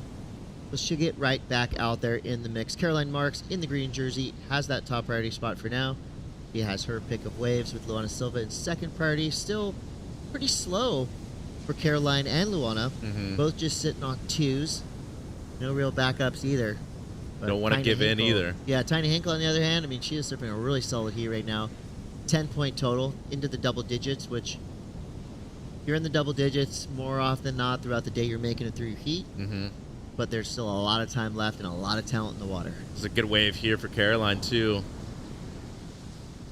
And look at that, Luana right in her grill, making her have to make that decision to go. And Caroline, most likely, going to make everybody in the water pay. Third turn is a hammer. Fourth turn, setting things up down the line. I just love how she uses that momentum down the line, winds up into her turns. All of that was pretty much one motion. Perfect flow down the line. No real impactful sections until that third turn, but that's definitely going to be her highest scoring wave. She's going to delete that 1.10 and knock that 2.17 over to her backup score and get right back out there with 8 minutes to go. So things are now looking good for Caroline Marks. Absolutely. She should be getting the score right here that she requires, which at the moment is a mid-3. And, you know, I think it's really key to point out that Rachel Presley's best ride, the 4.13, was on a left. And as of right now, that's one of the best lefts I've seen in terms of the score so far today. Seems like all three women going to let that wave go by. There's a subtle adjustment that Caroline made after her first turn that I think was huge for the rest of the wave right here. So Lulu basically forces her to use priority. So tries to go fully into the lip line, but see how she does that extra little fade to reposition her right there? Wouldn't be able to engage that second turn if it weren't for that slight adjustment of going back to the white water just a little bit.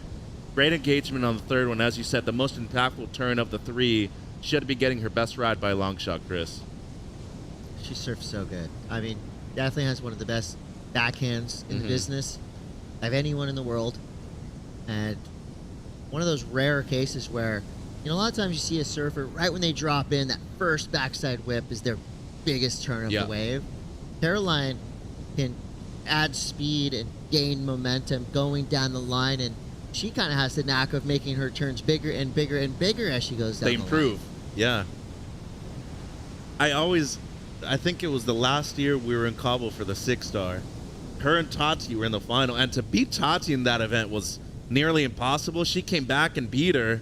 Gets her best wave right here, Chris, at 4.93, and, you know, just the progress that she's had in the last 6 years has been amazing. She's only 22. Oh, yeah. Here we go, Luana Silva. Trying to fight her way back into this heat.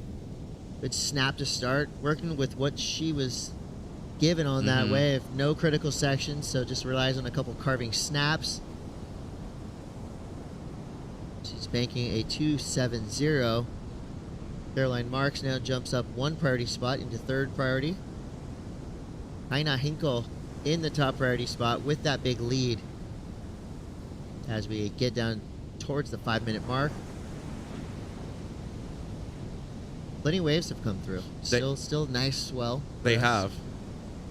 It's a bit tricky, though, with positioning us. Looking at the replay here of Lulu, Chris, a 2.67 doesn't improve on her high mark so far. Just a couple of carves, but, you know, she's also one of the incredible products that Brazil has really developed the last few years. Very young, in her late teens, and, you know, one thing that I really like about her, too, is she grew up at Sunset Beach. She's not afraid to go for big things. Caroline Marks found this one in third priority. And that's almost like the wave you want, right? We saw that previous wave from Luana Silva. It was pretty much all shoulder. And even though that was kind of a crumbly closeout, it gave Caroline the opportunity to get kind of cute on those two turns. Jam her board up into the lip in that little apex section and then get down the line. Foam climb, which I think is an underrated, difficult maneuver. Judges don't 100%. Generally love them, but they do generate points. She's trying to get rid of a 2.17. I feel like she did that and some on that last wave. Even though it wasn't a great wave, she made it work. For sure. Lulu here having a look. She's going to let it go. Well, the foam climb also adds a lot of speed. You get a lot of speed going into it and coming out of it. It's like a turbo boost. Exactly. And you're when going done right. up and over the whitewater, which is also really cool. But yeah, really only a goofy footer could have been able to surf this wave this well. I mean, it's one of those waves, as you were mentioning, you kind of want it to bend at you and not away from you. And her being so compact and fitting in a lot of those maneuvers right there tight in the pocket benefited her style of surfing. Should be replacing the 2.17 by a significant amount, Chris, and Lulu here having a look in third priority. She's got to answer back quickly. 3:55 on the clock now. Nice turn there for Luana Silva. Great style. Plenty of flow. Best wave. Not a great wave, but she surfed it above and beyond. I think what most people would be capable of. So great surfing there for Luana Silva. We'll see how much credit the judges give her. Pretty much due to the wave. I don't think you could have surfed that wave much better at all than what Luana just did. Especially with the flow that she had, too.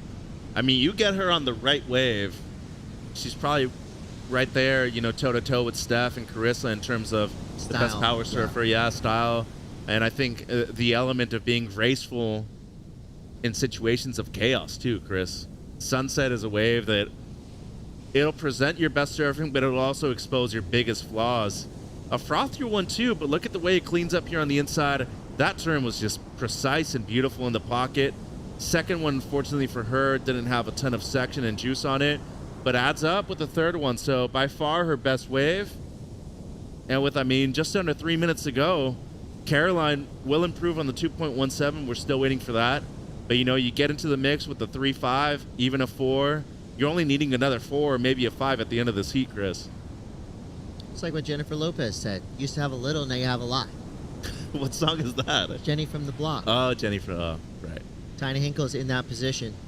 But she started with a lot. Her first 2 waves, the reason that she has that 5.67 and a 4.33, really well done.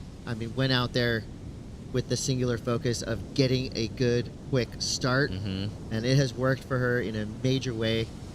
She's now at the back in third priority. Caroline Marks with second priority. Rachel Presti in that top priority spot. Rachel now needs a 5.27. That would be the second highest single wave score of this heat. So no easy task, as the judges have kept things really in that mid-range score, because I think they know, well, I know that they know full well, there are sections out there, there are ramps.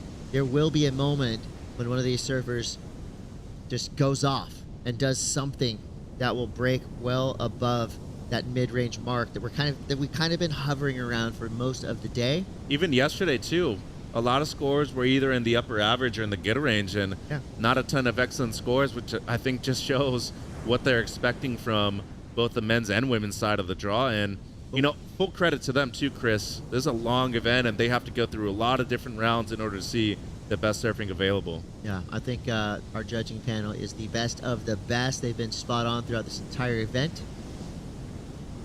When you're not talking about judging, that's a good thing. Exactly. When you're not talking about scores, that means they're doing an excellent job. So full credit to our male and female international judging panel. And Ray, since that, board that she got on left, she went on that one right, remember, that she was kind of forced to go on? And she's held first priority since then. 43 seconds left. Might be a couple bumps coming in. It could be just in time. Yeah, she needs to be on one of them, too. It's about to get chippy right here with 30 seconds left. Everybody sees it. And it's a nice-looking wave. 25 seconds. Who will be in position? Rachel Presti flips with priority. Needs a 5.27. Straight off the bottom. Onto the open face. Wave shoulders off. You can see it in her body language. That wave did not have a 5.27 on it. But she had to go. She had to use her priority there. So it was a solid effort for Team Germany from Rachel Presti. But as it stands right now, tenacious Tina Hinkle gets the win with a 10-point total. Caroline Marks moves through in second place. Rachel Presti third. And Luana Silva fourth. So Brazil gets one surfer through into the main round, as long with Team USA. Germany and Brazil head to the repechage. We got more action come from round 2 of the women. You're watching the ISA World Surfing Games. We'll be right back.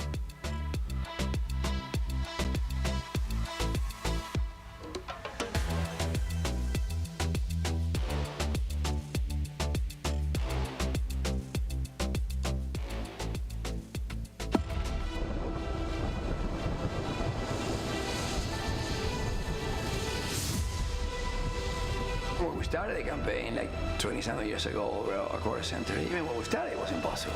Everybody, my friends, my brother, I said, you really want to put your energy in this? Let's go surfing. I never thought surfing would be in the Olympics, period. We all just looked and rolled our eyes back at, like, come on, Fernando. Surfing will never make it. I've never actually dreamed of being in the Olympics because surfing wasn't an Olympic sport. I never thought surfing would be in the Olympic sports. The Olympics wasn't ever a dream of mine because it wasn't a reality. It wasn't tangible. It's the biggest event in the world. Fernando is the reason why we're all there. Yeah, it's like me telling you I'm gonna, swim around the world. 27 years later, he pulled it off.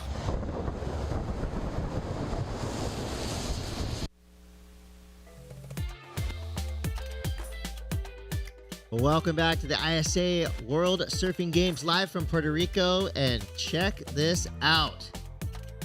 Carissa Moore has entered the chat in round 2, heat 12. Havanna Cabrero, local hero here in Puerto Rico. Zoe Zietz, representing the Netherlands, and Francisca Kiki Baselko.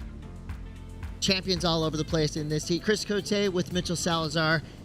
I'd just like to sit back and enjoy this show because we are in for it. 4 incredible surfers, all with unique styles. So talented. This right, I mean, if you could bottle this up and somehow mass produce and sell it, you'd be a millionaire, Mitchell. Well, first things first. Zoe Zietz, niece of the great Seabass. Props to Sebastian Zietz. He just started Kauai Board Riders. They competed over at the Usher Cup at the Gold Coast in Australia at the beginning of January. Props to you guys. We're finally seeing that movement over there in the Hawaiian Islands. Back to the heat, though. You have an Olympic gold medalist, 5-time WSL World Champion Carissa Moore. Kika Vaselko, WSL World Junior Champion last year. Havanna Cabrero, she's a local legend on the Challenger Series. She's been competing great on the regional tour on the QS. And young Zoe Zietz, who is a threat in this one, too. And especially with the swell decreasing throughout the day, you got to watch out for her on those smaller ones. She's able to fit in her tight turns in those short spaces, Chris. Yeah, this is going to be fun. And this will be a test for Carissa Moore. I mean, she is one of the greatest surfers to ever do it. She's going against 3 wily competitors. And then she goes ahead and starts like that. Good start. Huge turn for Carissa Moore. Identifying that section. And you can just see her eye line right towards the lip. Bam. Light work for our champion. And are you calling it the Seaside Tsunami? Is that what? Sure. Okay. Because Jake Marshall from Encinitas is the place that you're from. One thing that I always remember keeps on telling me, I start off quickly. At least I'm starting to get my priority rotations going. Case in point right here by Carissa Moore. Why wait? If it's slow out there, just get to work. At least put yourself in a position where you can work underneath everybody else's priority too. And I think this is huge for her. Just getting off to a quick start, at least get a score on the board, and then work off of that, Chris. And Carissa Moore taking the year off of the WSL Championship Tour for all, for a lot of different reasons, but one of the reasons she said she wants to focus on competing in the Olympics. Mm-hmm. She's taking some Carissa time, and I think she's earned that and more. Carissa can do pretty much whatever Carissa wants to do. She's never had a result outside of the top 10 every single year that she's been on the CT either. I mean, she's one of the GOATs. I mean, that's an easy one. And one of the most complete surfers to ever do it, both male or female, too. I'm hoping for some Carissa Moore video parts. Hey. I'm selfishly, I know she's going to be putting in the work. She can. And I'm hoping for some Carissa Moore video parts. Well, we're about to see Carissa Moore in competition, so one of the rare times of the year. So soak it in and enjoy it. I mean, you're not going to see much of Carissa in a jersey here in 2024, so this is a special moment. As we saw Havanna Cabrero right there, proving that, yeah, there are other superstars in this heat. Mm-hmm. Great start for Cabrero. And second-generation pro, her father, I'd say one of the key pieces of why Puerto Rico has been on the map for the last 20, 25 years. Won at Pipeline, which... Yeah, he's a pipe legend for sure. I mean, if you know, that's already very difficult. And looking at Carissa's first wave right here, a strong turn, 5 points for that one. Half of the scale for a major moment on a wave right there. And look at this, though, by Havanna. Just beautiful technique, lays it on rail. Never pushes too hard either, and just plays it really smart right there at the end. But it was all about positioning. Kika was right there to catch this wave, too, and Havanna with a little bit deeper positioning.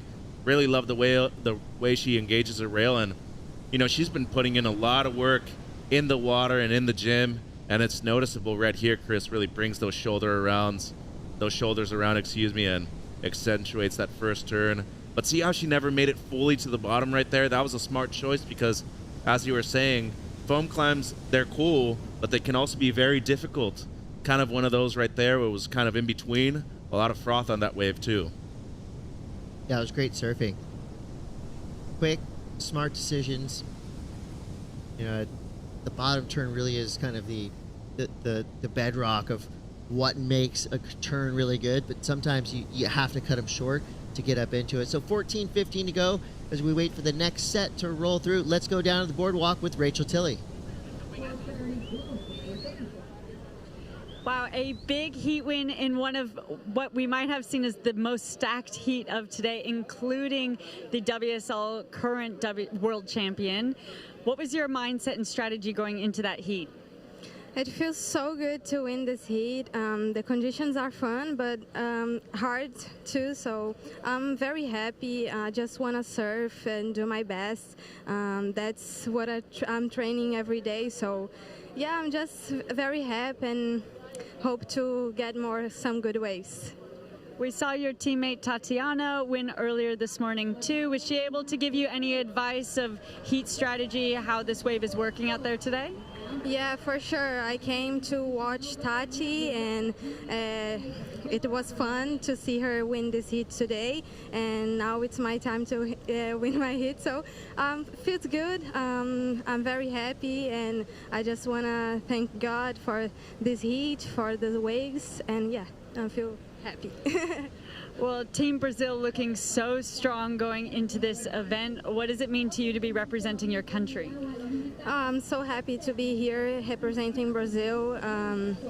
I born in Florianópolis, so I'm just representing Guarda do Embaú too. So quero mandar abraço aí pra galera que tá assistindo da Guarda, e é isso aí, vamos que vamos. Isa! Congratulations and good luck for the next round. Back to you guys. Surprise, surprise, another incredibly talented surfer from Florianópolis. Heine Hinkle went out there, did her business, came back to the beach, showed us gratitude, grace, and joy in that post-heat interview. That's exactly what you want to see. You know, while you're in the water, that's you at work, right? You're serious. She went out there, you saw her paddling through the crowd, sharking her way into that priority spot, getting those first two waves quick, and making her competitors pay. But you leave that attitude in the water, you come back, and you give us a great post-heat interview like that, and then your whole team surrounds you, and that's exactly what you want to do here at the ISA World Surfing Games. 100%, and I mean, great leadership there. Teco Padarats and the incredible crew at CB Surf, they've been doing an amazing job. We were just there a few months ago for the ISA World Juniors, and, you know, getting a new set and fresh set of eyes on an incredible committee that Brazil has now. I think having Teco at the man, somebody who was on the CT for years, a successful CT surfer too, is going to be huge for them. Who? Speaking of huge.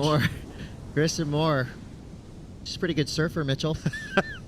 I mean, the understatement of the year. I think she's already had 2 waves that she absolutely blasted during those interviews. Look at her numbers. One of the highest heat totals of the day, for sure. A 7.5 and a 5, giving her a 12.50 total. She's just out there. It's like, this is cat and mouse. I mean, she is just playing with the competition. The way you said it, the way you phrased it made me laugh so hard. Like, she's pretty good at surfing. She's pretty good. She is pretty good. Well, her resume speaks volumes. And when you get a 5 or a single turn, too. Yeah. I mean, just to be able to identify beyond that wave, too, you're getting half of the scale. For one major maneuver, obviously, it talks a lot about who you are and what kind of waves you're picking, too. Because being the best surfer isn't just about, you know, doing the best maneuvers or applying the best strategy out there. It's also being on the best waves, and being able to recognize and put so much time in the water is a huge feat of what she's been able to accomplish in her young career so far, Chris. Well, and I think, you know, Carissa Moore, with all the accolades, the trophies, the titles, the Olympic gold, sometimes all those things overshadow the fact that she is a very stylish surfer. I mean, her style is perfect. It's almost so good that you don't notice it. It's like a Slater type of thing, right? Carissa Moore, with all the technique and the prowess that she has, doing maneuvers like that. I mean, nobody does that turn better than Carissa Moore. 4.47, so doesn't improve, but I mean, just that bottom turn alone is worth a couple of points. You know, throws the fins right there, was able to re-engage, and just not only that, being able to identify what a wave's going to do before it even breaks. What a the read spark that she there, has. too. I mean, she's been doing that same turn since her NSSA days. Absolutely. And then this is the 7.5. Huge layback right there. Combos it up with the one carve at the beginning. And then another thing that we have to take into consideration, 3 of the members of Team USA come from the Hawaiian Islands. I mean, that was just precious right there by Carissa. That's what I'm talking about, the stylist. But doesn't this remind you of town in Honolulu? There's a lot of waves like this over there by Diamond Head. You have Ala Moana Bowls, Kewalo Basin. It's just another day in town for Carissa Moore at home. Yeah, and I like the fact that, you know, she is taking time off from competition. Technically, she's on vacation. She's not surfing like that. She's surfing like she's in a world title heat. It might be refreshing to not have to do too many events either. You know, you take a breather, you get back into a jersey and like, oh, I like this. I enjoy it.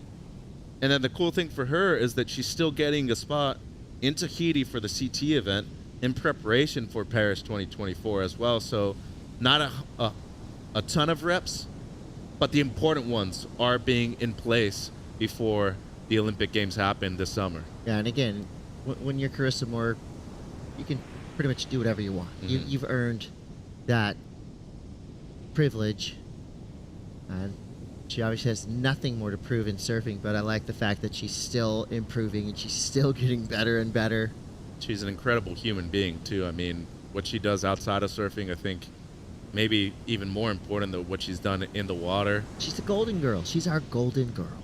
Well, and speaking of golden girls, both Zoe nor Kika haven't really gotten anything, and speaking of her, up and riding here. Here we go, Francisca Vaselco representing Team Portugal.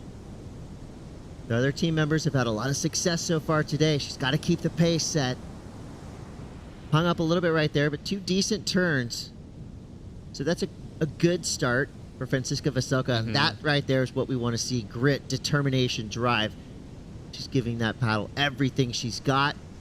She still has 7 minutes and 15 seconds to go. And the good news for Vaselco, as she drops that 3.43, now she's in the mix. Only needs a 3.41 to get up into an advancing position. And with a huge amount of time, too. 7 minutes. That's an eternity out there. You can work underneath everybody else's priority. But right now, Havanna Cabrero, she's only looking to improve on a 2.33. And using priority on this one here, Chris. Here we go. Hometown hero. Ooh. Puerto Rico, but right there, just a little chop. Yeah, lost. Throws her off balance. Lost her fins. 6:43 to go. Zoe Zeitz in the priority position in the green jersey right there in the middle of the peak. I mean, I'm sure it'd be kind of hard not to get starstruck. Sitting right next to Carissa Moore. I know that Havanna, Francisca, and Zoe have all probably met her. Maybe they've done Changing Tides with her, that WSL campaign. You know, they've seen her around at events. But it's a different story when you're in a jersey sitting right next to one of the greatest to ever do it. I'm sure they're not intimidated because these 3 young surfers have definitely put in their fair share of work. And they've got a lot of confidence. But, I mean, come on, that's Carissa Moore you're going up against. Yeah, it's an honor to be able to share the water with her. But how do you like this. How do you replace an honor and a privilege with I'm gonna beat you? Right. To me, it was music. You know, I'm just putting on my headphones, blasting something that's getting me motivated, inspired to move forward. And you know, at this event, you're gonna be able to see a lot of those people. Hey, I was able to surf against John Florence, but I, from this perspective, am saying that I'm gonna compete against him. Right. There's people that are saying, oh, I get to surf with John Can't Florence. wait to watch. You shouldn't be thinking that way. You know, in the end, it's an honor and a privilege and everything like that. But remember, you're still here to compete. And in the end, that person will probably risk everything that they have in order to beat you, too. So why wouldn't you do the same thing to beat them? And I think in the end, the people in your corner matter in that sense. But most importantly, it's going to be able to come down to you to be able to flip that switch in the moment, Chris. And I have seen Carissa Moore in headphones pre-heat, warming Big up. time. she fits the description of a Swiftie. She's positive, she's smart, she's got enthusiasm. I'm wondering, is Carissa Moore a Swiftie? Well, tell Rachel. us out there in social media. We know Taylor's watching. Taylor, how you doing down in Australia? Probably tuning in right now to watch your girl Carissa Moore. Are you a Swiftie? I'm a low-key Swiftie. Yeah, I am actually. I'm a recent addition to the Swiftie army. Okay, so it's like the Kate Bush thing, running up that hill, post. I'm a folklore era Swiftie. Yeah, I'm new to this, but I'm true to this. I'm on the team. 4:20 to go here. Carissa Moore in the lead, a 7.5 and a 5. Havanna Cabrero in second. Francisco Veselko needing a 3.41, and Zoe Zeitz needing a 5.83. Is this the wave that Zoe Zeitz needs? Straight off the bottom, right into the lip. That right there was an impactful turn. 2 big ones for Zoe Zeitz. Now here goes Carissa. Woo. Trademark, textbook, arcing carve, and a beautiful roundhouse cutback to add some flair to the end of that wave for Carissa Moore. So Zoe Zeitz with one of the turns of the heat for sure. Super fast. A lot of energy went into that opening turn. She did get a second. So with 3:30 to go, see, the second you mention Taylor Swift, things amplify in the water. It works. It's the Swiftie effect. Well, by far one of the biggest sections we've seen so far in the heat. Zeitz is going to get her best ride by a mile, and Kika right here. This might be a big wave for her, Chris. Here we go. Francisco Veselko. Nice carve there. Hammers that end section. So a different type of wave. She did get that chance to hit the secondary kind of closeout section. Didn't have a lot of power behind it, so she wasn't really fully able to lean into it. But now we're waiting for all kinds of numbers to come through. And at least 1 or 2 of them are going to be difference makers in this heat. And it seems like Riss might be interested in that. She's going to let it go. So the interesting thing here is that Cabrero only has a 2.33 as her backup. And she's had that for a long time, too. But Kika might move up in a second. We're still waiting on the opener of Zeitz. And Carissa, I mean, she's very far out in front right now. So you shouldn't be thinking that first is really an option right now. Settle for second if you have to. 2 minutes 20. Cabrero right now with priority. Just be on a wave at the end, especially if you hear the beach announcer is going to tell you this heat's going to switch, because it's close right here between Veselko and Cabrero. I feel like Kika just might get the score that she needs. And here we go. Havanna Cabrero trying to defend that second place position. Big number comes through for Zoe Zeitz. Beautiful looking wave there. Ample opportunity to carve. Cabrero now. It's exactly what she needed to do. Trying to get rid of a 2-3-3. Surfing with speed, power, flow. Dynamic down the line. The opening snap carve combo was great. Definitely going to get rid of a 2-3-3 there. Add to that 4.5 total. Zoe Zeitz made her job a little bit easier. But that 1.5 is going to definitely change once we get the number that Havanna just dropped. Yeah, and what a way to handle the pressure, too. Oh, yeah. Competing at home. Your dad's here. You got the support of all the fans on the beach, too. It's a big moment for not only herself, but for her nation, too. So Puerto Rico, your girl's doing great right now. I mean, to be able to do that in the last 2 minutes, make a pivotal and decisive, not only with the intent that she had of improving her score, but of keeping everybody else off of the wave and converting that into a positive thing, was huge for Havanna. But as of right now, Zoe Zeitz proved that she can get it done with just one turn, Chris. Yeah, that was... Has first priority, win or too. lose, that's going to be a highlight style turn. Well, here she goes, it seems. All right, still needing 1.5. That is, of course, before the number drops for Havanna. 35 seconds left. That wave was a no-go zone. Had to try, though. Time going quickly. Kika outside, maybe here. No. Yeah, Carissa Moore had priority. There you go. She is a brilliant tactician as well. Pretty sure highest heat total of the event, too.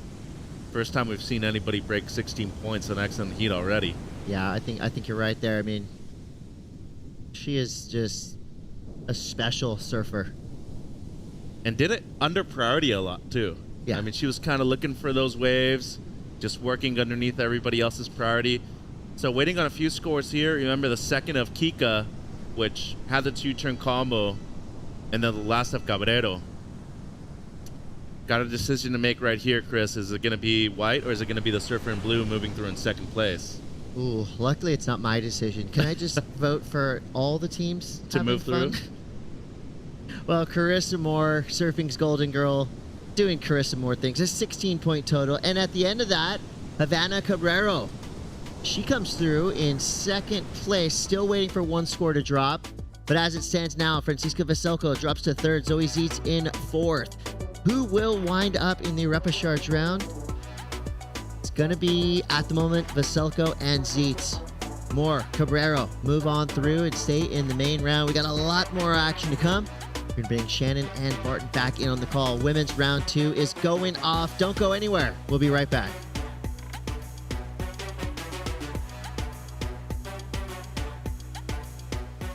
The first qualifiers for the Paris 2024 Olympics have been announced. Sarah, come here. Jordi, come here. I think you guys should be getting ready to go to French school because I'm going to see you next year in Tahiti.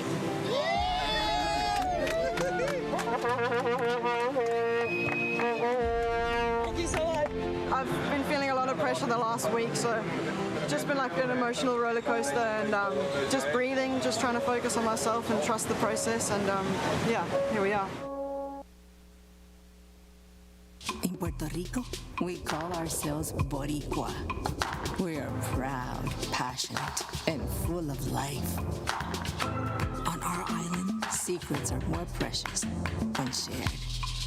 Passion flourishes. We enjoy until our hearts are full. And we know that gifts can come from anywhere. Live Boricua.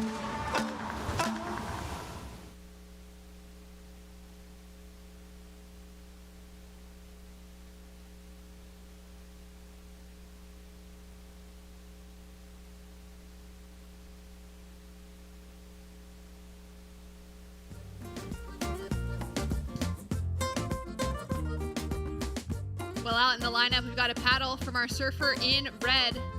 Mahine Fierro out of France. Into that first opening turn, carving it back into the section, and now looking down the line, tagging it up for a great looking hit as she works her way through to the inside section. Just seen Carissa Moore entering into her retirement now, coming out with a couple of strong heats here at the ISA World Surfing Games. Very exciting to see her putting in all of the effort on her road to the Olympics, her final event of her career potentially happening later this year, and getting some solid scores. We've now got surfers out in the lineup. Sarah Baum on her backhand, straight up into the pocket, setting it up here and wrapping it around onto the inside section. Looking for that critical pocket for her to finish off with as well, and she's got a score to draw. Alice Barton with a 0.87 on the board, and Erin Brooks for Team Canada out in the lineup as well. This is going to be an exciting heat, Barton, to be able to see the action, and we've got some scores to drop as well. Yeah, it's a goofy fest, that's for sure. Sarah Baum, Erin Brooks, Vahini Fierro, ripping on their backhand. That was a great ride from Vahini. Here's Erin. Erin now driving down the line, setting it up here, straight into the lip. Potentially just the single maneuver, and she'll kick out quickly. She said the waves were a little bit challenging in her heat yesterday afternoon at El Pico, just getting to know that new break. She came away with a victory, and it had kind of an easy time finding that, but she just said from actually finding her way in the water, it was a little more challenging than she would have liked. Out in the water up against Vahine Fierro, Sarah Baum, Erin Brooks, and Alice Barton. We know, Barton, that Vahine Fierro and Sarah Baum have already secured themselves with spots for the Olympics. Yeah, good point. Which is very exciting. Both of them gaining that continental qualification out of the 2023 World Surfing Games. And now Sarah setting it up off the bottom. Square off that first turn. Big wrap around for the second. And now lining it up through to the inside here. Wow. Great combination surfing from the South African. Yeah, it's beautiful, wasn't it? Sat wide. The other surfers had the priority, so she decided to stay wide. Got that beautiful, definitely better than the first ride. Vertical, critical maneuver on the first section. Vahini paddling here. She opened up with a 5-point ride. Now on her second lap, throws a lot of spray out of that opening turn. Ooh. Connects with that lip line on the second. And a foam climb to slip. The work done on those first 2 turns to put her backup score on the board. Yeah, absolutely. Felt like the energy on that wave was a little stronger, a little more aggressive than the first. Shame about the third little foam climb to face plant. But and look at the kicking in the paddle. Ferocious paddle to get back out there in front of Sarah. Look at this big section. Beautiful turn there. Kind of stuck at the top for a little bit, flattened out. Wrap back to the pocket. Here's another section. Boom. Got a 5. I was reflecting on the 1-turn 5 of Carissa Moore's compared to that, which is an interesting comparison in itself. There's the first ride of Sarah. Couple of turns, just waiting for this to stand up. Finds that inside. It doesn't really. It kind of showed a moment like it was going to stand up, but then drew back down. It's the 1-turner of Erin Brooks. Wide in the stance, gets the arms out, flies into the lip, 1 turn, jumps off. Take one more look at it, more from the judge's perspective. Back foot punching down on the back fins, pushing and squirting the board. It's the 1 turn, nice turn. Oh, watch this. This is the wave of the heat so far, perhaps. At that point, definitely nice, big backhander entry, tight to the pocket. Little catch of the rail, but it made it look dramatic because she was right back in there, and then the final turn, beautiful as well. 2 turns of serious consequence on that one. Well, we still got scores to drop, but let's appreciate the surfing from Vahine before we announce those. Well, that second turn was money. So big, good. flaring turn. Unfortunate about the finish. So situation in the lineup, we've got 14 minutes on the clock. We've already got a paddle from Alice Barton. She's currently sitting in 4th position. Has only had the 0.87 for Great Britain and connects with that lip line. It's a little bit caught for a moment, and she'll kick out. She's chasing a 4.14. We'll see where the judges go with that score. More scores to come, but before we get to those, let's go down to the beach to catch up with Rachel Tilley and Carissa Moore. Congratulations, Carissa. It's an honor to be standing here next to you at the moment.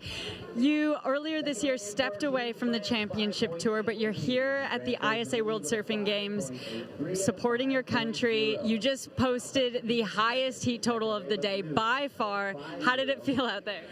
No, thank you so much. I'm really excited to be back in Puerto Rico. I was here like 13 years ago for the search event at Middles, and so it feels like I'm here with a totally fresh pair of eyes, and it's a beautiful country that people are really kind and has been so hospitable to share their waves with us, and the waves are super fun. So I love the team atmosphere. The USA team getting to hang out with Caroline and Katie, John, Barron, and Tyler has been super cool, and our coaches and support team are awesome. Yeah, that's amazing. You can see the energy. You guys have an awesome team going in, already qualified for the Olympics. So what are you looking for from this event? It's a great opportunity. I mean, there's a lot of really great talent from all over the world, especially like there's countries that aren't represented on the World Surf League, and so it's cool to see all these places really like step up, especially on the female side. It's been such a boom of progression, and so I'm just happy to be here to be a part of the experience. And for me, it's like an extra practice leading up to the Olympics. Well, the surfing you were doing out there was absolutely incredible. You looked one with your board. What is the equipment that you're on right now? I'm really, really fortunate to be working with one of the best shapers in the world, Matt Biolis, and I'm just riding a 510 round tail driver 2.0, and it feels really good. It's actually one of the boards that he shaped for me for the finals, so they're still going good. Well, it's so great to see you here. Great to see you in a jersey, just absolutely lighting it up. The crowd is so excited to see you here. Congratulations and good luck for the next heat. Thank you so much. Hi, everybody. Back to you guys. Thanks so much, Rachel. Great to hear from Carissa. Sounding cheerful, excited to be in the mix in that preparation for another run at the Olympics. Yeah, and it was an amazing performance. Got set up by the 1-turn 5 at the start, and I feel like at that moment she went, well, that wasn't that hard, and it took the pressure off, and it was a really easy heat to surf from that moment on. great performances, and then there was some flaring progressive surfing as well as the full contact rail carving. So, yeah, great performance from her and puts everybody on notice, really.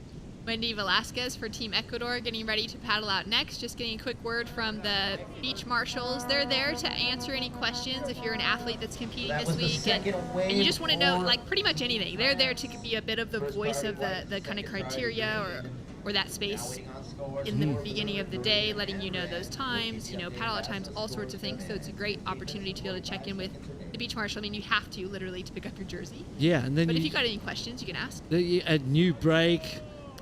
For some of the surfers, a new competition format, so there's definitely things you need to know and clarify to make sure you don't make some subtle mistake that costs you advancement. The Olympic gold medalist from Tokyo 2020. Quite a few fans down on the rail right there would have watched her heat and been so excited and kind of, once you get down to a contest site, as a Grom growing up, I grew up in Huntington Beach, California. The U.S. Open was like, the highlight of the summer. We'd all go down there and you'd scope out the areas where you could try and bump into people and try and get as many autographs as possible when we were young. So you're always kind of looking, all right, what does it seem like? Well, maybe they come out of that gate this time, or actually they're going around some other way. And you've got friends in different places. Here it's a little bit of a smaller setup, so it's slightly easier to notice exactly where those surfers are going to come out. But so many of them have been gracious with spending their time, answering questions, getting a photo, giving an autograph, and it's been really fun to see. A few of these surfers in the lineup, I'm sure will have moments like that when they get out of the water.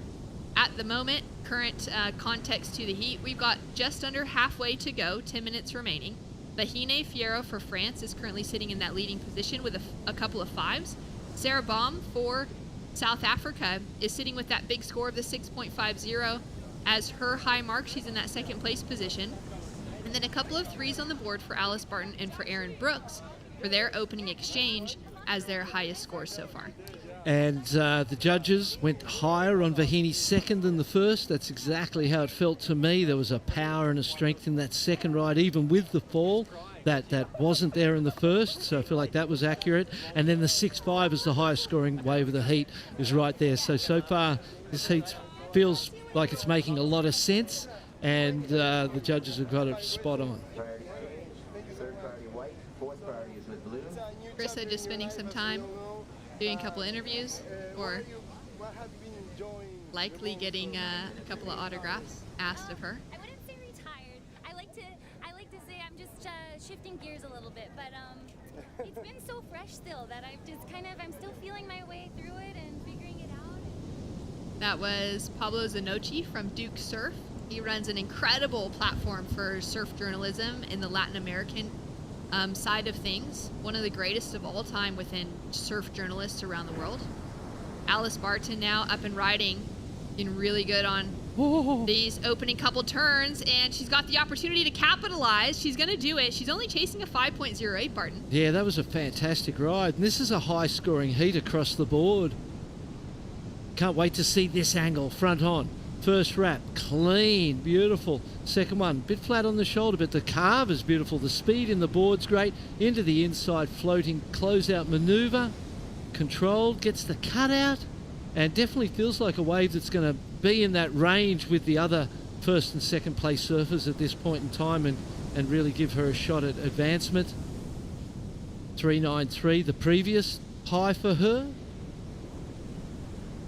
So there's a chance that she could go to second place with Sarah Baum still holding on to that 2.5 and a total of 9 points. So looking, 3.2, 4.2, and she's on her way. Having a paddle now for Sarah, so waiting for a wave of Alice to drop in. Sarah looking to improve on the 2.5. Little wrap to start off with, and that top third of the wave connects with that lip line, goes a bit more vertical on the second for a left. A little bit of a flatter wave. What are your thoughts on that one? Yeah, it's some urgency to replace the 2.5. That's what it felt like to me. Like, let's just get something better than that 2.5 and start building on that second score. 6 minutes, 7 minutes on the clock. Perhaps there was time to wait for something better. But let's have a look at it on the replay and really assess this. First turn, just a wrap. As you said, it's a bit flat on the face. Goes in for the last turn, and it just didn't feel that exciting, you know what I mean? It felt like one of those 3-point type of rides that we've seen. ridden before. Judges still considering Alice's wave, but there it is, a 3.03 for Sarah, so that makes sense too. So Sarah increases the requirement now on Alice to a 5.61 off the strength of that 3, so slightly higher by about 0.5 on the requirement for Alice. Erin Brooks has been sitting with priority for a little while, Barton. She's got that control factor, now chasing a 6-point ride in that 5.94 specific requirement. She'll need at least 6s as the majority across the board. Take her through to that, top 2 position. She's got some weight on her shoulders in this event. We know how hungry she is for that Olympic qualification as such a young surfer still in the draw. And we've got a score that's just dropped in now for Alice. It's a 4.60. And she stays in that 3rd place position, but she's chipped away at her requirement, now being just less than a 5. And so a good move from Sarah Baum to get the 3, because without that, she would have gone into 2nd place. So that made sense, improving by that 0.503. Actually, it really did make a difference in the end, 0.53 it was, wasn't it? Improve on the 2.5. So that was the difference, kept her in the lead, or in 2nd place, or in front of Alice. So strategic there from Sarah Baum. Now in the 4th priority, though, Alice 3rd. Erin Brooks, as you said, a super determined young lady, would do amazing at that location, and is certainly, with Katie Simmers and Molly Picklum, one of those people you look at as the future of surfing. She's going to use the priority right now. Now up and riding, Erin Brooks. Great composure as she drives through that first turn. Technical and pristine as this wave now starts to give her a little bit more of a challenge. She's always good at generating her own speed on any wave, even if it's not offering very much for her. So chasing down a 6-point ride on that one. And we've said it quite a few times today, but it didn't feel like the wave she was waiting for. She kind of got forced into going it because everybody else wanted a piece of it. Sarah Baum. Sarah with a little bit of a meatier section maybe in front of her than what we just saw from Erin, and she gets the in section with even more available for her to hit down the line. Erin just makes sure to stay out of her way there on the paddle back out. And so Sarah makes sure she's out of the wave in front of her to beat her to the priority position. That's right. So Sarah, looking now to improve on the 3, is going to make it much more challenging on the rest of the field. Scores in for last of Erin. It's just shy of the 4-point range with a 3.83. So she's still sitting in that 4th place position. Hasn't really found the rhythm that she had in yesterday's heat at El Pico. I think she needs to find those closeout sections. Actually, she could go to the air and get a massive score, because we haven't really seen anything of that nature, and Vahini could use first priority right here. Straight up into the lip for Vahine. Driving hard off the bottom, seamless from the first maneuver into the 2nd. Now wraps it around as she looks down the line for these finishing moments. Connects with the foam. Might have another corner to work with here. Keeping that board on rail, finding a bit of speed, and takes that stumble at the finish. Sarah gets a 4.23 and improves again. Vahini with that wave. Either Sarah's or Vahini's were most probably a wave that Erin could have sat and waited for. Alice now up and riding on her feet. Setting herself up for that first section. Turn looks great. Snaps for something more critical. And unfortunately, that outside rail just hits the surface of the wave. We've seen a few surfers go down in that same way. 2 minutes, 30 seconds on the clock, Barton. What are you seeing? I'm seeing priority with Erin Brooks needing a 6.9. There's the possibility of getting that with turns. We haven't seen too many big scores from turns. And in my mind, I just would be thinking airs if I was her. It's the kind of the quickest way out of a troubled situation that she finds herself in. 4th place, really neither of those scores, the 3.8 or the 3.6, you would want to have kept at the end of the heat. And so it's all or nothing at this point. It's a one-wave situation. Well, maybe it's a 2. Maybe you could get 1 right from the peak and then get a wide right and fit 2 in this last 2 minutes. That is possible from a timing perspective. But largely you'd be thinking it's a one-wave, and it's got to be something super spectacular to go that high. Alice with a paddle chasing a 6.14. opting to go on the right, sets herself up for that first turn, just kind of transitioning to make sure to capitalize on the finishing section, but she'll go down, so she won't be changing her position in the water. Well, someone who didn't change their position but improved it by a large amount is Vahini Fierro, a 7.67 on that last wave. Again, I'm thinking Erin Brooks waiting with the priority and getting that wave. So there's some problems around or issues around the use of priority and wave selection that she'll be able to reflect on and see that, you know, all of these ladies surf incredible. And it's been Vahini who's found herself right from the start on the best waves and done some fantastic backhand surfing to consolidate the lead. 50 seconds on the clock. Erin with priority. Will she get a chance? See Vahine just sticking close to her, applying that pressure, although of course Erin will have the first priority to take off on a wave. A lot of surfers will use that positioning of themselves just to apply that kind of, hey, I'm here. Yeah. I'm not going to let you alone, and that can be enough to rattle people quite often. Sure can. Erin now with a paddle, 30 seconds on the clock. One of the best tube riders in the women's field, one of the best aerialists as well, taking to turns to try and find that 6.90. Critical opening turn, having to go to those cutbacks, unfortunately, because the wave goes soft, and you can see her really working hard with this to just stay on it. If there's going to be a little section, she's absolutely going to be able to tag it. But will it be enough with the scores that we've seen dropped for the other surfers? Still putting in that effort, but you can just sense in her body language that feeling that it hasn't quite gotten there, and she's going to be battling through the rapid charge round. The fact that Vahini broke through 7 gives you hope. You go, well, the judges are willing to go there. There's a chance. They've already gone there in the heat. If I can get something comparable, I'm a chance. But the first turn was promising. Then the wave just went a little bit flat. Had she been able to back it with a second similar section? Yeah, if there were 2 sections, it would have. The first was enough to give her that opportunity. Time's up. And for Erin Brooks, it looks like the repechage round it is. Vahine Fierro with the win. Sarah Baum does have a score to drop as we're looking just at the line coming through from the judging panel. And Erin Brooks as well with a score to drop. So official results to come. But at the moment, it's Vahine with the lead. 7.67 as her high score, and she's continuing on her road to victory towards the Paris Olympics.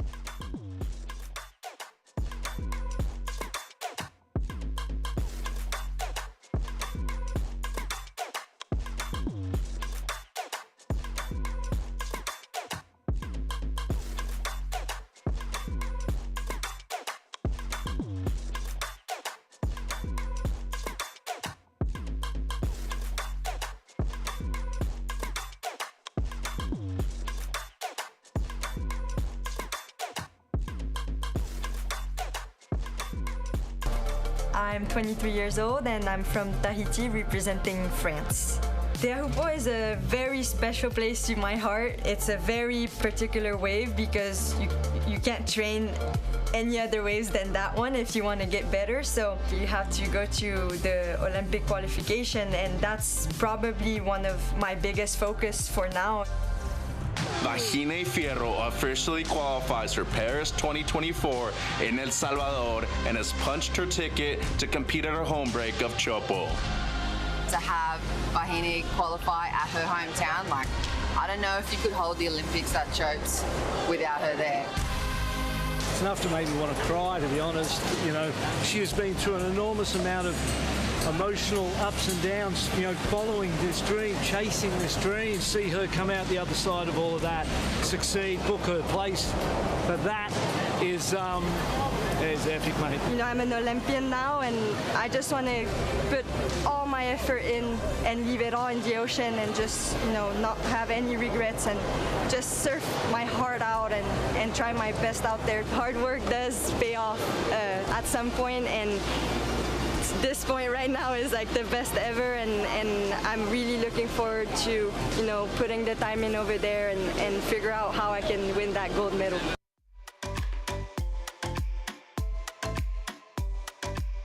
Welcome back to the action. It was official. Vahine Fierro holds on to the win with Sarah Baum in second, and Erin Brooks gets a score just enough to move her into that third place position, but unfortunately we'll be seeing the young Canadian competitor heading into the repechage round.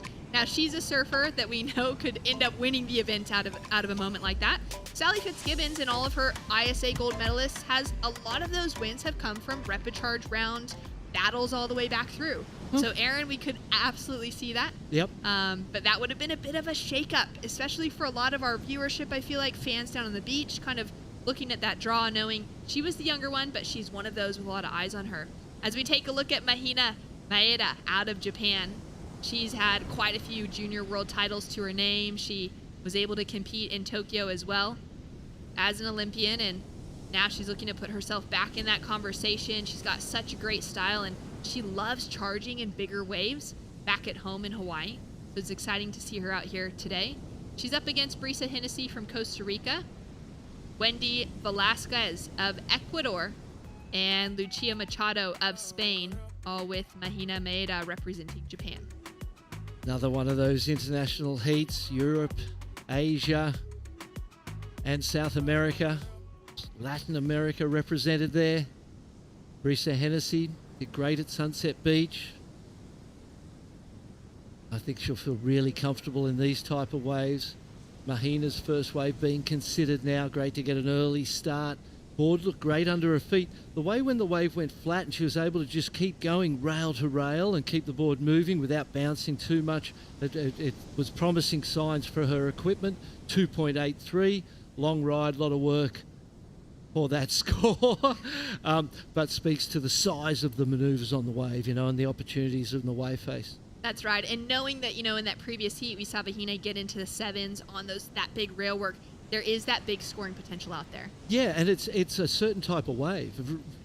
All of these ladies surf so good. That last heat was maybe the most competitive heat that you and I have called. Everybody got opportunities and good waves. Here's the replay. So there was a first wrapping turn, no sort of connection with the lip, and then from there on, it was just work, tradesman-like work to try and create a score. And the information is, don't bother trying that way again, because it's not going to get rewarded. You can't bluff them into a score just because of the length of ride or because of the work through the inside. They wanted, and the way that board carved back here, you watch this part here too. See the fluidity of the board from rail to rail, how she didn't have to kind of, get off the back of it and move forward and try and make it connect. So great equipment under her feet, nice inside turn. But again, long paddle, a lot of work, and in the end that would be a throwaway, and you get back out the back and you go, well, that was a lot of paddling, a lot of work. At least I'm warmed up. But she's back out the back now anyway with the others, so nothing ventured, no loss there at all. Already straight back out there. Down to 15 minutes on the clock. Let's go down to the beach to catch up with Vahine Fierro and Rachel Tilley. Congratulations. What a strong heat win against a stacked field. How did you feel out there? Yes, it was nice to change spots and surf a dominant right. It's like it changes from the other side, and it was a really good heat. We were already 2 Olympians, and then Erin, that's an upcomer and has a bright future. So it was like a good heat, and I was really happy to be against them and perform well. And when you have a field like that upcoming in your heat, what do you do prior to paddling out to prepare for mentally? With the French team, we're really well supported and surrounded. We have our trainer, our coaches, so we can rely on them and have confidence in our hard work before the event as well. So that's kind of the little things I remind myself before my heats. Well, you're already an Olympian qualified. So, and not only are you an Olympic qualifier at the moment, but it's coming to your home in Tahiti in July. What are you looking for from this event in preparation? I think this event is really important. I'm really happy that I'm already qualified, so that's off my list. But we have other Olympians to qualify, and it's just a good event to start our year and start strong and carry on for the rest of the year. Well, with such a strong start, I'm looking forward to seeing more of you throughout the week. Thank you. Back to you guys. Thanks so much. That sort of surfing is just, it's so exciting to see. I feel like for Vahine, she's finally achieved some of the goals that she set. She got so many great goals, have just missed by those, narrow margins of how many women actually get to qualify for the CT, those kind of things, where had it been equal numbers, she would have been on the CT for years now. Yeah, it's been a really emotional journey of those so close but failing, and it really starts to wear on you. And, you know, I always used to tell her when we were working together, just keep going, it'll turn, just keep pushing, keep focused. And the surfing we saw on the slow-mo during the interview shows you how great her surfing is. And then at the Olympic venue, there is no one better in the female field. So got a big chance coming up with that Olympics. And as she said, the French team, super professional in their preparation. And one of the things that she did in one of the breaks that she had, she went and did the police academy training. I just read about that. With firing guns and in the line, having to assert yourself in a situation, semi-crisis situation. So I think that was a great experience for her to help her, embrace and connect with her strength and power. As we see some strength and power from Brisa Hennessy on cue. Beautiful opening wrap. Just digging in that rail, gets the tag to finish. And Brisa, like you said, put together a beautiful performance out at Sunset Beach. A former winner there as well. It's awesome to see someone that connects with the wave, even if they don't walk away maybe winning the event again or, in close years or whatever, just to be able to have some real good showings at a spot that's kind of a favorite for them is really nice. And she's very aware, enlightened, smart, wholesome young lady. She's got all of those elements and understanding in her mind that allow her the opportunity to create this amazing physical performance. And she's a real talent and someone who's going to have a lot to give to the sport of surfing.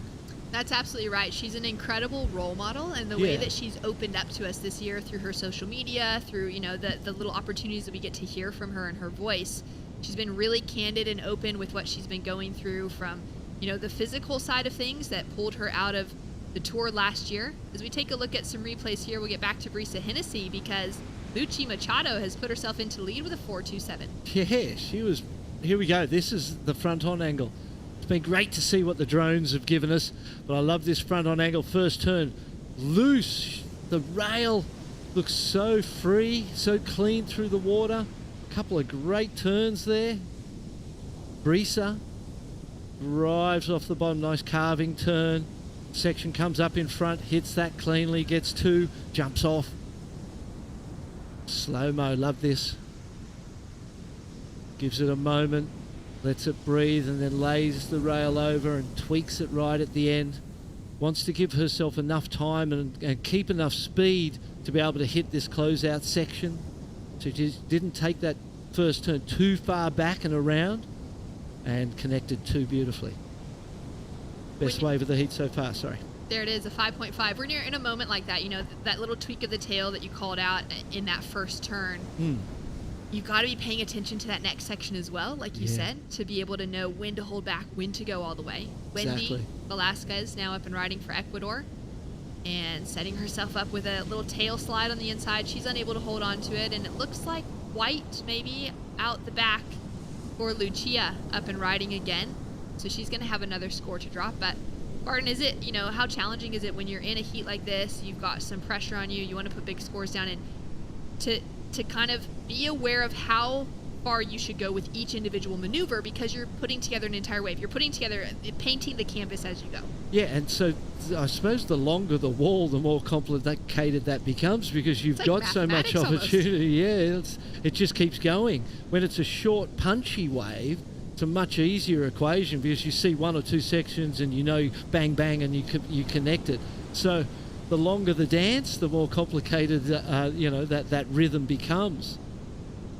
We saw Mahina get a short little left as well. That's that 0.8. She just went for a forehand re-entry and nosedive.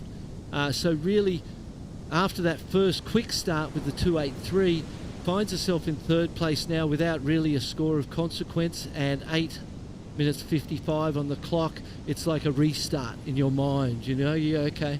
First wave I felt good, like I surfed it well, but I didn't get a score. Second wave I felt, okay, let's leave all of that behind us and concentrate on the breathing and start all over again. Try and make this priority count. Paddle here from Leilani Mccal. Straight into the section. That was a great little lip that was offered for her. She capitalized on it. Wave doesn't give her too much on the finish. She's still able to stay on top of it, though. and she'll put in a solid paddle. We saw a great display of surfing from Nadia Aristarbe, who was in the first heat of the women's division earlier this morning. For Team Spain specifically, she took away a solid win in that heat. And we know that Janire Gonzalez is also on their team. She's been putting together some great heats, had a really solid standout performance alongside of her sister Annette at the World Juniors last year. Remember absolutely. that? One of the standouts. 7 minutes 45 seconds on the clock, and I have just received the news that Brian Toth is in the water at podium 2 on the men's podium, and he's just moved himself into an advancing position off of surfing like this. Solid bit of rail work, Barton. Yeah, Tothy just looking energetic and alive. And remember, just a little moment ago, we were hearing in the back of our headsets, I could hear the live cheering from this bank behind us. That's what it was. It was the performance of Brian Toth, the hometown boy, advancing, keeping his spot in the main round, and the locals were going crazy. The Puerto Rican on the men's side, back to the women with Ecuador up and riding. Kind of a softer, slower turn for Wendy. She's come into the conversation for this event for their team alongside of Pacha Light, who's a newer member. Yep. Her team, Ecuador specifically, would have competed under the Australian flag for a long time before that. And Mimi Barona, Dominic Barona, who's an Olympian and has been, when it comes to progression and what Mimi has done in the women's aerial game through the years of her generation, that's just a little bit older than some of the women in the water right now, has been incredible. But for Wendy Velasquez, she's here in place of Genesis Borja, and Genesis is a surfer that we've come to know very well through the ISA World Surfing Games. So well done for Wendy for getting herself into that team. It's a very stacked team now to be competing in, and it's a huge accomplishment to be qualifying on the women's side of the Ecuadorian team. Yeah, that's amazing, and they'd be looking up to Dominic and just going, she's, like you said, she's been leading for those girls, and when there's someone doing it from where you live and you realise, hey, they're doing it, I know them, I could maybe do it too. Here we go, Mahina. Oh, heavy section. Hope she's all right, because that looked like the wave forced the board back at her. She's back on a board, she's all good. Used to surfing those heavy waves back at home on the North Shore. And getting yourself back in position. Just quickly to go back to the Mimi Barona conversation. Yep. She, to me, for Mimi Barona for Ecuador is the same as a Sofia Milanovic for Peru. Yes. The success, Mimi doesn't have a world title. No, but what she has done in her years of competing and her time at the top, on those top tours, has been incredible, and that she's still a very relevant name. Exactly. Within Ecuadorian surfing and global surfing as well is just that same strength that Sofia Milanovic was carrying just a few years ago when she was in the Olympics in Tokyo. 100%. It's so powerful to have an example that leads, and you can slipstream in behind there, They talk about it in bicycles or running and other sports, but for surfing, to have someone that someone from your home, someone who has already done it, just opens up that door for you. You recognise that it's a reality. Interesting to see Mahina go 2 lefts so far. She's got such a great backhand. I'm hoping that the surfing on the first wave and the resulting score from the first wave didn't kind of put her off going backhand. You know what I mean? I feel like because you wouldn't naturally look to the left today, especially as a goofy footer, and the backhand's always an advantage, really, because you can get vertical. You can when you're snapping back, you're driving back into the wave, and you can see it. So I think Mahina's got to get on the backhand. She's got 4 minutes. She needs 2 rides essentially in those 4 minutes. So it's possible time-wise. Just need Mother Nature to contribute. Right. Yeah, with 4 minutes, that's actually a lot of time. Yeah. It seems short, but there's enough time for maybe 2 more waves per surfer. Mahina now finally taking your advice, the goofy foot, one goofy foot to another, taking to her backhand, and starting to find a bit more power out of those turns. Chipping away at the 6.1 requirement as Carissa now up and riding on her forehand. She's been knocked down into that second place position because Lucia's been able to back up her higher score, or be able to back up her 4.27 with a higher score of a 5.73. That leaves Brisa looking for a 4.51 to take first. What a great heat it's been from Lucia Machado. You know, she's had 3 scores, waiting on a 4th to drop now. The 4.27, 5.73. Her backhanders look great. The board has been super loose and squirty under her feet, allowing her to just have that life in the performance. And the judges have loved it. Anytime you're ahead of Brisa Hennessy and even Mahina Maeda, who are both very, consistent, very experienced competitors. You've got to feel good about that. Spain in good form here. Lucia is 19 years old. She's from the Canary Islands. And just 2 years ago, in 2022, she walked away with a silver medal at the ISA World Juniors. Canary Islands explains the comfort level we see in her surfing here with the reef breaks, doesn't it? Absolutely. A little bit of water moving everywhere. It's not, it's got all that exposure of being an island that just is kind of sucking swell from lots of different directions. Yep.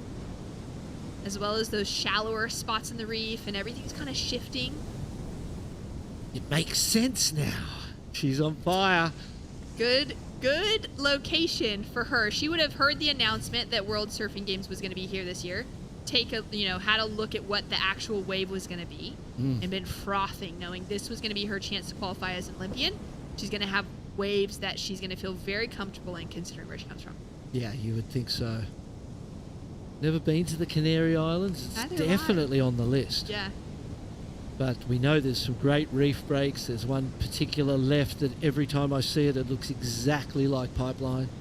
And Brisa Hennessy here on the replay. Beautiful big wrapping cutback. Got a 3.67, so slightly improved on the 3.43 before it. That was her opening ride. You can imagine anytime you ride a wave that doesn't improve on what you've already got, that's a mistake, whether it's a wave selection mistake or you've fallen or misread the wave and not got the potential out of it. You always want to be building and have every wave that you ride be better than the previous.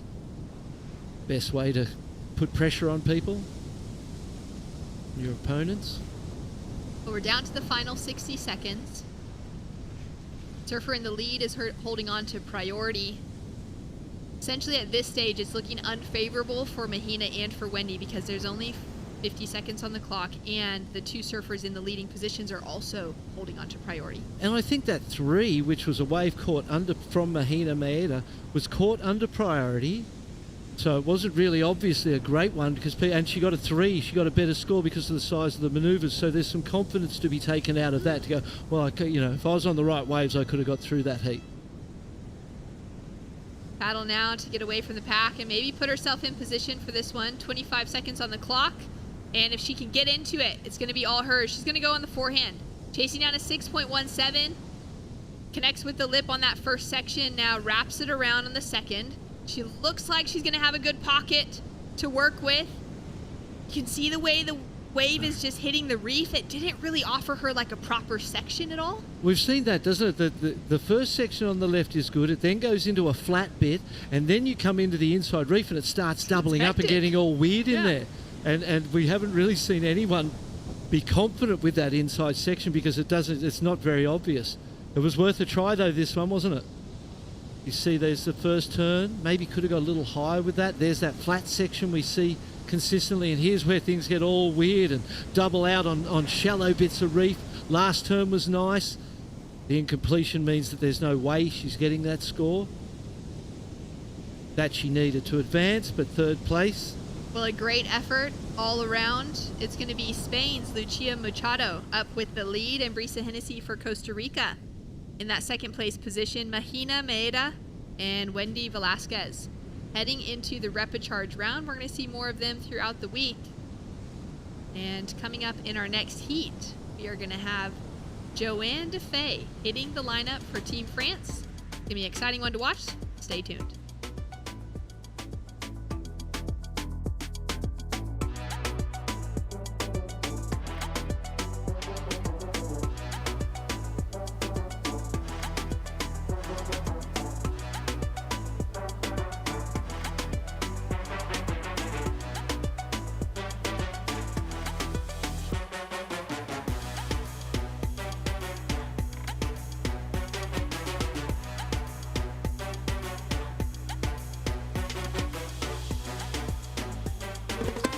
was a spectacular day of competition for the 2024 ISA World Surfing Games here in Puerto Rico. Team France's Cali Vost earns himself a 7.5 for one of the best barrels of the day. Gabriel Medina links up a series of strong backhand turns for a 7.5 for Team Brazil. I'm focused on my mission, I think I gotta make hits. I'm gonna try to do my best. And Team Brazil's Iago Dora gets the highest score of the day in the men's main round 1, an 8.0. Team Australia's Molly Picklum gets an 8.67, the highest single wave score of the event so far. Daniela Rosas gets an 8.17 for Team Peru. La verdad que es que súper nerviosa. Hay un montón de competidoras súper buenas acá. Sé que Perú es un país súper fuerte y sé que tenemos un montón de nivel. Así que en verdad no quiero pensar mucho en eso. Hacerlo hit por hit, estar tranquilas y demostrar un buen surfing. Tokyo 2020 Olympic gold medalist Carissa Moore earns herself an 8.10 for Team USA. Tune in tomorrow for more action.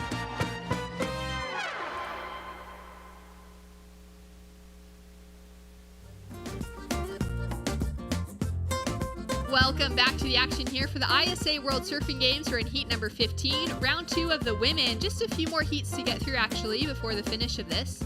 Joan Defay from France, Natasha Van Grunen from South Africa, Matea Olin from Canada, and Sky Brown out of Great Britain. This is a really exciting one. Each of these surfers has such a unique story behind them and their pursuits within surfing, what they're giving back behind the scenes as well. And it's going to be great to see how it unfolds. We've already got a few scores, Barton, that are through, so we'll just update ourselves and the audience on where that's sitting. At the moment, it's Defay in the lead for France with a 4.83 and a 2.67. Brown for Great Britain sitting with a 2.1.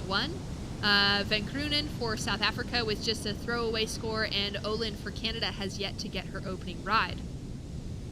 She is sitting with that first priority, though, as everyone else has had their opening shot. We're just sitting with a quiet ocean for a moment. And Matea Olin's sister, Sanoa, already qualified for those Olympic Games. So that would be, imagine 2 sisters going to the Olympic Games. That would be historic. What else would be, or is historic, is Sky Brown here, who's represented at the Olympic Games in skateboarding, working towards that same objective in surfing. Incredible. That's right, incredible. Sky Brown competed in skating at the Tokyo Olympics. She walked away with the bronze medal in the women's park division. She's also a 2-time gold medalist at the X Games, and now she's up and riding on a surfboard because why not just be a master at skating, a master at surfing, and go down to that first little chop hop? You see the way she threw the tail, and it looked like skateboarding right there. Exciting to have her in the conversation. She has a goal to qualify for Paris in both surfing and skating, so she's looking for qualification on the skate side, likely to find that again because she's already had so much success there, but would be incredible to see her on both ends of the spectrum as we take a look at this replay here from Joan Defay. 4.83 and a 2.67 early start from the French lady, and the French team has been on fire so far. Look at that turn. Beautiful wrap right at the end, super tight towards the back end of that turn. So good start for her, off and racing already, and fantastic to have Sky Brown here and a part of the Great British team. And then Natasha Van Grunen is on the Athletes Commission and works with ISA behind the scenes as well. So a really incredible bunch of talented ladies in this heat. Yeah, it's really fantastic. Like you said, for Matea to have the opportunity to qualify alongside her sister this year for Canada, for Sky Brown to possibly go skating and surfing for the Paris Olympics would be insane. Joan Defay already has her Olympic qualification for France via her results on the championship tour. Her and Vahine Fierro will be competing together. Depending on how Team France does this week, we could see another surfer added in if the women's team should take away the win and or at least the highest ranking position specifically on the women's side, which is really incredible. And then, like you said, Natasha Van Grunen, she's just been doing so much behind the scenes for surfing, for the development of surfing within South Africa, and now pursuing that on an international level on the Athletes Commission. I was reading through her bio. She's got her university degree she's already figured out. She's got a lot of things that she's been doing. But she said one of the highlights of her life was getting a hole-in-one playing golf with her granddad, which is so cool. Classic. That is very, very cool. We're down to 14 minutes on the clock, and we've just had the ISA president, Fernando Aguirre, walk into the booth. So we're going to swap him out with Barton Lynch, and we're going to welcome Fernando in for a great conversation around surfing, where it's heading, where it's come from, and of course now to see it. I don't know where we're coming from. I know where we're heading. Well, okay, where are we heading? We're heading to the Paris We're Olympics. heading for what we used to say a better surfing future, but no, we're heading about 4. Well, it's great to have you in the conversation, Fernando. We got a couple scores on the board at the moment, so we'll be tracking with that throughout this heat. But, of course, always a pleasure to have ISA president, long-term. Yeah, it's nice. It's nice to be here. It's been a wonderful couple of days. The heat is nice, and everybody's happy. It's really, I think, the best World Surfing Games in history. You know, that's an incredible show up of the best talent, and it's amazing to see the results in the heats. You really see a lot of up-and-coming talent that are pushing their way into the higher ranks. It's very nice. Yeah, it's incredible to see, with the Olympics happening in just a few months, really. Maybe, 4 months away, 5 months away? Yeah. To know that the world's best surfers that have already qualified, they're all here representing, and they're fighting for that extra spot. There's that anticipation on the line for that. I have a little take on that. That's slightly different. I think that the best surfers in the world are not just the city surfers. I always like to say that city surfers are the best surfers that have money to tour and to compete. There are other surfers that are incredible surfers around the world that, given the resources and the funding, partially are provided by their federations and the national Olympic committees, will actually start mingling, and you'll see a more country diversified, country rich city tour in the next years, because it's really a matter that the top professionals are here and they're surfing in their national teams, just like in soccer, how they call it in America, football everywhere in the world. Messi is the best in the world, but he's best when he's in the national team. And I think, if you hear what Gabriel Medina and Felipe Toledo were talking about yesterday, and even Carissa, you can tell that this is a very incredible experience for them, something that they really enjoy. And, at the end of the day, it is the United Nations of Surfing, and which has an equal footing, because every team, it doesn't matter if you have 5 million surfers in your country, which is probably the case of Brazil or Australia, or if you have 10 surfers, you get to feel 3 guys, 3 ladies, and that's the beauty of what we're seeing today, Well, taking a look at some live action here, Matea on her forehand, looking sharp, finally getting her opening ride. She has that opportunity this week to find herself with qualification, should she be in the top 8 eligible women, alongside of her sister, Sanoa. Yeah. Who got that victory at the Pan American Games. Yeah, that was amazing. Insane surf. That was insane. It was a scary day at Punta de Lobos last October, last the Pan Am Games. And the Pan Am Games classified one female and 1 male straight to the Olympic Games. And her sister is the one. So she was very happy. Obviously much more relaxed, as if we were here fighting for one of those 24 slots. That's right. She gets to just kind of be here, enjoy the process. Of course, would really appreciate taking out a huge win here, but she's already on her way to the Olympics. We'll take a break from the conversation for just a moment to go down to the beach to catch up with Lucia Machado off of a great win. She's with Rachel Tilley.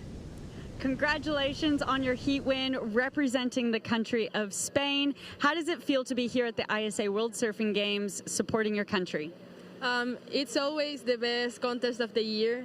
It's so exciting to come with a team and full of support, and we're here I think we have a great team, so we're here to make some good race. Absolutely. You guys are looking really strong. That's a second heat win in only 2 days of competition. How did you find the waves out there? El Pico yesterday, you guys were competing at. Today at Magara. How did you find it? Today it was pretty easy to see which waves was good and which wasn't. But yesterday it was a bit more difficult. I couldn't find very good waves, but I'm happy that I still made it, and let's see if the waves still being good. Yeah, it looks like we have a good forecast for the week. Do you have anything you'd like to say back to your country of Spain? Pues saludo a todos. Estoy muy contenta de haber pasado esta manga, sobre todo con Brisa, que para mí es una surfista increíble. Y nada, seguimos con todo, el equipo va con todo y muchas gracias por verlo. Thank you so much. Congratulations. See you next time. Thank you so much. Back to you guys in the booth. Thanks so much, Rachel. Great to hear from Lucia. And an exceptional performance that she put together in that last heat. Looking really strong. Coming from the Canary Islands. So she's got waves Well, kind it's of like the similar to Hawaii of the Atlantic. You know, the Canary Islands, a lot of waves, a lot of surfing, different islands with a lot of different setups. Some are volcanic, some are forestry, jungles. It's really nice. And Lucia is an example. What I'm saying, you come here, you know, you are a top city surfer, and suddenly you find a Lucia, and then the world changes for you. So I think this is the beauty of the ISA. It's really it's a plain level field. Nobody's pre-qualified, nobody's seeded, nobody's wild-carded. Everybody gets to serve the first round, and the top best move to the second round of the, let's call it the winners or main event or the winners round. And the other ones go to the losers or what we call the repechage round. And here's Natasha from South Africa. great backhand attack from her. I was just thinking as you're kind of sharing your thoughts on that, I think the perfect examples of that are Carlos Munoz and Luca Macinas. Yeah. Who spent so many years competing in the ISAs, so many years putting in all of that work and effort, and eventually within their careers found themselves both on the championship tour and at the Olympic Games. Yeah, and this was their pathway to get Carlos there. didn't make it due to some travel issues because one surfer proved positive, and by the time the positive came out, Carlos couldn't make it enough time. But you know, that tells you the world. I mean, he was the 21st of the surfers there, and I think it's surfing is no different from many other sports. Of course, there is the top tennis players, football player, any sport, but also there is a financial element that plays in place. You know, when you had a national association that gets $5 to $10 million a year to support, train, travel the surfers, it's not the same that we come from a country which surfing is small or doesn't really matter because they're into baseball or basketball or soccer. So this is really what we see today. Let's take a look at this replay here from Sky Brown, the young surfer representing Great Britain. She's competing as a surfer, competing as a skater as well. Putting together a couple of scores, so we're going to have some scores to drop through from this last exchange. Matea Olin as well, getting a great looking set on that wave, Fernando. And yeah, I mean, you can tell this is the same place that we saw the guys yesterday. And so today is the main area where we are doing the webcasting and the commentating. On the other podium, which today is El Pico, we are actually doing beach commentator is live, scores are live, and the images are live, but they're not, you know, a dedicated broadcast like you see here, which is drones, water cameras, and the whole deal.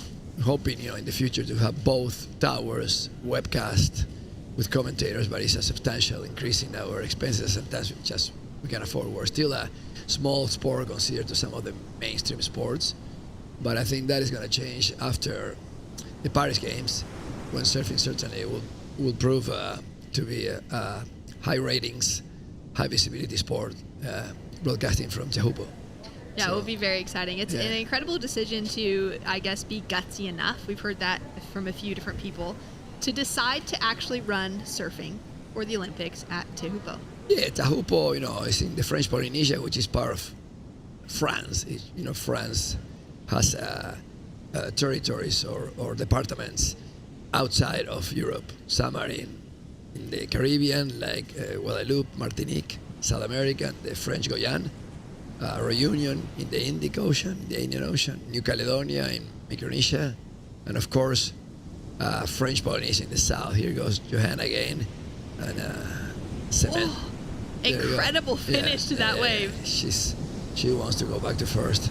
She's sitting in the lead. She's definitely going to be dropping down the biggest score. The highest score so far being that 4.83. But this will have put her farther away from the second one. Yeah, it's gonna put some distance between her and Sky Brown sitting in second. Yeah. I think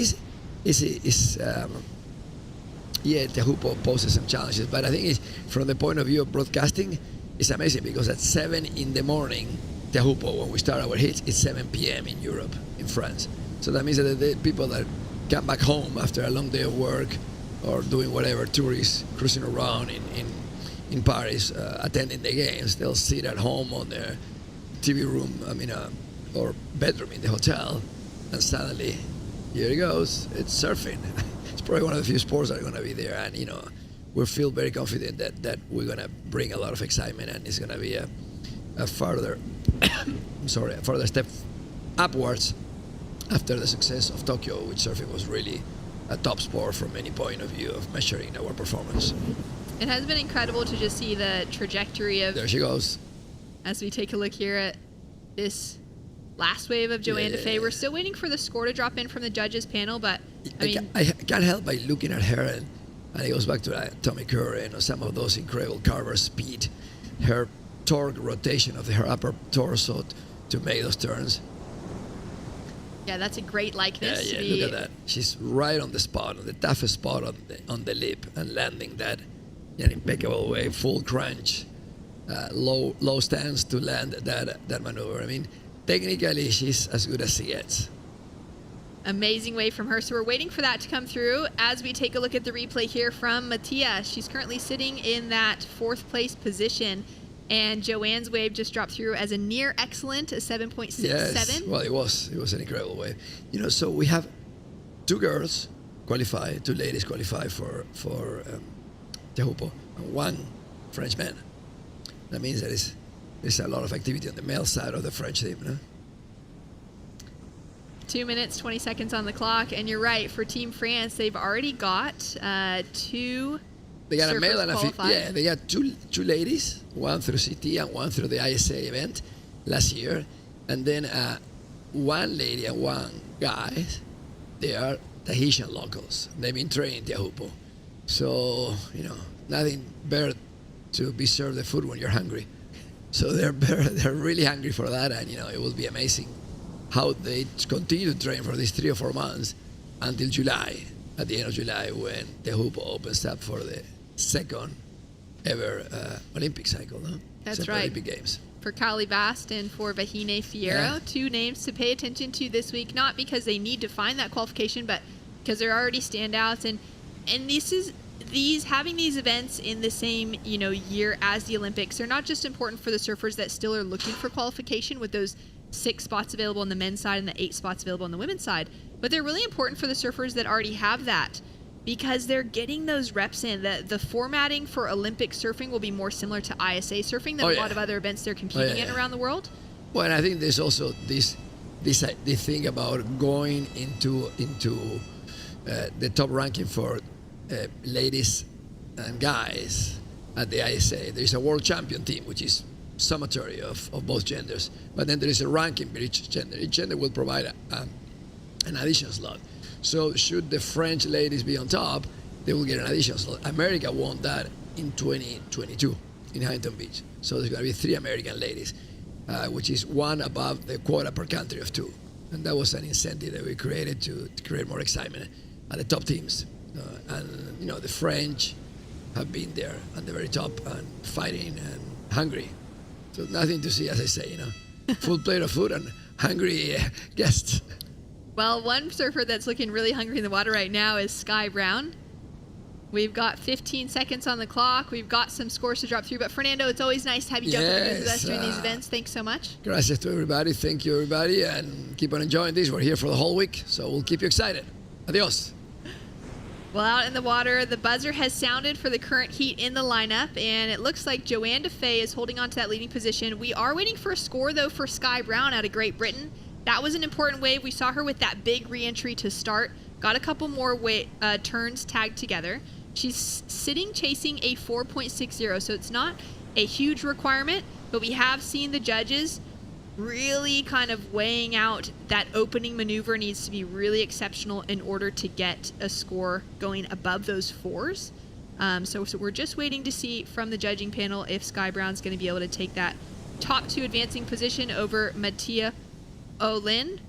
But otherwise, all around, just a great heat surfed, and we'll have more action to come up after this. We'll pay off the results when we return, as well as getting to witness one of the best surfers ever to come out of China, an Olympic hopeful in Zixi Yang, coming up next.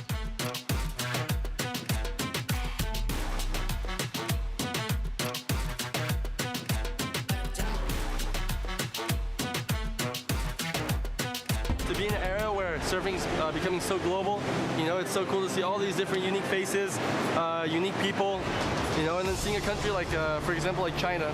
They, you know, it's not their first year at the ISA, but it's been, you know, a couple of years now. But to see how strong they are and to see how good the surfers are improving, they're not only participating, but they're now a threat to look out for.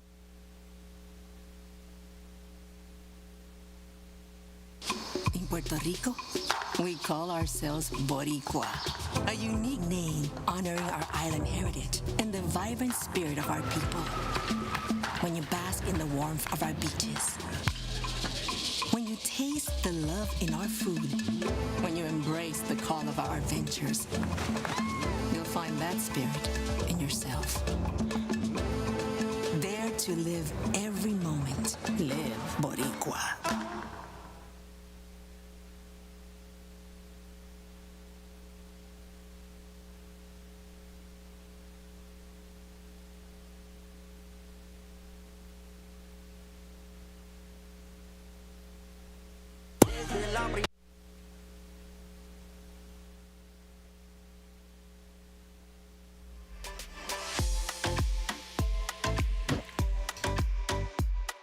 Get ready, surfers. More action to come for you here in women's round 2 heat 16. Pia Rogers, Lilias Tabai, Tyler Wright, and Zixi Yang. China, Australia, Morocco, and New Zealand represented here in this international superheat. Chris Cote here with Mitchell Salazar. Wow, we just saw a buzzer-beating finish from Sky Brown. Jumps from 4th to 2nd, advancing through, staying in the main event round. And more action just like that to come. A late drop for Lilias Tabai for Team Morocco. I love that we just get straight into the action. No rest for the wicked. This train is rolling, and there's no stopping us now. It's 2:30 here, local time in Puerto Rico.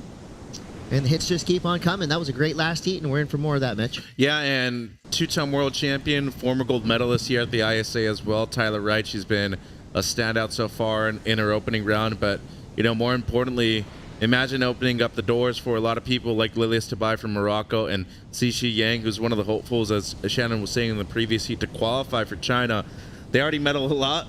Imagine if they're able to get another Olympian and potentially another medal too. So development programs well in place in that part of Asia, and I feel like it still has a lot more even to produce, Chris. Yeah, they've been a fun team to watch over the past few years.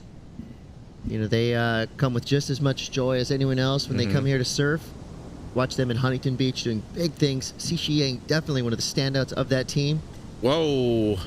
Pia Rogers takes the high road all the way over the falls. Not how you want to start your heat, but she is a tough competitor representing Team New Zealand. She'll be right back out there.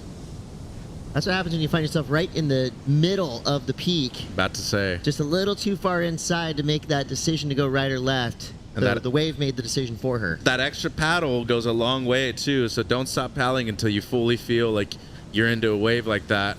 I mean, look at that. Gets a little hung up and then just decides to go right at the end. And unfortunately for her, the lip won that battle, Chris, but doesn't seem like the board or her are injured, so lots of time, just got to recover here, and you still have 17 minutes to go. So you're saying don't stop till you get enough?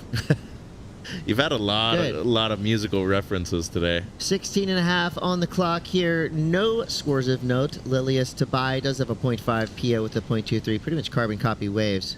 Both surfers a little bit out of position, but they're right back out into the lineup. So we scan the horizon for the next set to roll through. Looks like there is some potential. Only one priority number on the board now. Lilias Tabai with that third priority. That means it's wide open for these surfers. Here we go, late drop. It's Lilias Tabai. Started to put together a nice little snap right in the pocket there. It didn't go her way. Now we throw it over to Tyler Wright. Blasting the fins out there, having to navigate over some bump coming up the face of that wave. Quite impressive. Able to manage all that white water, all the froth on the face. She won actual consecutive golds in Ecuador in 2009, and then she won in 2010.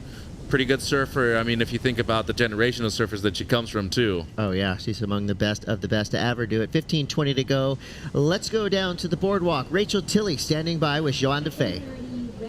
Congratulations, Joan Defay of Team France. You were absolutely dominant out there, showing your experience. How did you find the waves of Magra today?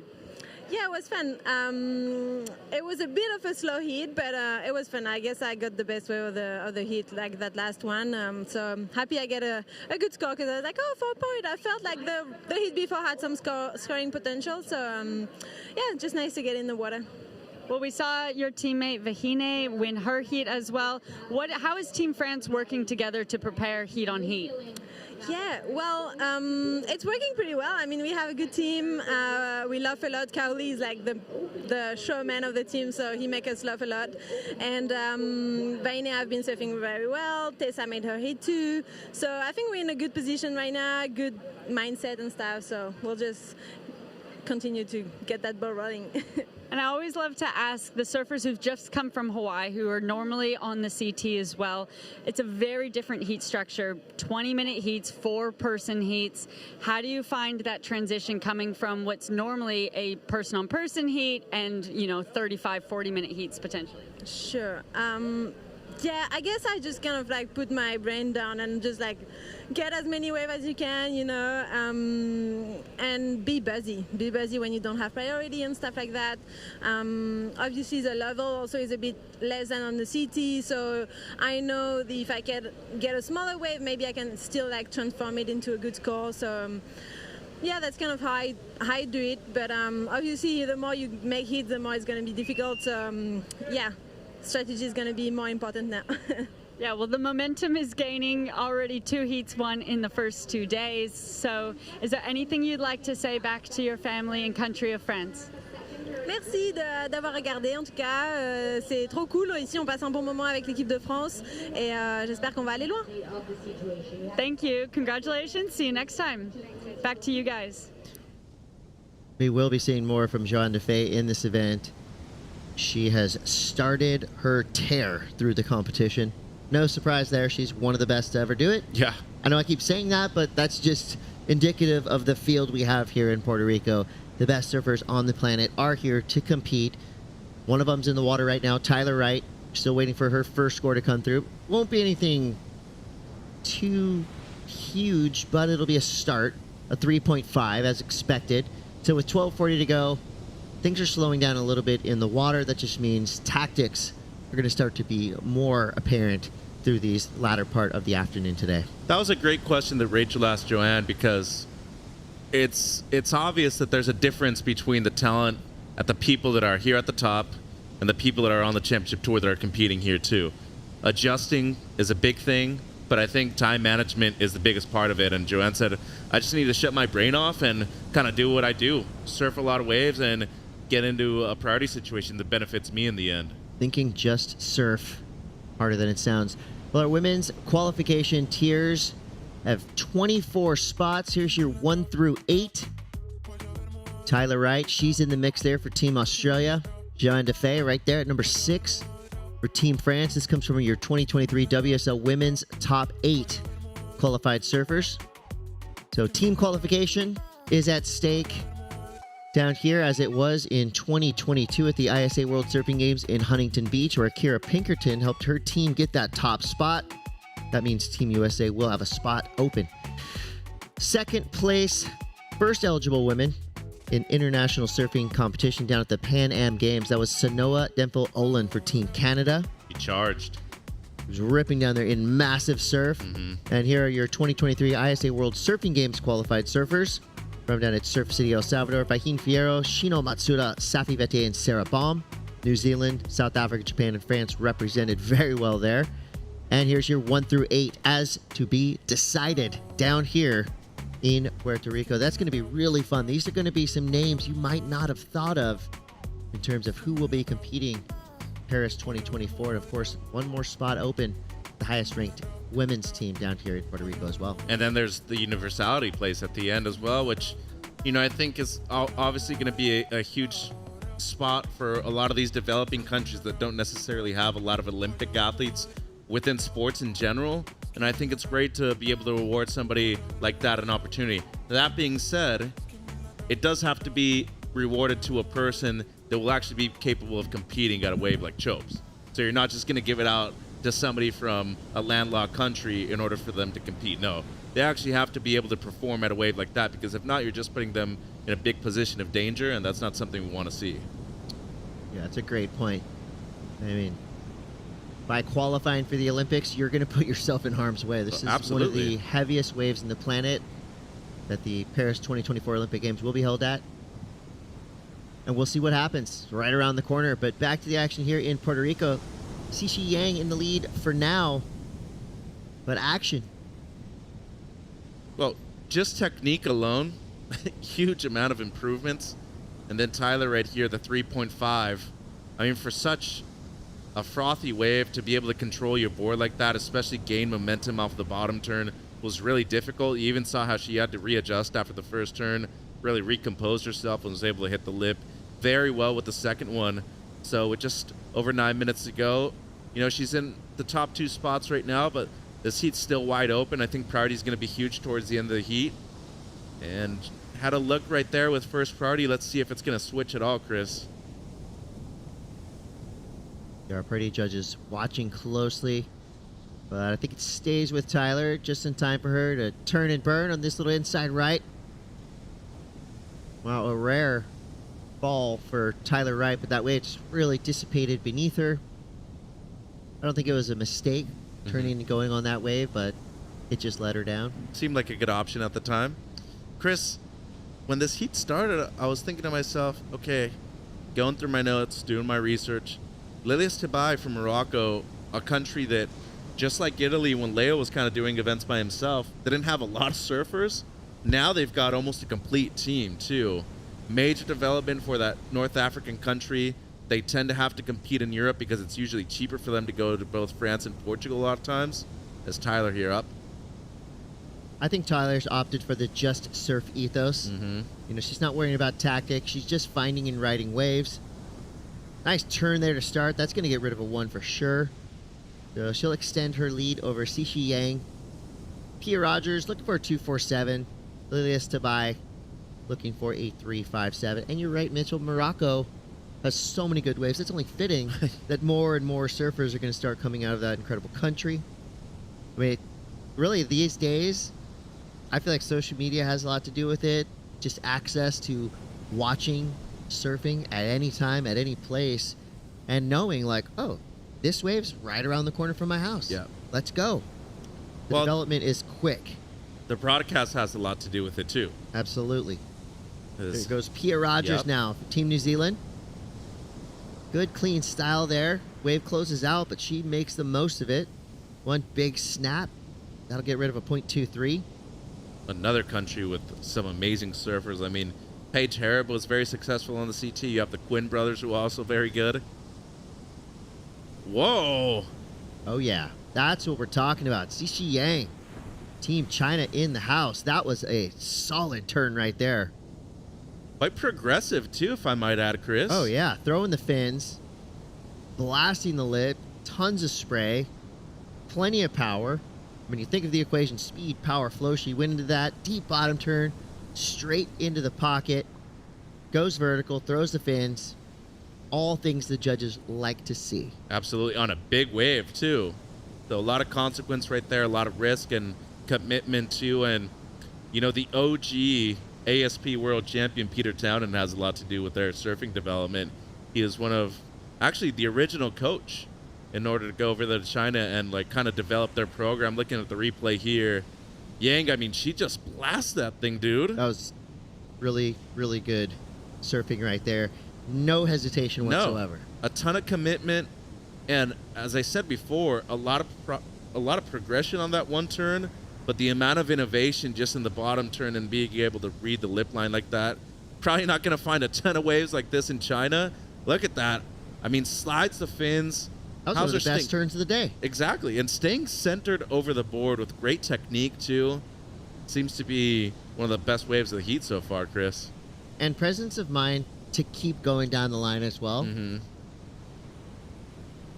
Love to see it. Xixi Yang comes through with a 6-point ride on the strength of that one incredible hammer. All it takes is 1-2 to be successful, and all of a sudden, you have a huge pack behind them as well.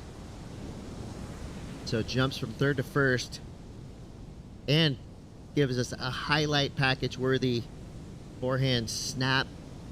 Kind of a lip slide too. You know, she traveled horizontally with the oncoming lip. It's like a board slide almost. Very cool. Very, very cool. Oh, and as of right now, you're beating a 2-time world champion at the WSL level and 2-time ISA gold medalist who has a lot of competitive experience. And, you know, in Tyler's defense, obviously she only has a couple of threes, but in terms of confidence, what that does for you, if you're Yang right now, you got to be very pleased with yourself. Most definitely, and this could be a little sneaky one here through the inside. She turns on it, trying to do better than a 2-4-3. Not going to make that one, but again, just the poise there. You know, a lot of times you'll see surfers, when the section's coming at them like that, there's a little glitch, a little moment of hesitation.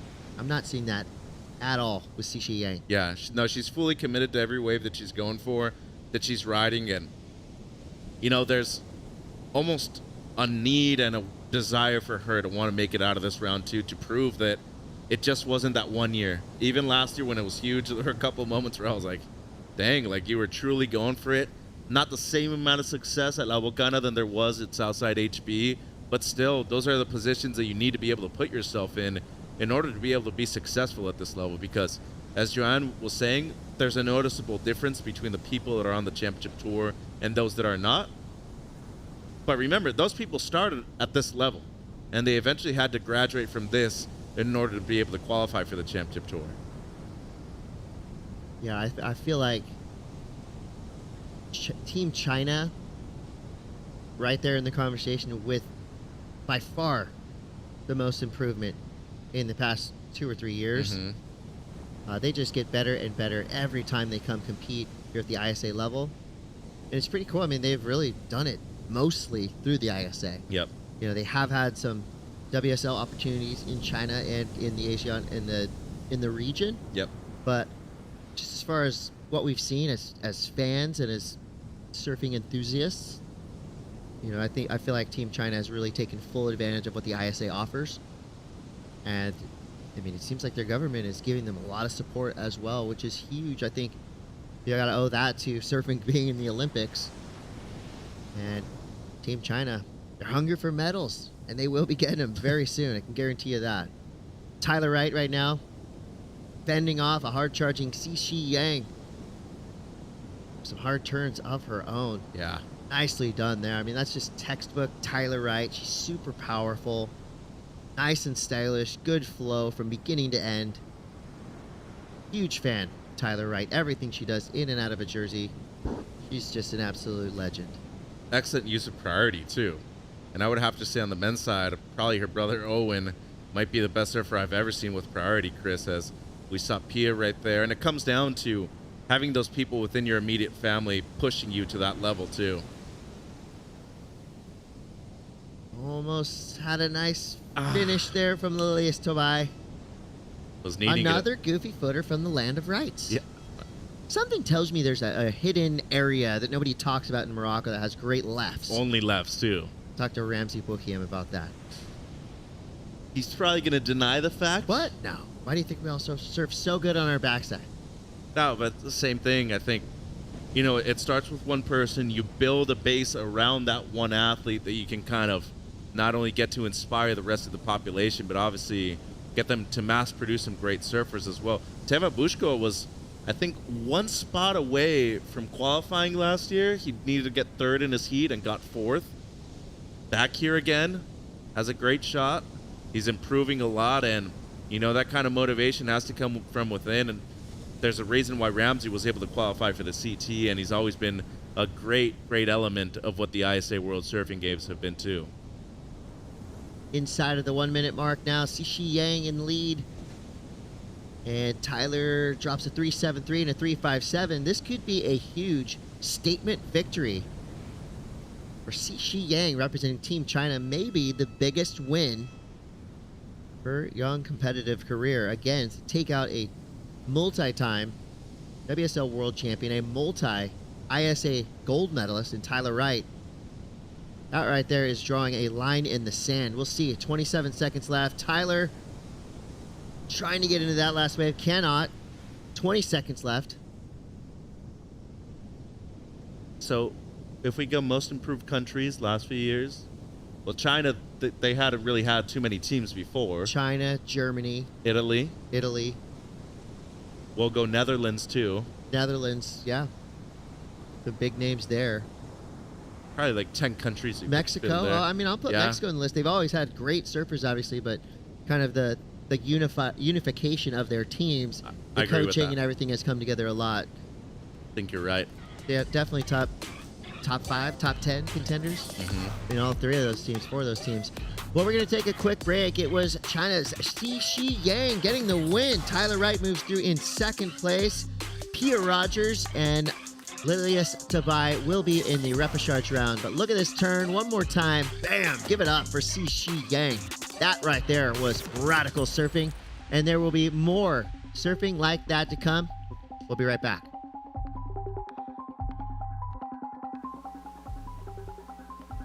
In Puerto Rico, we call ourselves Boricua, a unique name honoring our island heritage and the vibrant spirit of our people. When you bask in the warmth of our beaches, when you taste the love in our food, when you embrace the call of our adventures, you'll find that spirit in yourself. Dare to live every moment. Live Boricua.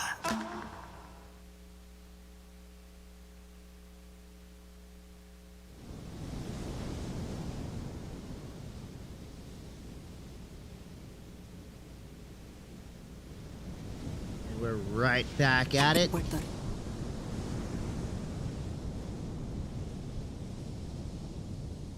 Now we're right back at it. It's 2024 ISA World Surfing Games. Chris Cote here with Mitchell Salazar. Why not field another foursome of incredible surfers? We've got a big heat in the lineup. Another international affair. El Salvador represented. Guatemala, Argentina, and Latvia. Santa Vivere. Just saw her on the boardwalk. Sole Latvian surfer in the women's field. Pretty cool. Yeah, she's been really soaking up the ISA ethos. She'll be surfing in white right there. Just an awesome representative from Latvia. She surfed in El Salvador. And we got to know her a little bit better down there, gaining much valued experience. It's an all-around incredible athlete. We'll see what she's got for us here in this heat. Lucia Induran from Team Argentina, blowing the tail a little too far. The wind has switched a tad. Still super rippable out there right now. But do have to watch out with that slide offshore. You got to be mindful of the direction of the wind right now. Yeah. Cut it short if you need to snap under the lip rather than kind of try to push through it. I think that's a smart choice. And Lucia, I mean, you talk about a talented surfer coming out of Argentina, great South American representative. She's been a part of Team Argentina for the Pan Ams too. And I'd say a big surprise to actually see her in repechage round 1, Chris. But, you know, anything can happen here. A lot of great surfers from different countries worldwide. And seeding matters a lot too. You don't want to be able to lose early on, so that way your seeding doesn't improve for next year overall as a team. And Lucia right now, I can assure you that she's probably looking to at least post a couple of good scores, get her confidence back up. But a couple of developing countries too. El Salvador will be there again later on this year for both the juniors on the longboard event. Guatemala have a lot to offer now. They've had quite a few Latin American events, or the Alas Tour, which is now a continental tour. And Latvia, new and improved. Cool to see them. I would say other than Argentina, who's had gold medals in the past, El Salvador, Guatemala, and Latvia, both all three in contention for that universality place. That's a good point. Sofia Ramos 14 years old, lives right there at El Tunco. Mm-hmm. She's a ripper on point breaks, a rising star from El Salvador. I mean, if given the opportunity, why not? You know, I think Brian Perez is in the conversation from El Salvador for that universality place, basically meaning, you know, these are developing surf nations, right? Maybe with smaller populations than the surfing super nations like Australia, Japan, California, who have been doing it for a long time, you know, competing at a high level for a long time. Obviously, there's great surfers from all of these countries, El Salvador, Guatemala, and Latvia, but they don't have necessarily the depth of field that you would have, you know, from the USA and beyond. Or the resources. Exactly. So the universality place is there to make sure that we have representation from all over the world. Yeah, and one cool thing about this too is that you're seeing a lot of these great surfers not only develop through these great nations that have incredible waves, but through their success, they're bringing a lot of resources with them. So that's the key thing about here. Do you think if Ryan Perez weren't a social media sensation, we'd have so much attention on it? Probably not. I mean, we had events there before, qualifying series level, but then since 2019, he's become a superstar within surfing, and he's brought a huge amount of attention that has brought a significant amount of events there. Absolutely. And, you know, the government has made it widely known that El Salvador is for surfing. You know, they've invited events. They've actually helped fund events to get these surfers there. And the proof's in the pudding. I mean, it has paid off through surf tourism. It's working. So other countries around the world should take note. Well, as these surfers in the lineup right now find their spot and wait for the next set to roll through, let's go down to Rachel Tilley on the boardwalk.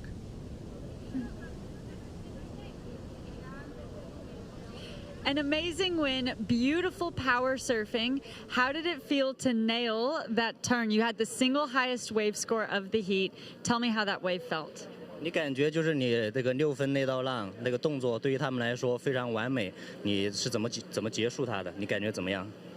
因为这个浪特别有力量，再下去自己想的是先比较就是不要用力量不要用这么大，顺着浪下来就好了。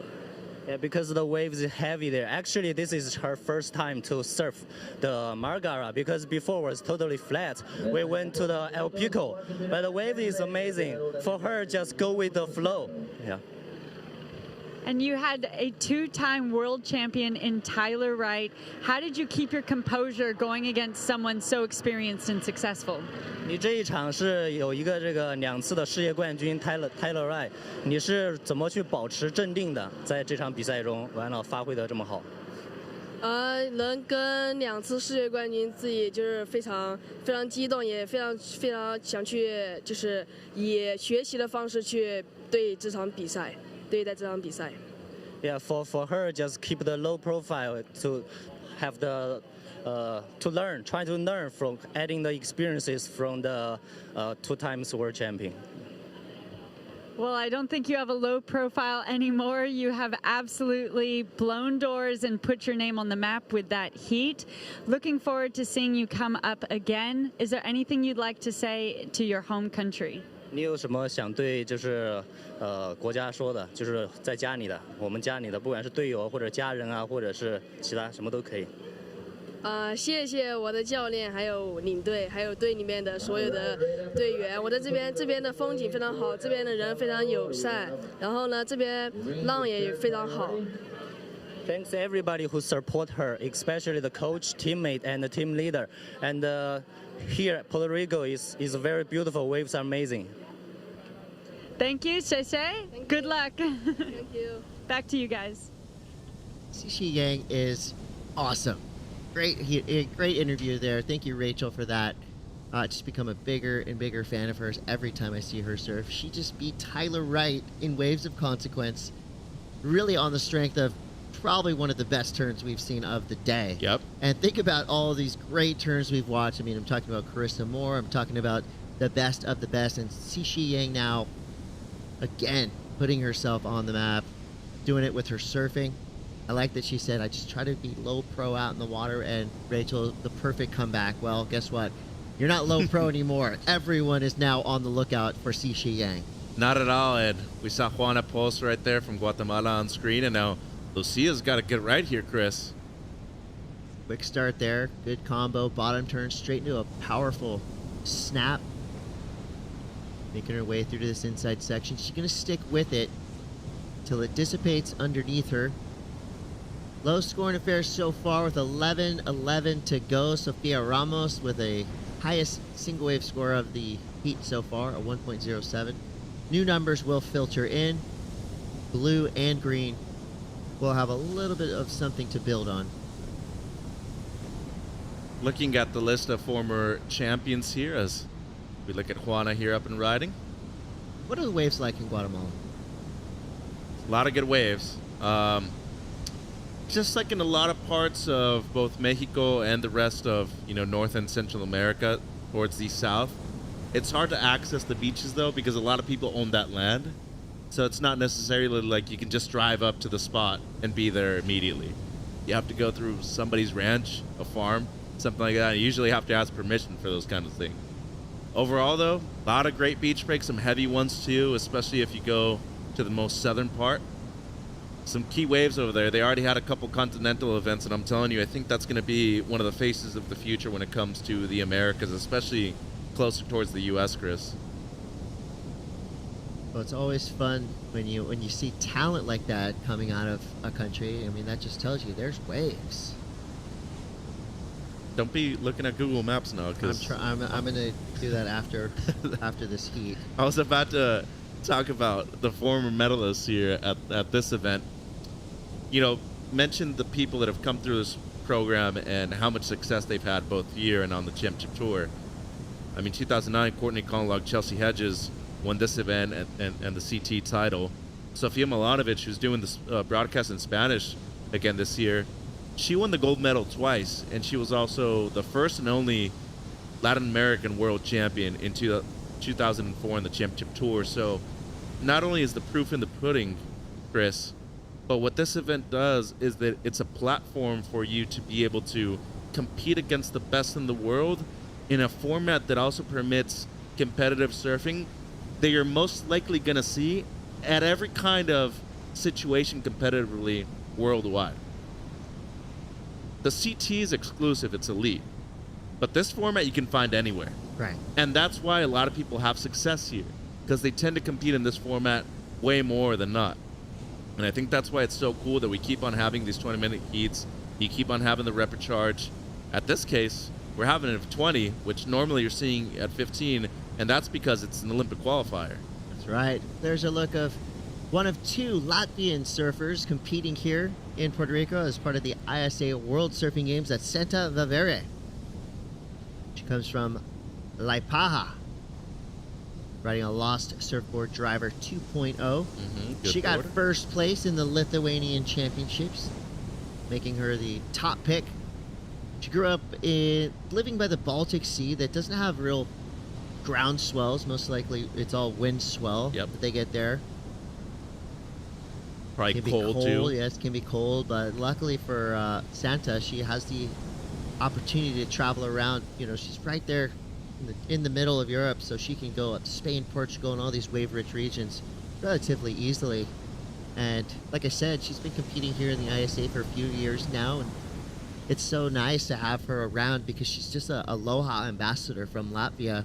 She does have a teammate with her this year, Katrina Cruz, who's from Adazi, Latvia. And the more the merrier. I think those two surfers, when they return to Latvia, spread the news, spread the stoke of what's happening in the ISA. I wouldn't be surprised if they come back next year with 3 or 4 more surfers on their team. I think you should just find a certain heritage that you have and start competing for a team, too. We need to get Chris back into competition. I don't think I have any Latvian in me, though. Maybe Lithuanian? Maybe a little German or something like that? That could always be another Masters event too, Chris. You never know. My lineage is already filled with amazing surfers. I would never make the Irish surf team. I would never make the Scottish surf team. Or the French team. Do you make your local board riders team? That's the most important one. Sometimes. Well, 6:40 left here in Repechard Heat 1. I tried. Now we're in the elimination round. So this is our last opportunity for these surfers to continue on in this ISA competition. And basically this is where we're going to see, I don't think there's anything wrong with a little desperation out there. Get out there and earn it. Show us your grit. In grinding a heat, you mean? Oh, yeah. Oh. This is their last chance to stay in this contest. I think you should do that in the main round. Well, absolutely. But if you made a mistake in an earlier heat, if you didn't catch the waves you wanted to catch, here's your chance to prove it. So Lucia Indiran, one of those names, I'd say a little bit surprising to see her in It is for me. Repechage early. Yeah. Sofia Ramos, haven't seen much of her in competition yet. Remember, she's only 14 years old, so room to grow. This will be an incredible experience for that young surfer. We know she's really good. She surfs waves just like this. This does remind me, of the waves in El Tunco. It's got some punch to it, nice peak. I can see that. I can see this being like La Bocana for sure. Yeah, it does have that La Bocana feel. Right and the left. The only difference is instead of slippery rocks on the inside, you got shallow, dry reef. I don't know. There's a couple rocks over there that are still pretty sharp. Would you rather No. slippery boulders or reef like that? Slippery boulders. Yeah. But I grew up at reefs, so Okay. I'm comfortable. But I grew up with smaller stones. But the reefs where you grew up in North County, San Diego, they're usually covered with like seaweed and stuff. Here, Yeah, they're there's a ton of urchins and everything. Our reefs are more slab rocks, nice and flat, friendly. I mean, it still hurts when you hit them. Can. Just doesn't cut you up like if you're gonna hit the one here.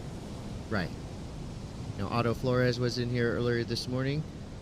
Puerto Rican legend, incredible surfer, one of the most stylish guys to do it from this island, and he was saying that, these spots right here are expert level, but all around this island, you've got a ton of different locations, beginners, longboards, bodyboards, advanced, something for everyone here in Puerto Rico.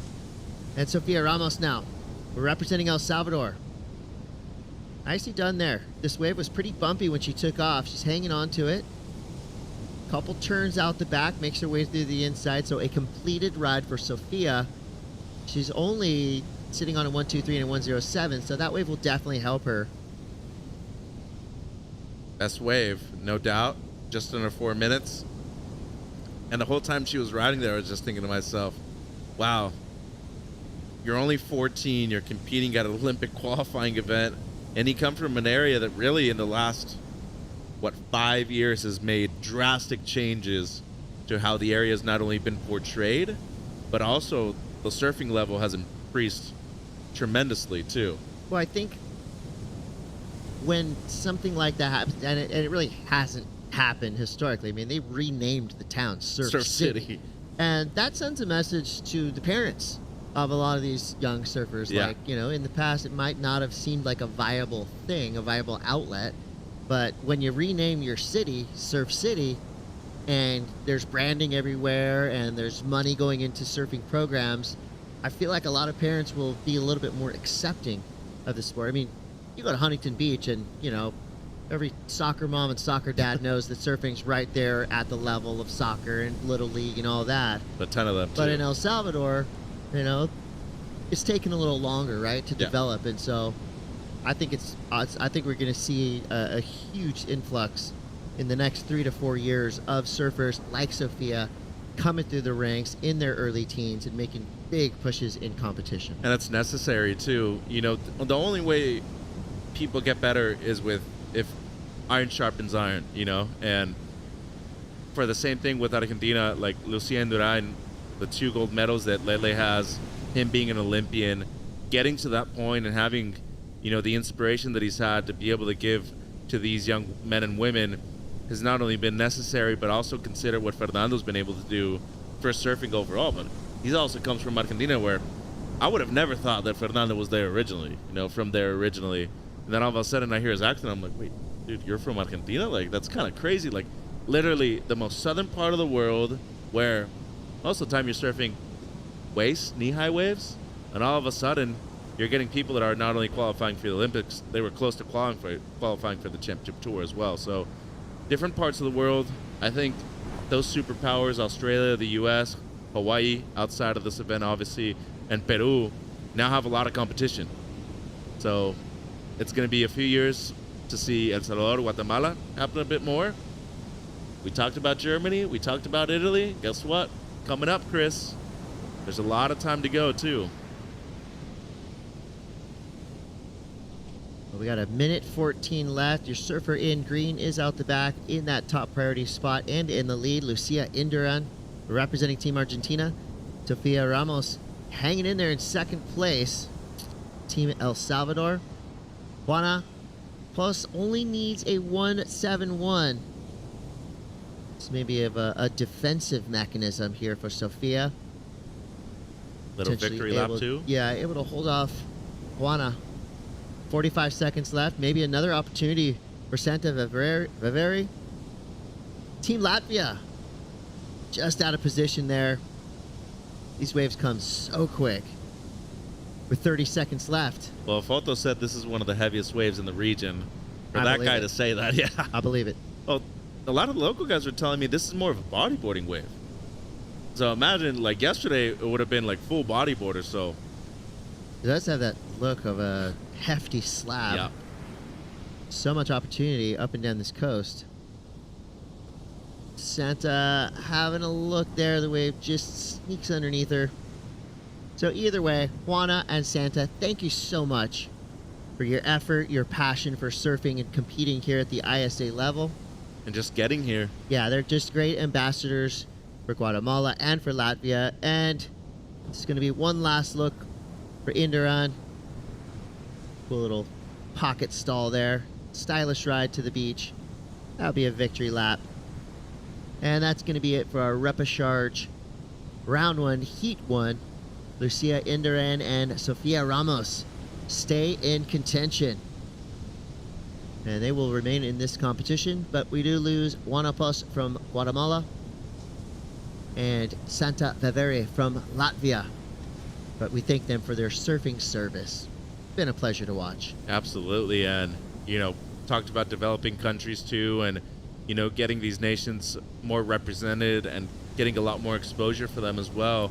Hopefully a lot of people at home are watching this and being able to see that they have a chance to be able to compete against the very best in the world too, and there's opportunities on these growing teams to get those positions and potentially eventually get to those spots where you might be qualifying for the Olympic Games too, Chris. No, you're absolutely right. The universality place is in place. All right, Mitchell. We're going to do a booth swap here. Repechage. Round 1, Heat 2 rolls on. Safi Vedi, Romy Galan, and Ariane Tampali. You know what? I'm staying. I've been wanting to watch this heat all week long. Safi Vete from New Zealand, Romy Golan from Israel, and Arini Sarpali from Greece. 2 surfers will stay in this competition. 1 surfer, well, they'll probably just be relegated to the fan base, and there's nothing wrong with that. These teams need support in and out of the water, Mitch. Yeah, and Safi, she's already qualified for Paris, so big moment last year for her and the rest of Team New Zealand. They got a couple. Bill Stearman, he's going to be going back as well. They would definitely like to have one more surfer in there for Paris, but Israel, another country that is fully improved. An incredible team. And Greece, Mateo, who lives in Peru but competes for Greece, he's a great surfer as well. We saw him yesterday. Nice carving slash right there for Safi Vete. Well, that's an indication of why she qualified too. Yeah, she's, and we're going to see this for the remainder of the afternoon. Really good surfers that maybe just did not have the heat they wanted in their opening round. They find themselves in the repechage, and these are going to be hotly contested spots. I mean, everybody now knows that this is elimination round surfing, so the stakes are high. Hypothetical question. Okay. Let's go. If you were to choose, and I'm speaking any country out of the ones that are here present. Okay. If you could choose any country to host your ISA World Surfing Games, where are you choosing? Ooh. I'm going to go Italy. Mainly because I'd like to go there and eat the food. Yeah. Yeah. Experience the There culture can be of the great vibe. waves as well. And I don't know, consistency and being able to pick and choose the times. But We could make it I'm happen. going based on food alone. Okay. I'm going to Italy. I went to Canada last year, and despite it being extremely cold, great surfers, awesome people. Oh yeah. I never met a Canadian I didn't like. How many do you know? A lot. Many. But the waves, dude. That was the thing that I'm just like, wow. British it's consistent. Columbia. Yeah. Yeah. No, and that's only on the West Coast. Vancouver Island. Halifax and that whole part of Nova Scotia They over don't there. like you talking about them over there. They'd like to keep that area quiet. Well, all I'm saying is check social media, especially Kevin Schultz's Instagram. So you could do a bi-coastal ISA World Surfing Games. Maybe that probably Might take a minute to get from podium to podium. Have one on each side of the coast. A little expensive too, but I think we could eventually make it work. So those are our fantasy picks. Here we go. Irini Sarpoli representing Greece. I mean, let's go to Greece. Right next to Italy. We could do like the World Cup that's coming up. We That could would be do cool. Canada, U.S., and Mexico. A couple days on each spot. Yeah. Well, I got to give a lot of credit to the ISA organization for their picks. And, I mean, every spot we've been to in the last decade or so for the ISA World Surfing Games has been absolutely perfect for an event of this magnitude, including where we are right now in Arecibo, Puerto Rico. And it's surfing like that proves our point. Romy Golan from Team Israel, 2 nice backside slashes. You need a lot more than just great waves to be able to handle an ISA event of this magnitude. You need a lot of places to stay, infrastructure, roads in and out, direct access. You need places to make food for this army of hungry staff members. Then you got to feed the competitors too. Yeah, I mean, there's Nightlife doesn't hurt. No. The ISA, we like nightlife. Yeah. Oh, after 8 days of working, you Oh, need yeah. to be able to, Unleash. a little bit at least. Oh, yeah. I mean, the parade, the opening ceremonies, the Sands of the World ceremonies, it's a big part of what makes ISA competition special. So 15 minutes, 13 seconds to go here. Romy Gala now in the lead. Safi Vete drops to second. Irini Sarpali in third. So Israel, New Zealand, and Greece represented here in repechage. Round 1, heat 2. And I think I will say too, accessibility in terms of airports, because here in San Juan, pretty easy to get to. A lot of major international flights, and then you also have connecting flights from a lot of parts of the United States too. Yep. So, in terms of getting here, super easy. A couple quick flights for us from the west coast of the U.S., but I think that's why it's not always been so easy. They've been opening up a lot more flights worldwide, and I think that's why a lot of opportunities for Paris also came through for them.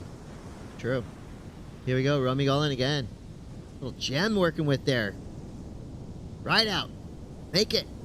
Sell it. Tell us. Let us know you made it. Close. That was a long fall.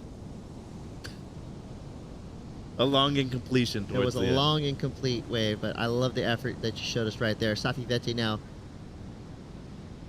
Cool kick out.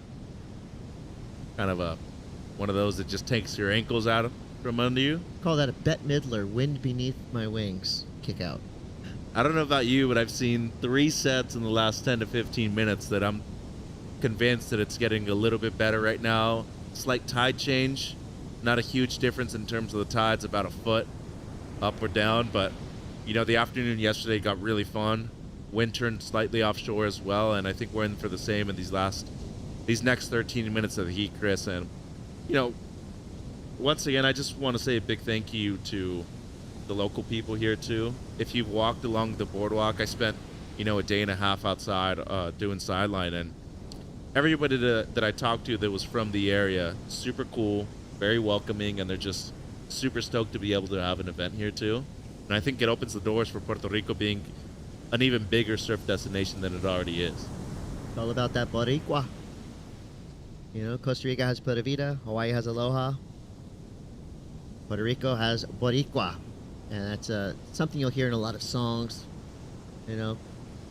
Big Pun, Fat Joe, of course, they ended their biggest hit, Not a Player, Boricua Morena over and over again. That's the first time I ever heard Boricua. Investigate a little bit. I said, okay, Puerto Rico, let's go. And now, of course, the biggest artist out of Puerto Rico, Bad Bunny. Do you think he's here? Did you see him on the boardwalk? Well, Cano actually went and saw him at a concert one time here. Okay. So he might be tight with him. You never know. Might be showing up for finals day all of a sudden. He's bigger than the president, basically. I wonder who has more fans on the beach, Gabriel Medina or Bad Bunny? You know, I actually think Felipe might be competing with Bad Bunny. Reigning world champ, why wouldn't he? Yeah, and John this morning had quite a few too. You know who's Pretty got popular. a lot of fans on the beach? Brian Toth. Dude. I was just around the corner on the other podium, which you can watch if you click podium 2, just under the viewing screen right now. And people were screaming and carrying on and whistling and hooting and hollering. I go, what is going on over here? It was Tothy out in the water, and he was going off. He got teary-eyed this morning a little bit during his interview. He was like, hey, the energy, like, it's nothing I've ever felt before. And even Carissa, too. Like, she had a big crowd around her, and, you know, she embodies that kind of spirit of aloha, and we've talked about Puerto Rico being kind of the Hawaii of the Caribbean, too. They almost embody that same thing, and, you know, Boricua, that's what they call Puerto Ricans. It's like Tica for Costa Ricans. Like, they kind of have that same spirit and something that they want to give to everybody else, and, you know, it's just really amazing to be able to presence it live, too, Chris. Yeah, it's like a pleasant kind of pride. You know, it's like... That's a good way of putting it. Yeah. We're glad you're here. Enjoy yourself. It's like you just always have a shaka on you the whole time. Right. Like locked and loaded. Constant shaka. 11 minutes left here. Safi Vete from Team New Zealand with a 3.83 and a .70 in the lead for now. Interesting cadence to these waves, right? We're seeing these pulses come through, and then it'll go flat for 5 or 6 minutes, which is totally standard in surfing, something that you can't plan for. Yep. That's where, you know, some luck comes into play, but it's also about, it makes positioning a little bit more difficult because it can kind of lure you into strange spots in the lineup. Next thing you know, you're right in the middle and the set's coming down on your head. You know, and Safi proved what she's capable of with that 3.83, just the one carve. She's already qualified. Paige Harrop has been an incredible ambassador for them over the years too, but I think a lot of credit needs to be due to Ella Williams as well, who was one of the OGs. She won an ASP World Junior Championship back in 2013 in Florianópolis in Brazil. And what she was able to do for female surfing, not only within New Zealand, but throughout the other region of Oceania that doesn't count for Australia, was massive, because it just proved that, you know, the talent's there and the waves are there for them to really get some expertise under their feet too, Chris. Yeah, no doubt. Well, Team New Zealand has come correct. Paige Harrop is here. Safi Vete right now trying to fight her way through these repechage rounds. Pia Rogers just did her job. Yep. Staying in competition. Billy Stearman still in the main event. As we see, Sarpali now. Team Greece, great style there. Fun surfer to watch. Might be riding a carbon board too. Potentially. So Team New Zealand also represented by Kehu Butler. Yeah. And Elliot Parada Reed. Elliot, one thing about New Zealanders, a lot of the New Zealanders I know are hilarious. I mean, Raglan Surf Report, Mackenzie Bowden, Elliot Reed, all often stars in those videos with Mackenzie. Yeah. Flight of the Conchords. There are a lot of funny people in New Zealand. Oh, you like Taika Waititi, don't you? Oh my gosh. New Zealanders are awesome. I actually- mean, look at this photo of Elliot Reed on our ISA surf, right? He looks like a tough guy right here. Go have a conversation with him. No, he'll make you laugh every time. He's rad. He's a super cool dude. They got really great style too. Yeah. And that's kind of how you can separate them from the Aussies too. Like, the accent might be a little similar sometimes, but then you're going to be like, oh, I know you're a New Zealander because of your style. That's right. Well, we're going to take this opportunity, this little break in the action, to go down to the glass, where standing by, we've got Rachel Tilley. Testing. Welcome down here onto the beach. Congratulations. I'm going to speak in English. You'll answer in Spanish, and we'll throw it back to you, Mitch, at the end to translate it all.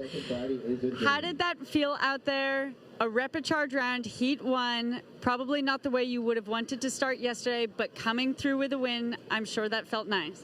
Sí, la verdad que no empecé el campeonato como esperaba, pero un tropezón no es caída. La verdad que las condiciones de afuera parece que está buenazo, increíble, pero de adentro se hace bien difícil. Las olas no son constantes, el mar cambia mucho y hay momentos de mucho flat, hay corrientes. Bueno, nada, de afuera se parece más fácil, créanme. Así que nada, vamos paso a paso, que eso es lo importante y nada, vamos a seguir con toda la fe y hoy avanzamos, así que vamos por todo mañana. And you have a really strong team, former ISA gold medalists on your team representing Argentina as well. How are you getting that support from your team? Bien, la verdad que todos nos estamos apoyando mucho. Lamentablemente a todos no nos ha ido como esperábamos. De hecho, estamos todo el equipo en repechaje. Algo bien raro, bien extraño. Pero bueno, nada, eso también detalla la dificultad de la condición, ¿no? Ya que a mucha gente le vaya mal, es como, bueno, algo está pasando, no es un error propio. Entonces, nada, vamos a ir con todos seguimos con vida y vamos por el sueño. Thank you for that. Is there anything you'd like to say back to your country, your friends and family at home? Mamá, papá, que me están mirando, a toda la gente de Miramar, lo estamos luchando. Está difícil, pero nada, ahí vamos.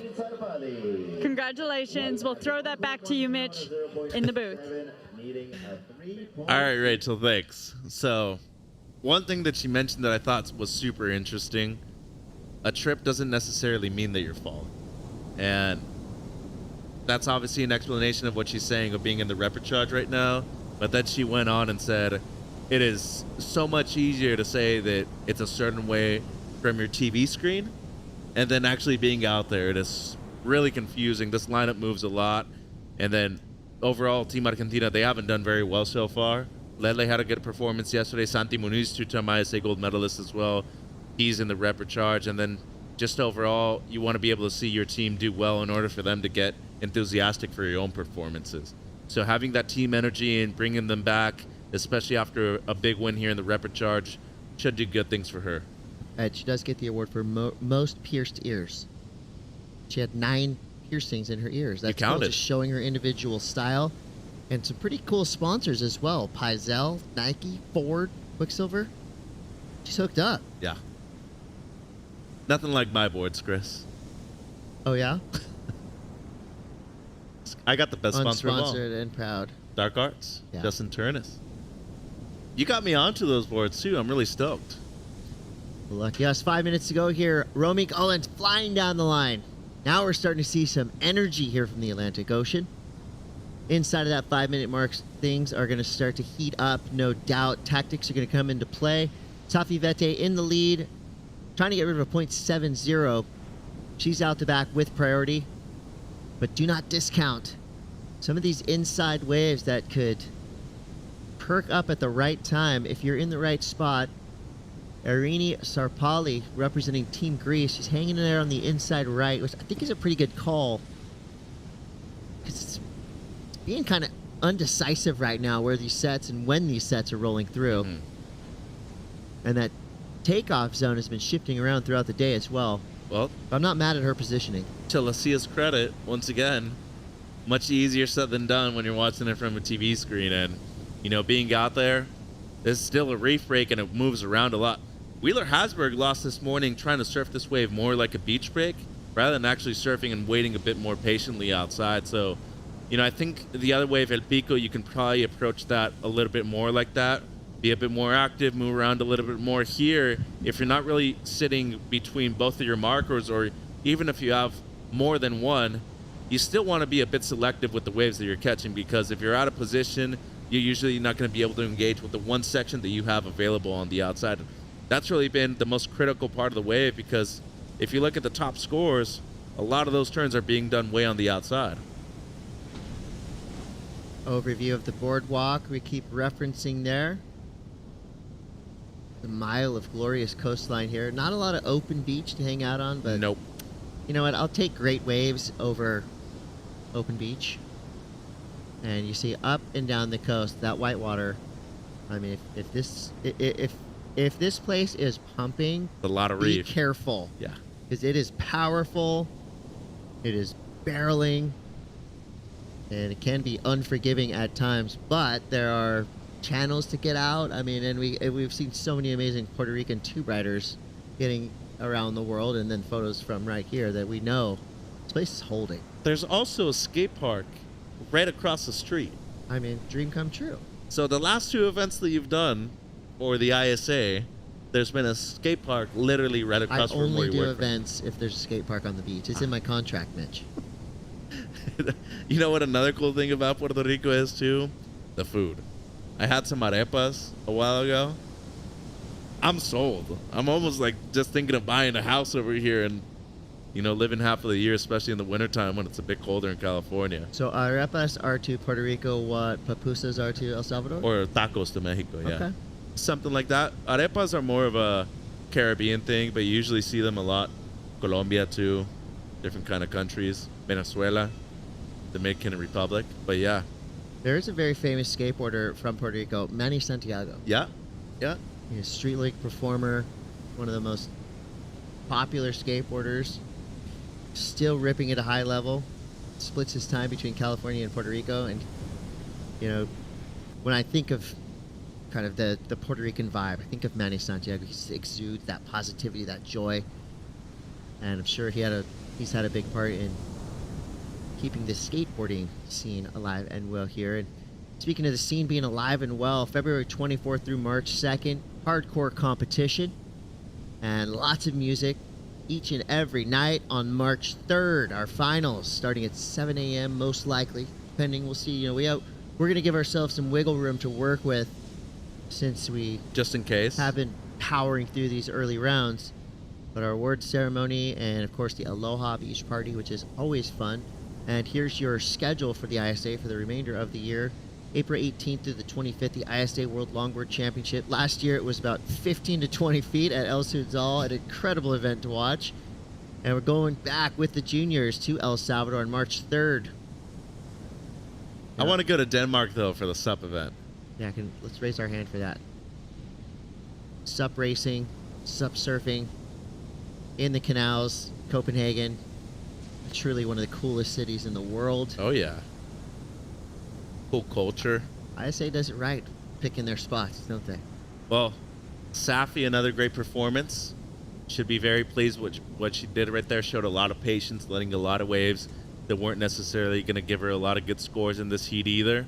Already qualified, no pressure whatsoever. Just go out there, do your job right now. And, you know, once again, Israel, Romy Golan, she's going to be moving through, Chris. And Greece, another country that has slowly but surely been producing more surfers. You're at the ISA level. Good to see her as well. Yeah, this is where we're going to see a lot of developing surf nations rising to the occasion. So solid heat behind us and a few more ahead of us. It is 3:30 local time here in Puerto Rico. We're going to wrap up the afternoon, but trust me, a lot more great surfing to come in these next few heats. We're going to bring in Barton Lynch and Shannon Hughes on the call.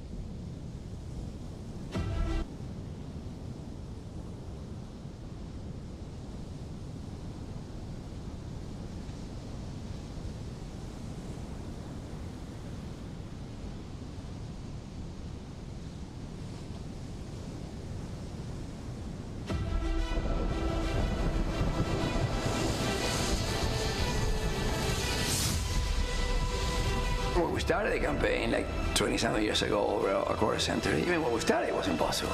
I mean, everybody, okay, my friends, my brother, would say, you know, you're really gonna put your energy in this?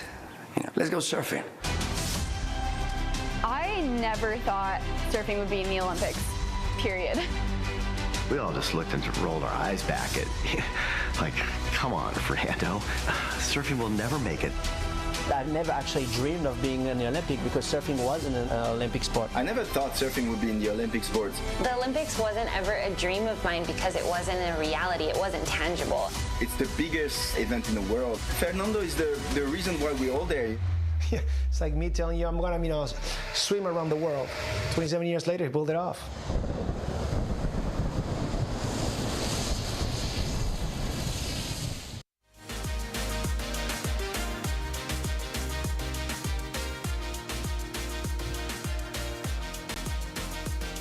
Welcome back to the action here at the ISA World Surfing Games 2024, and it's an Olympic year, which means that each of these women wants to stay in the draw today. As we are into the repechage round 1, these are elimination heats, but for Morocco, Ukraine, and China, they're going to do their best to stay in that top 2 to be advancing through with a chance to try to qualify later this week. Out in the water right now for Morocco, we have Rania Squali. For Ukraine, Daria Karol, and for China, Shuhan Jin. And at the moment, no waves being ridden just yet. We've got 18 minutes left on the clock. The nice thing is that the ISA has decided there's enough time in the schedule this week to run 20-minute repechage rounds for now. Oh. So typically we go back down to 15 minutes in the repechage rounds, but we're noticing on the clock now that 20 minutes is sticking around, and that's always a welcome thing for the surfers in the water. Oh, absolutely. That extra 5 minutes can make a big difference. And that wind is cleaned up. The conditions are beautiful out there this afternoon. It's what we were hoping for earlier today. That wind came up a lot earlier than what we were kind of expecting it to be. We knew that onshore, that cross-shore breeze would be arriving, but it hit pretty early. But with that storm coming through, as you mentioned earlier today, Barton, we were hoping those offshore winds would show again, and there they are. A couple little waves breaking just on the inside of where the women are sitting. And I have been seeing quite a few waves in there. Perfect peaks, lefts and rights, just peeling off both ways. So you get desperate, you could definitely move inside and find some for sure. 3 new surfers out in the lineup. Each of them has already surfed a heat at El Pico, which was yesterday morning. Unfortunately, took that 3rd or 4th place position in their opening round heat, and have found themselves into repechage round. China's Shuhan had a paddle for that wave. Didn't quite get into the speed I think that she needed to be able to get up in front of the whitewater. Might have been a little deep too. It didn't look like she was in a very good position, so most probably better she didn't catch that. Morocco, Ukraine, and China in the water.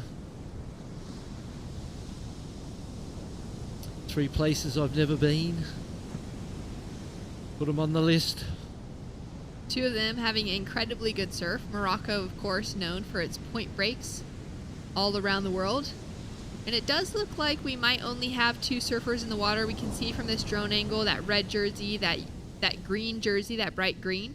Doesn't look like our surfer in the blue, Daria Karol from Ukraine, has paddled out in this heat. So we'll see if she pops up at any stage within it. But for now, it looks like it's just these 2, which means they have the opportunity to get a feeling for this wave, knowing they might be surfing it later on.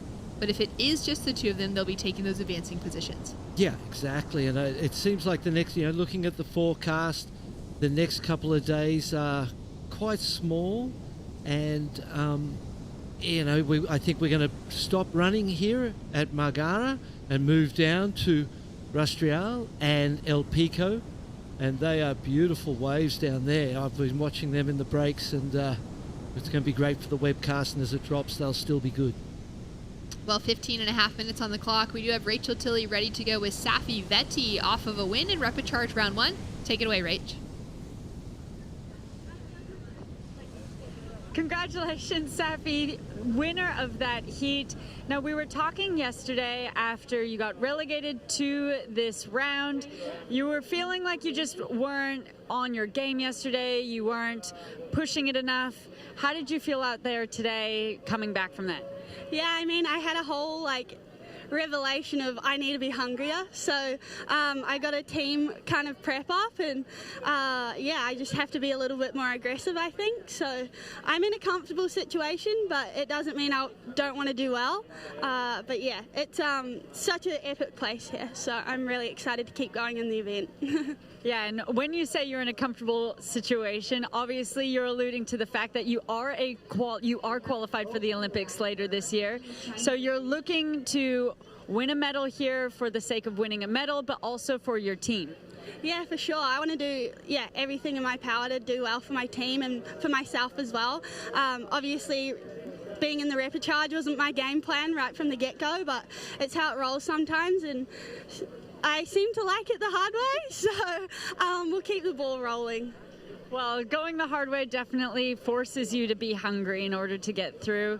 That was your first time surfing out at this peak. Yesterday you were competing at El Pico. How did you find this peak in comparison? Yeah, there's definitely like a specific takeoff spot. I think just finding that sweet spot is really important, and I'm still navigating that. I did miss a bomb, which I was bummed about, but I'm lucky to get a second chance out here, and hopefully we can find the sweet spot and get a few fun rides and maybe even a few barrels when it gets a bit bigger again.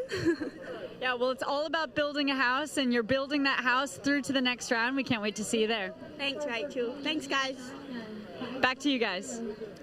Thanks so much. Great insights from Safi. Of course, feeling, she's got that Olympic position already stitched up as we see beautiful looking wave go unridden on the inside.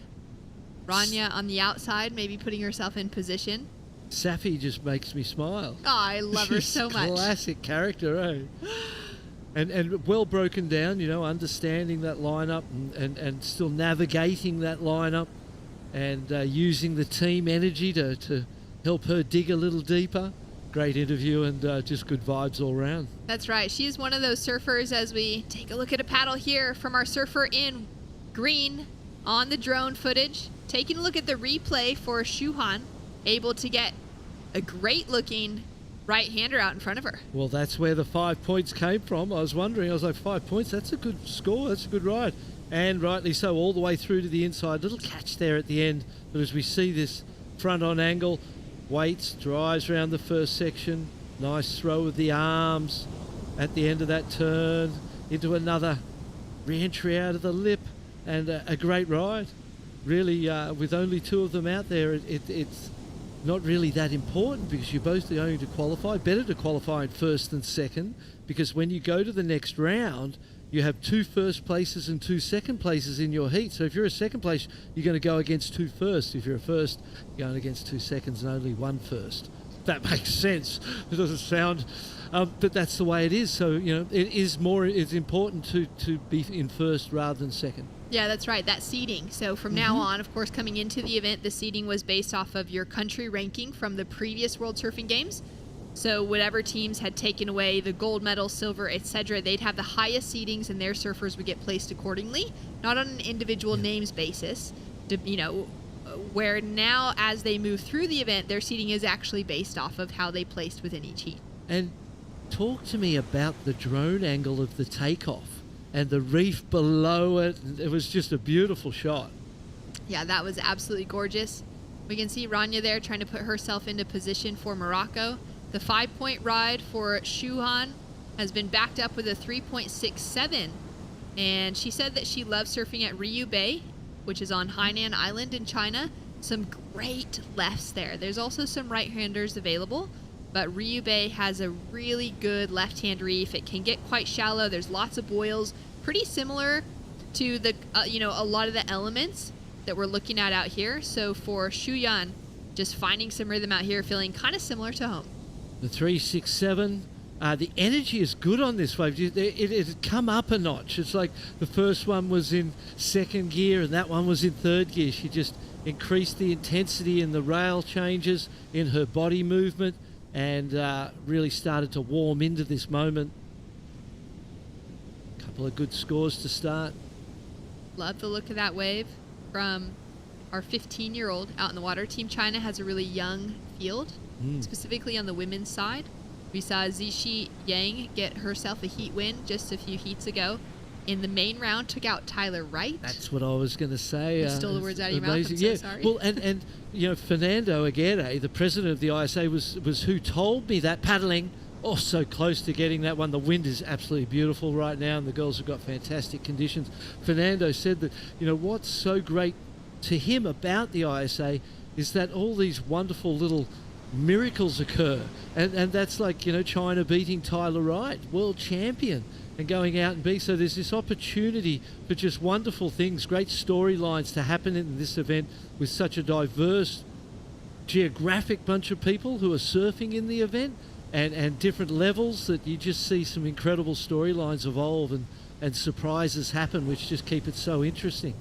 So incredible, and great momentum for Team China moving forward as well. For Xuan to have been able to watch Zishi's heat out here to understand a little bit more about wave selection, because this will be her first heat competing out here. Look at this set. Having a look at this wave now. Ranya's had a couple paddles. She's been unable to get into it, and it's been Xuan who's just been absolutely on fire in this heat. Cutting it back into the pocket. Now driving down the line, pumping a bit of rail-to-rail work here to hit the lip. She could eye off that section for a while as she headed towards it. What could she do differently there, Barton, to be able to capitalize? Just, I think you need to go a little more vertically at the start, and then whip it straight back around and get that nose facing to the shore out of the top. If you get up there and then leave the board sort of sideways, that whole rail is there to catch. But if you can get it up, whip it around, and have the nose facing down the face of the wave and to the shore, that's your best chance of getting out of one of those sort of manoeuvres. For Rania as well, I'd really like her to just start catching anything, because no one else is out there. You're going to get through in the right position or not. Just start surfing, catching waves, and build some momentum that way.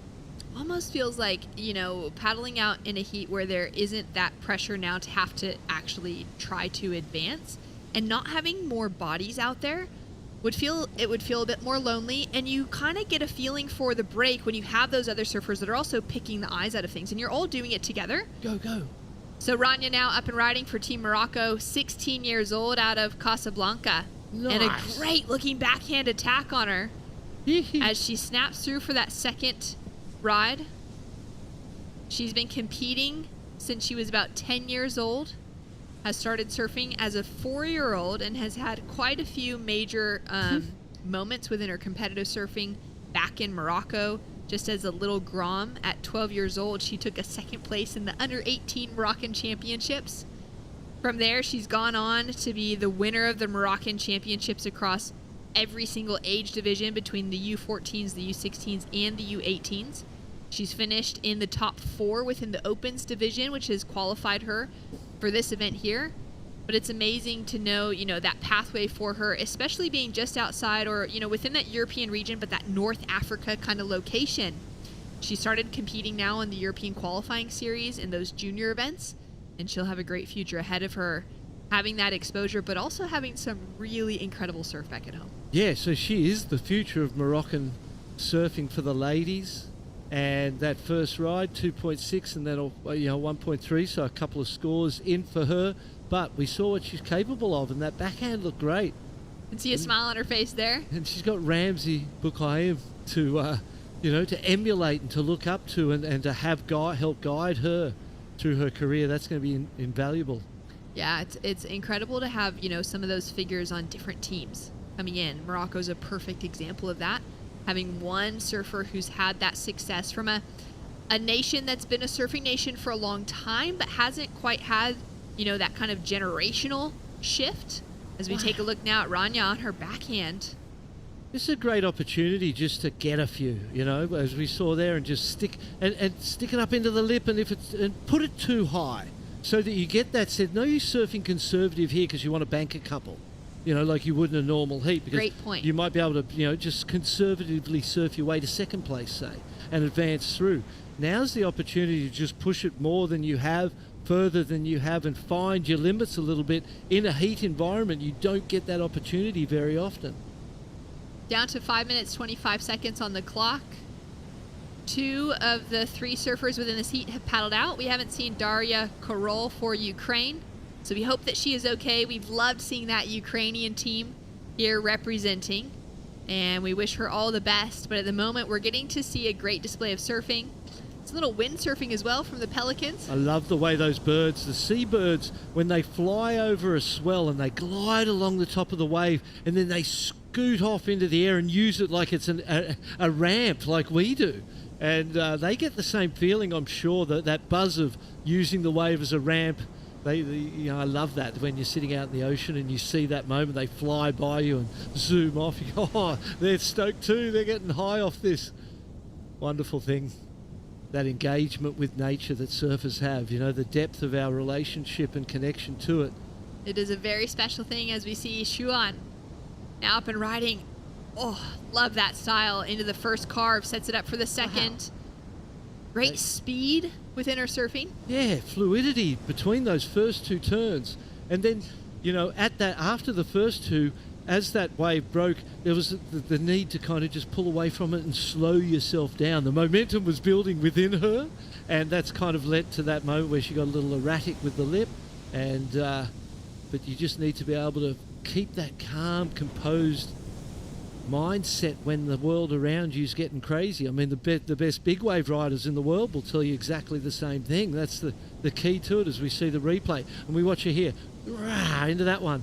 Pumps it around, and here she kind of just got a little bit, give me more, and just need to sit it back a little bit there. But these first two turns were beautifully done, lovely connection and rhythm. That would have felt wonderful, the way she was, I know that inside her she went, wow, that felt great, the way she connected those two turns. I couldn't agree more. I love the way, she's kind of got her palms open the entire way as well, her hands. It's a really similar style, a different type of surfing, but what we see from Alice Lemoyne, who's one of the top surfers on the longboard tour. And Alice always surfs. She's a fantastic shortboarder as well. I've seen her compete in the QS over the years, but she's become a world champion on the ISA side of things through longboarding.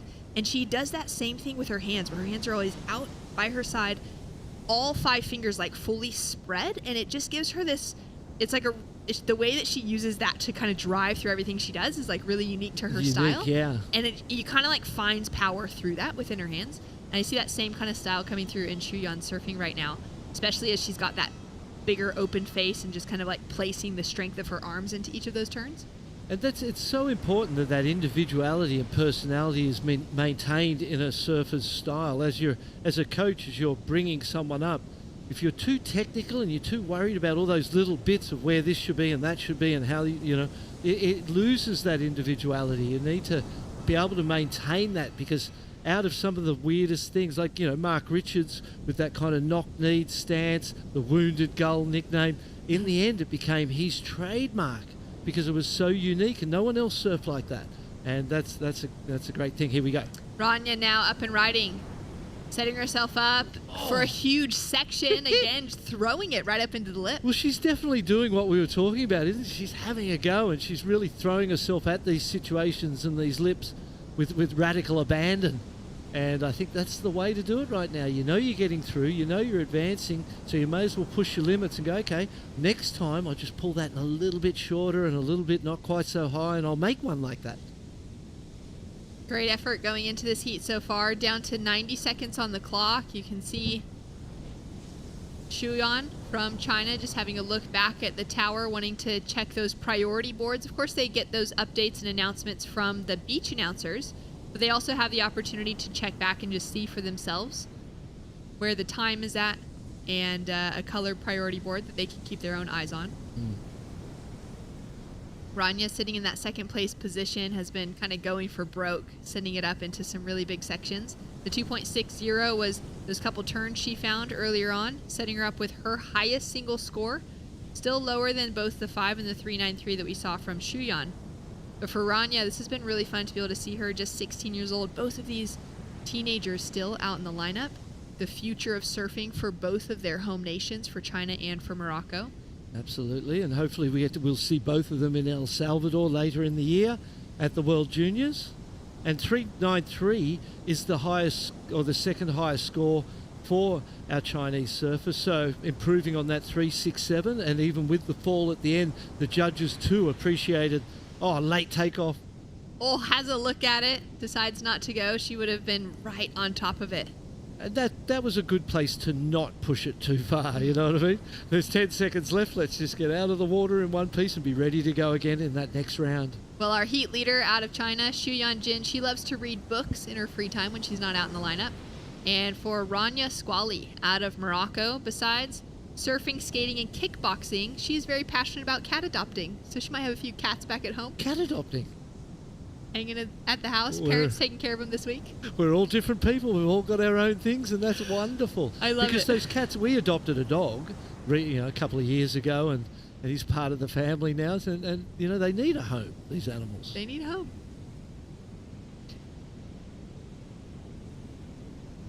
Well, that was a great heat number 3. Both surfers that were competing in it will be advancing through into the next round. And we'll be in tomorrow. We've got more heats to come. Let's take a look at what we've been up to thus far. The best wave of the heat so far, Chris, a 4.67, and this was the wave that you were talking about. Real smooth, nothing real critical, but just tickety seat. There was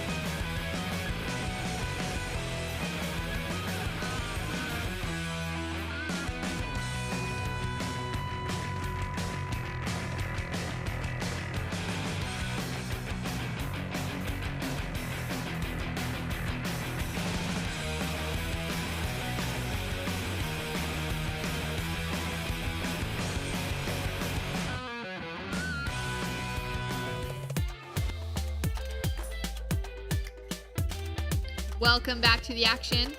We're tracking with our women's repechage round 1, heat number 4 from the Czech Republic. Jana Kosova up against Great Britain's Lauren Sandlin and South Korea's Suok Hung out in the water. We've already got one small score on the board for Suok as a 0.23, so just a quick in and out. And waiting now for Jana and for Lauren to get their opening rides. And speaking of it, Jana up and riding as we just grab the tail end of this wave. She'll kick out on the inside, have a solid size set to duck dive on her way back out into the lineup. And she'll be putting a score on the board, which will leave Lauren Sandlin out the back, potentially with priority, having the opportunity to get herself a piece of the puzzle. Korea, Great Britain, Czech Republic.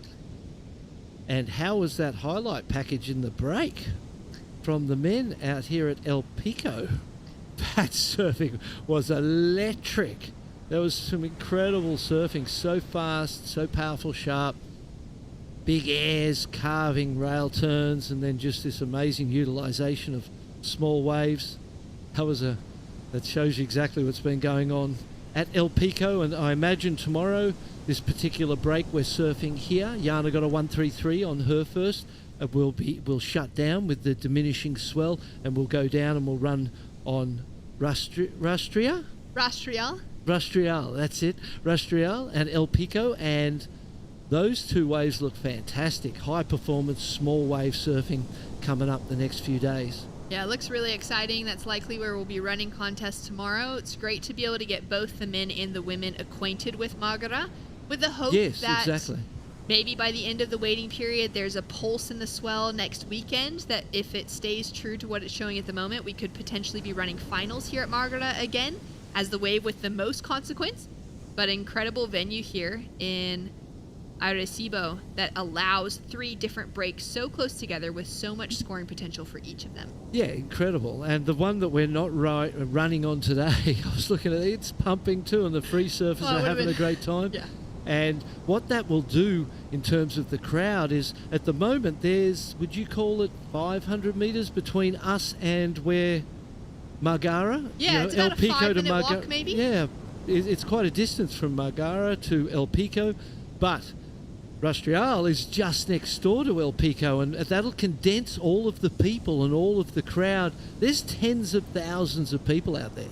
It's a massive crowd, and it'll stay that way for the whole event. So the Puerto Ricans out in force, stoked on ISA, stoked on World Surfing, and here to support. Good vibes all round. Lauren Sandland, the 18-year-old representing Great Britain on her opening ride.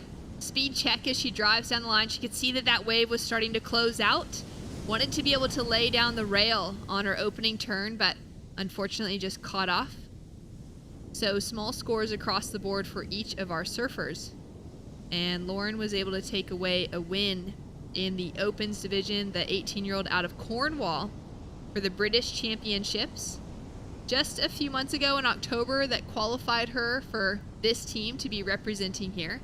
So a huge opportunity for her to be competing on a team that has had a few other surfers a little bit older than her that have kind of held down those positions for the World Surfing Games over the years. So it's great to see Lauren in the conversation now. As we see a quick in and out there from Suok Hong out of South Korea. We'll get back to that in a moment though, because we know that Rachel Tilley is standing by with the winner of that last heat. I'm watching. Congratulations on your heat win. You had your teammate winning heat just a couple of heats ago. Were you able to get any advice from her or direction out there on how to handle your heat? 首先恭喜你赢下比赛了，因为你的队友在前2组也赢下了比赛。你有从他那儿得到什么建议或者是一些这个有用的信息吗？就是我的队友给予足了我很多的自信，他们也很鼓励我，然后他们告诉我这个浪应该怎么去冲，给我很多的建议。Thank you. Yeah, they give us a lot of advice, especially how to surf this kind of condition. Yeah, the conditions have been changing a lot rapidly throughout the day. Being in the repecharge round can bring a lot of nerves, but you handled them really well. What are your strategies to keep your composure before a heat? 就是你掉到复活赛以后是如何去保持镇定的？因为这一整天的浪变化特别大，特别是现在这个潮位也比较低，你是怎么做的？多观察在赛场上，多看浪，然后掉复活也没有关系，就是自己教练和运动员都给足了自信，然后呢给足我信心，然后掉到复活也是发挥自己的水平就行了。She tried her best, even though the dropping to the rubber charge, she just keep calm down and watch the condition changing all the day. Yeah, and the teammates and the coach give her enough courage and confidence. Well, you surfed very confident out there. You looked amazing. Is there anything you'd like to say back to China, your family and friends at home? 你这一组冲的都非常好，你有什么想对家里说的？谢谢中国对我的支持，然后这个波多黎各的人很热情，然后也对我们中国很好，希望大家多多来波多黎各冲浪，这块的浪也很好。The waves here are amazing and the people are friendly. Hopefully every Chinese can come to here to surf. We hope so too. Congratulations, Sese. See you next round. Thank you, 谢谢。Back to you guys. Thank you. That was amazing. Shuyan was so well spoken. I love the energy coming from her and, paying attention to the details from the other surfers, the conditions and everything, but also just really appreciating her time here in Puerto Rico. Yeah, that smile and the joy was just bubbling out of her. You know, to get a heat win, to stay alive in the event. There's pressure from your teammate doing it the heat before, because you're like, oh my gosh. And even though there were only 2 of them out there, that's going to help, obviously. But to get the win, 2 wins there in a row for China is a big confidence boost. Huge confidence boost moving forward into the next round. We're not sure what the actual schedule will be tomorrow as far as who's surfing where, but we'll likely be seeing that next repecharge round running tomorrow. Down to 10 minutes, 15 seconds on the clock, and we've got Lauren Sandlin still sitting, well, now sitting in the lead as a score has dropped for her. A 4.17 puts Great Britain surfer out in front with a 1.6 as the backup. Suok Hong out of South Korea now up and riding, uses her priority on this wave. Great trim as she comes off the top. Now sets her rail here back into the foam. Has a little bit of a wobble within that surfing, but starts to smooth it out as she comes to the inside here. Couple pumps and she'll kick out. Looking to improve on the 1.47 for Suok. And she's a 37-year-old who is super stoked to be competing. She's been a member of her national team for a while now and has just really loved getting better riding on shortboards and pursuing performance surfing overall. Yeah, it was a good ride, and it's great to see. You know, it used to be a young person's sport, surfing, and that's one of the greatest changes that we've seen, is that, you know, what was considered old a few decades ago is now young, and people are competing at ages we never imagined possible, and it's just meant that we're all still in this surfing game. So, you know, I never imagined you'd be 60 and still surfing. It was like, when are you going? People used to always say to you, when are you going to give up this childish thing and get a real job or do something serious with your life? I'd be like, never. But I didn't imagine it would be forever. Yeah, that you could actually just continue saying, well, never. Never. 9 minutes on the clock as we see Jana now up and riding for the Czech Republic. Nice carve, staying low and compressed. Great section opening up in front of her. Love that style, the way that back knees kind of dropped on her board as she's coming through those speedier sections. Nice little snap on the inside to finish as well. Jana's a surfer that took up surfing a bit later in life, so she's 31 years old now, but learned how to surf as a 20-year-old when she was studying and traveling abroad. For the very first time, she saw the ocean and decided to try surfing on that same trip. Absolutely fell in love with it. And since then, she's moved herself from Prague, from Czechia, where she's been living, or where she was raised, and has been spending most of her time living in Lisbon. So now she's right on the coast. She's able to surf in Portugal as much as possible. Yes. There's a lot of good goofy footers down there too, and Teresa Bonvalot doesn't look all that different, so that would be perhaps someone she could be inspired by and have a look at the approach and the way she surfs, and perhaps she's already done that, having seen the way that she's approaching these waves. Yeah, that is a really good likeness to her style, especially with that little drop knee on the back. As we take a look now at Lauren, starting to open up here in this heat, setting herself up with a great second turn into a heavy section, and she nails the finish. And you know, one of the things when you're surfing a heat in this event and you're against people from nations you didn't even know had surfers, you don't know how they surf, how they perform, what level they're at. There's a nervousness in that when you don't know people. When you know them, at least you know what you're up against. So I feel like for Lauren, there was a nervousness on those first couple of rides that on that wave, she felt settled. She'd heard what her opponents were getting, and she was like, hey, you know what, I'm a shotty. I think I'm winning this thing. And I felt that confidence in that last ride. It was much more aggressive and at the same time as fluid, and she just looked way more comfortable on that one than she had on the previous. I agree. I think having the repecharge rounds, we'll get back to that in a second, because we'll take a look here at this wave from Lauren. Wraps it back into the white water. Another wrap here. Obviously a replay of that last, and then a nice closeout turn. Going to be the highest score of this heat so far, and the highest score for her, I imagine. Comes through as a 5.23, Barton. Oh, yep, there you go. Nice wrapping cutback into this next turn.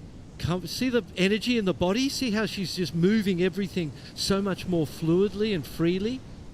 than she was on those first couple of rides. So the confidence is coming, the scores are in, she's going to take a win. We've got 6 minutes still, so it might be a little premature to say that, but with that confidence building and the performance all heading upwards, the scores are going to do the same thing. And she's nearly into a double-digit heat total. Yeah. A 9.40, given the context of what we've seen from a lot of heat wins today, is a really solid heat total. Yeah. So, putting herself Here we in go. position, it looks like our surfer in white, Hong for South Korea, with the paddle. Now up and riding, drives hard off the bottom. Wow. Going for it. Radical. Just takes the lip to the face, but absolutely charging a little late to the section. Lauren sitting in that leading position. Yana and Suak very close with their heat totals. Just a 1.91 is the requirement for Yana. She is sitting with priority, so she's in a nice position to get herself onto a decent wave. She's going to possibly have a paddle for this one, has a look at it, decides not to go. On the inside, Suak is going to turn. And she's up to her feet, a little late on the drop, but makes it. Wow. Critical late drop.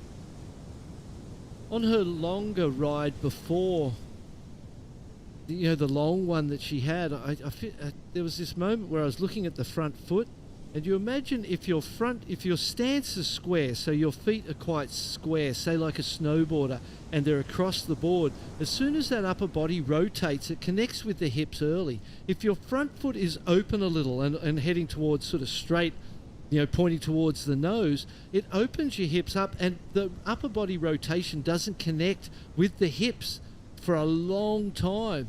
And I saw for Suak the front foot, and I was like, wow, I think there's the opportunity to square that front foot up in that stance, and it would help her, would give her more stability in the stance, and it would allow that upper body rotation to connect earlier and give her a more sensitive and quicker connection to her turns. So a little bit of coaching there from the sideline for Korea. Oh, it's incredible.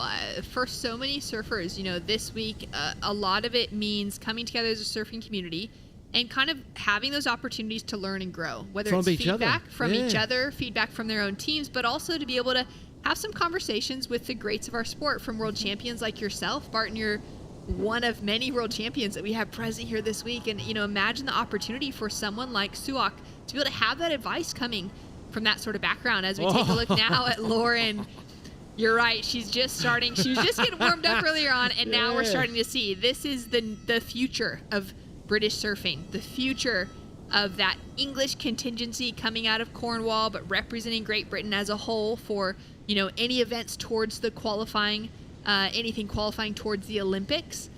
And that was some incredible rail work. That was a beautiful turn. Confidence is just starting to build. It's like you can feel it and see it right in front of our eyes through the opportunity to get that repetition. It's a great opportunity as well at the ISAs with a repicharge round included, because in any other event you'd be out already and kind of a bit down and unable to sort of figure things out, as we see Yana go down on the takeoff.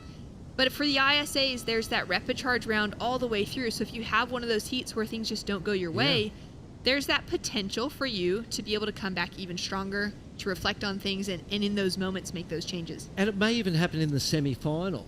It happens the whole way along the event. So to have that backstop there and to give yourself a second chance is a wonderful part of developing and growing the sport internationally. Judge is having a good long think about this, sorry, Shannon, That's okay. because that was a beautiful turn. I think that's the best score of the heat, even though it was a single turn. It was a beauty. And that's the sort of surfing, if she can continue to do that, Lauren Sandlin, she will go a long way in the event. Finding that sort of section as well that was had such a nice shape to it, a really good corner. Little spit coming through. It seems like as that tide is dropping out, we'll be pretty close. We'll actually just pass the low tide. Seems like that wave's starting to bear a little bit more. And I think even as the swells moved in onto that inside reef, we see some absolutely perfect insiders going both ways, tubing both ways. So, 2 days in, we know that we've got a great venue. We've got a massive crowd who are just stoked to have us, and the surfers are putting on incredible performances. So it's going to be a great show. And you were talking about having those off heats. You compete for 9 days straight. it's very possible that in one of those days, in one of those moments, you may indeed have an off heat. You know, it's hard to be consistent for that long. So true. It's very unlikely to take away the gold medal and that your pathway to winning the gold medal was a heat win in every single heat. That's going to be tough to do for anybody. 100%. At least a second place where you're maybe not entirely stoked because you didn't take away that win. If not, losing around somewhere along the way and fighting back from repechage, even if it's from that finals day conversation. And that is a great opportunity. You embrace that and go, hey, I'm down, but I'm not. Did someone say that they're down, but they're not out? You know, so, late drop. Oh, great looking wave and the bottom turn right around her fellow competitor. As we see Suak just get swallowed by the whitewater, couldn't quite find the projection she needed to come around the foam. We saw that in a bit of the men's surfing yesterday as well, with a few surfers that were just getting kind of caught up behind and were struggling to be able to find that kind of bottom turn around the foam out on that clean water. Yep. As we see Lauren, just a quick in and out. Scores are in. It's a 6.5. Barton, you nailed it. Highest score of the heat and for just that single turn. Yeah, that's how good a turn it was. It was a world-class turn by any standard. And that's what the score will indicate. And when the team go home and the coaches and they watch the video of the heat, they'll most probably be listening to us. Great performance from Lauren and for Great Britain. Well, more to see of these surfers through the week. Unfortunately, we lose Jana Kosova from the Czech Republic. It's a great opportunity to get to see her surfing. We'll be back with more. The final heat of the day is heading out next for Repechage Round 1, Women's Heat number 5.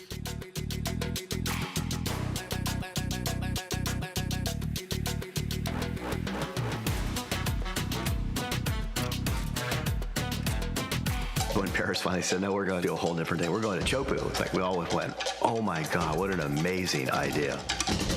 Chopu is one of the most incredible waves, probably a wonder of the world. And it's just sort of like a whole nother world out there. It's godlike, it's quiet, serene, beautiful. Then you have this glorious wave that comes off a reef, and it's so powerful and so beautiful. I think Chopu has the opportunity to capture the imagination visually for what people think surfing is. The wave at Teahupo is super scary and beautiful at the same time.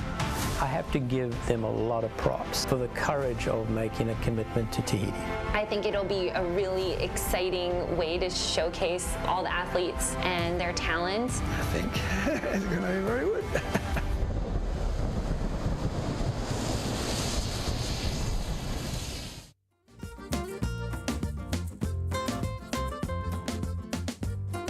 Welcome back to the action here for the ISA World Surfing Games in Puerto Rico, with some little A-frames, some lefts and some rights available for our women's repechage round heat number 5.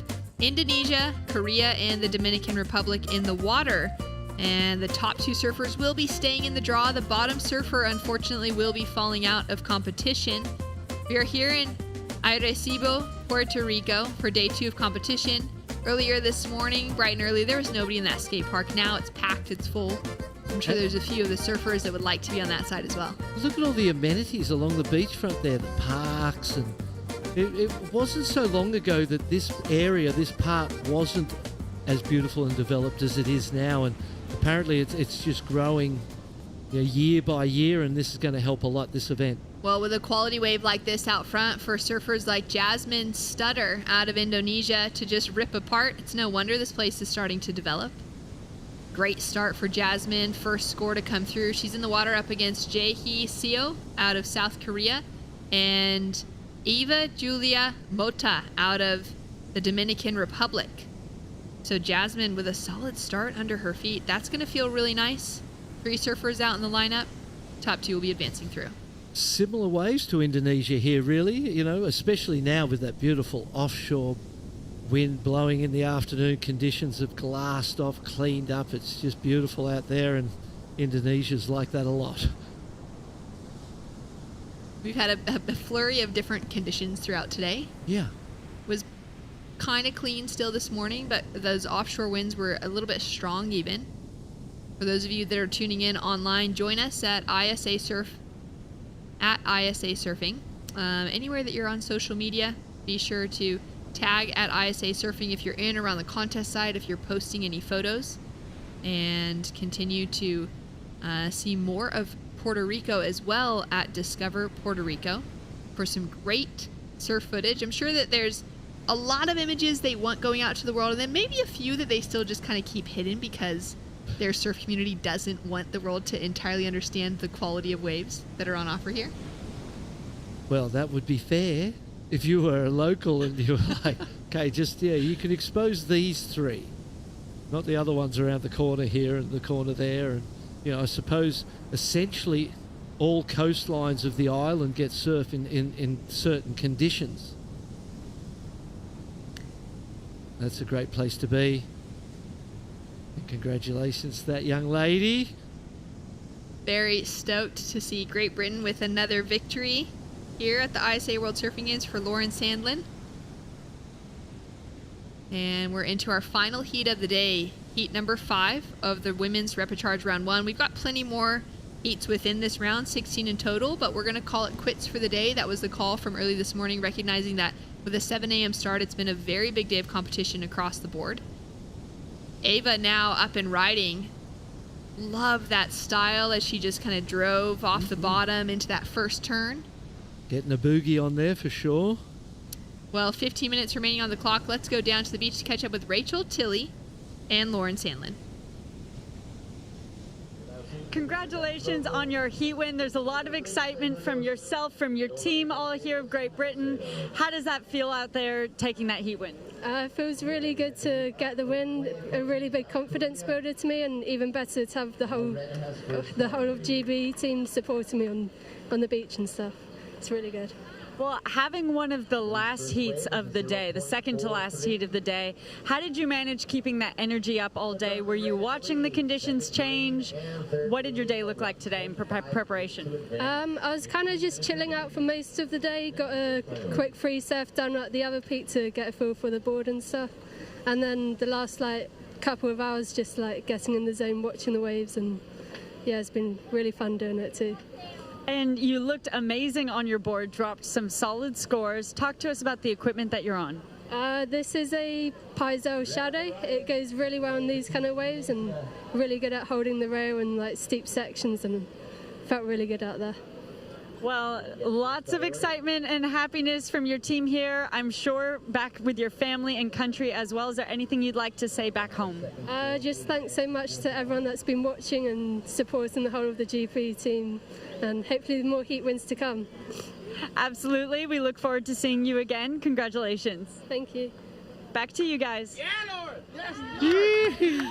Support behind Lauren as we now take a look at live action with Jasmine Stutter of Indonesia into a great finish. Nearly rode out of it. And Shannon jinxed her. I'm so sorry, Jasmine. Your surfing has been great so far. I absolutely love it. And Jae-hee out of South Korea goes down over a heavy section. She's got that 0.43 on the board now with a second one.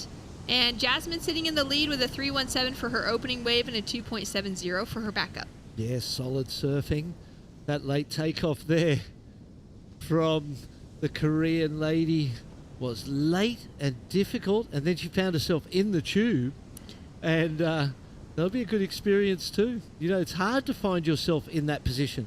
Here we go on the inside. Look at this one's about to land. Will she get under it? Just. There's nothing worse than being right in that position where the lip lands on your head and you don't get underneath it. You get rumbled, and then this one behind it, same again. Couple of bigger set waves on the head, handled easy with the duck dive. Called a duck dive for obvious reasons. You'll see it here.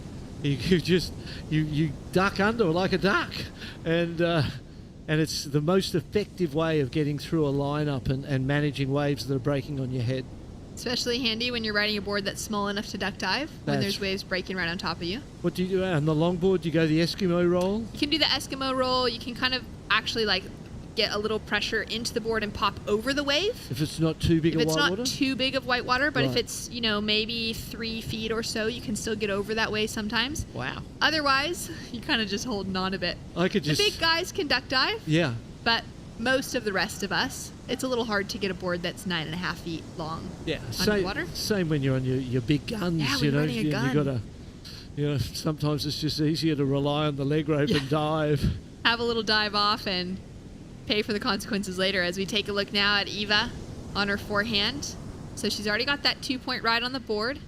She's sitting in that advancing position. Again, it's those top two that are going to be advancing through Barton. In the final heat of the day, we are now into elimination heats. There's also elimination heats running on the men's side of the draw at El Pico that'll be wrapping up shortly. I'm sure a lot of our audience has been tracking with those scores as well.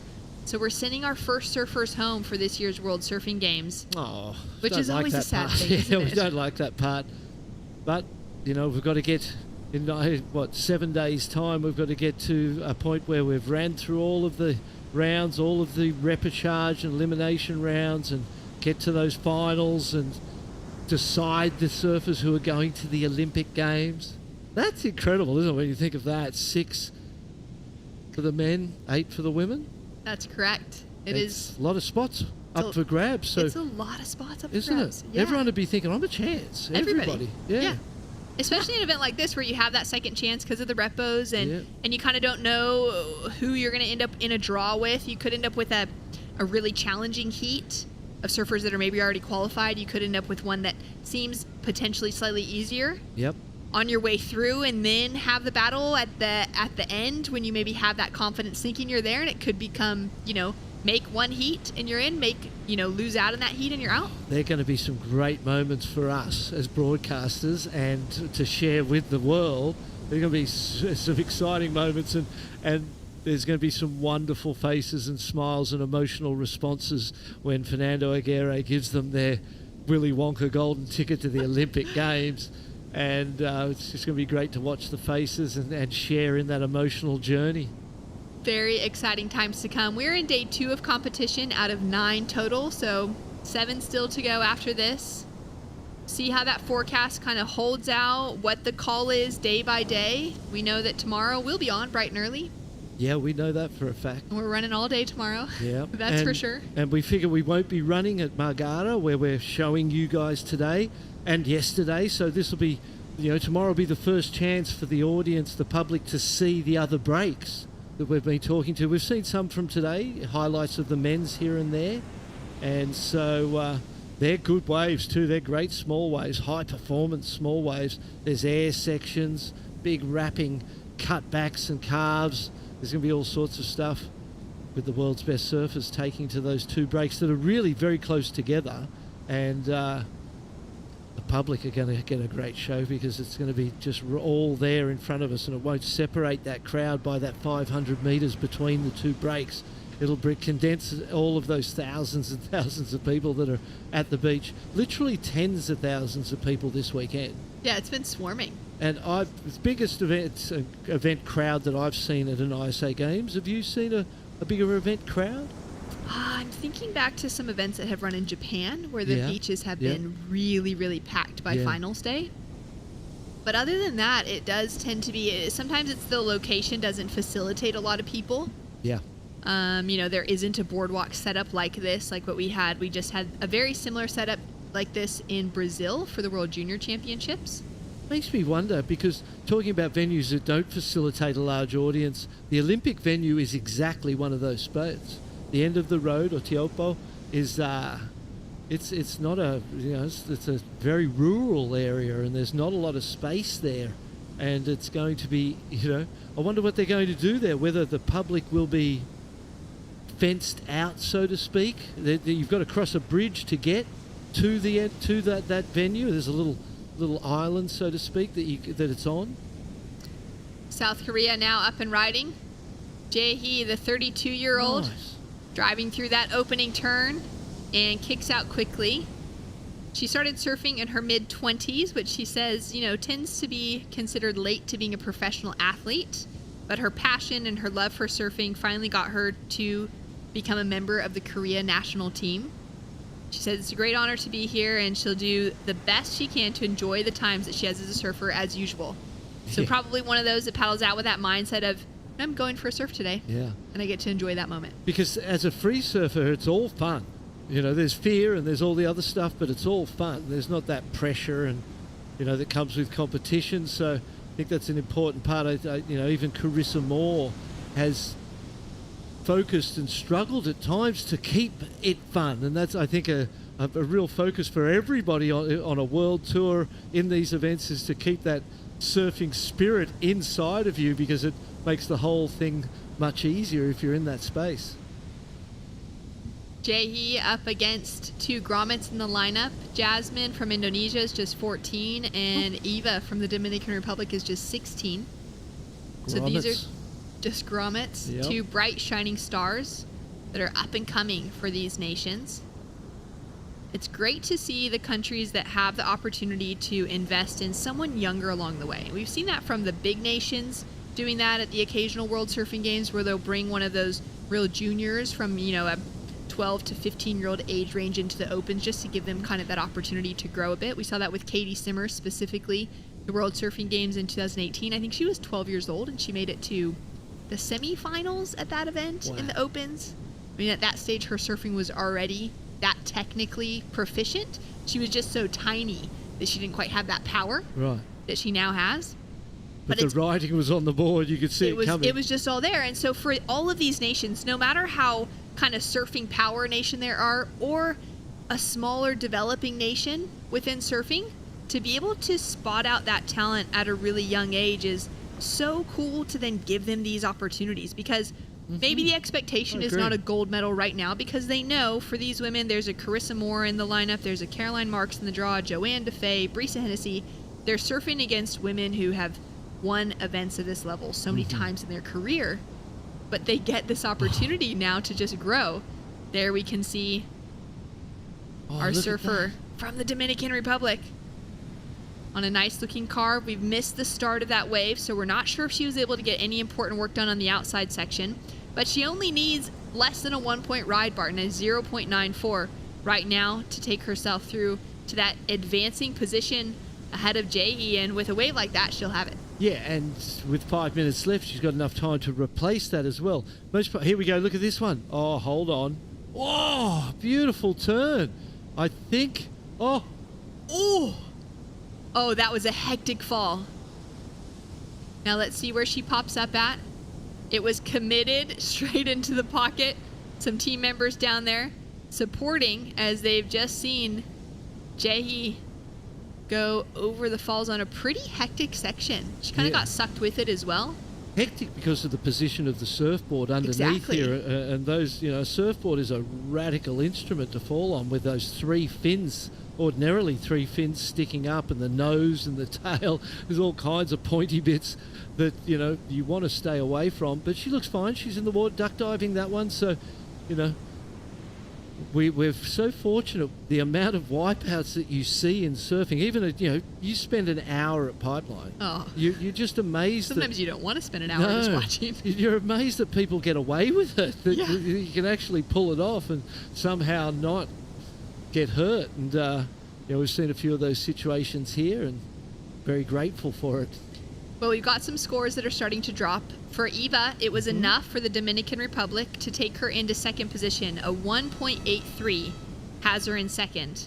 For our surfer in blue, Jae, she now needs a 1.33 to get herself the advancing position. She's up and riding again. Now, she did have that first turn on that wave before the fall. I think it's better than, it's obviously better than the 0.43, but that was the best turn of the heat so far. So there's a chance, she's got the 2.5 in there. There's a chance she matches that or betters it maybe. Unfortunate, she didn't even need to go into the lip after that turn. She could have turned down and stayed away from the lip and completed that ride. There we go. It's a 2.73. It's plenty to get her back into the advancing position. It knocks Dominican Republic's Eva Mota down into that third place position. And Jasmine is unable to improve her heat lead with a couple scores that have fallen through for her last two. So we're down to 2 minutes, 45 seconds left in our final heat of the day. And we can see surfers getting in position. It's our surfer in the lead that's holding on to first priority. And it's going to be the surfer in third who's going to gain that second priority. You can see she's just a little bit farther out, still waiting for it to drop in onto the from the priority judges. But she should be out the back quicker. and that could give her the opportunity for one more shot to overtake South Korea. Yeah, 2 minutes, 20 seconds, still plenty of time, really. You can jump to your feet in that final 5 seconds, and it'll count. That 183 was a long ride, which most probably didn't need to be that long, in terms of getting back out the back earlier, quicker. But she's got the second priority, as you suggested. It's a little ruffle, a different wind direction coming in right now. It's just changed, huh? Just changed. Just within this heat. But within the maybe last it's few from seconds. that cloud in the background there, 'cause it looks like it's a little side shore, and maybe that there's some rain squalls maybe out the back there as well, and a bit of weather coming our way, which I've heard tomorrow's meant to have some wet weather. So we'll see how that pans out. But 1 minute 30, 3.23 is the ask. Well, it's become a more significant requirement, especially in the context Spartan, because that 3.23 would be the biggest score of this heat. Good point. So down to 1 minute 30 seconds on the clock. It's been a huge day of surfing for day 2 of competition. We've seen some outstanding heats in our second round of the main round. Those that have already been advancing through, we'll have surfers through to main round 3. We'll also have our second repecharge round kind of starting to be set. We'll have surfers that lost out in that main round 2, as well as the surfers that are advancing through from repecharge round 1. They'll meet up against each other tomorrow. Let's send our thanks and respect out to those that we've lost this afternoon. I'm sure, just being a part of it is the win, really, and for a lot of people, a lot of nations, because you're representing your country, you're part of this global surfing community. But we appreciate all of you guys. Win, lose or draw, doesn't matter to Shannon and me. We're here to support all the way through. Oh, here we go. Go. 25 seconds. She needs this wave. Can she get... Oh, so putting herself in close. position, but just can't find that corner Anything behind? to get into it. Look at it That's running. got the scoring potential Look at all that the one. way. Down to 10 seconds on the clock. We're paying attention to the surfers in the lineup to see if they're going to be able to get themselves one more wave. And it just doesn't quite look like it. We were hopeful there was going to be one more wave that was big enough with that peak. But it's going to be the 14-year-old Jasmine Stutter from Indonesia who takes away a win, advancing through. Jae-hee Seo out of South Korea advancing through as well. And unfortunately out of the event, Ava Julia Mota from the Dominican Republic goes to school in Palos Verdes in California and put together a great show. Well done. And thank you so much to everyone for tuning in today. Barton, it's always a pleasure to be able to call the action with you. Likewise, Absolutely mate. love the froth. Always enjoy it. Always enjoy Thanks it. to you for tuning in. Let's take a look at the highlights from everything that we've gotten to see so far, and we'll be back bright and early tomorrow morning for day 3 of competition.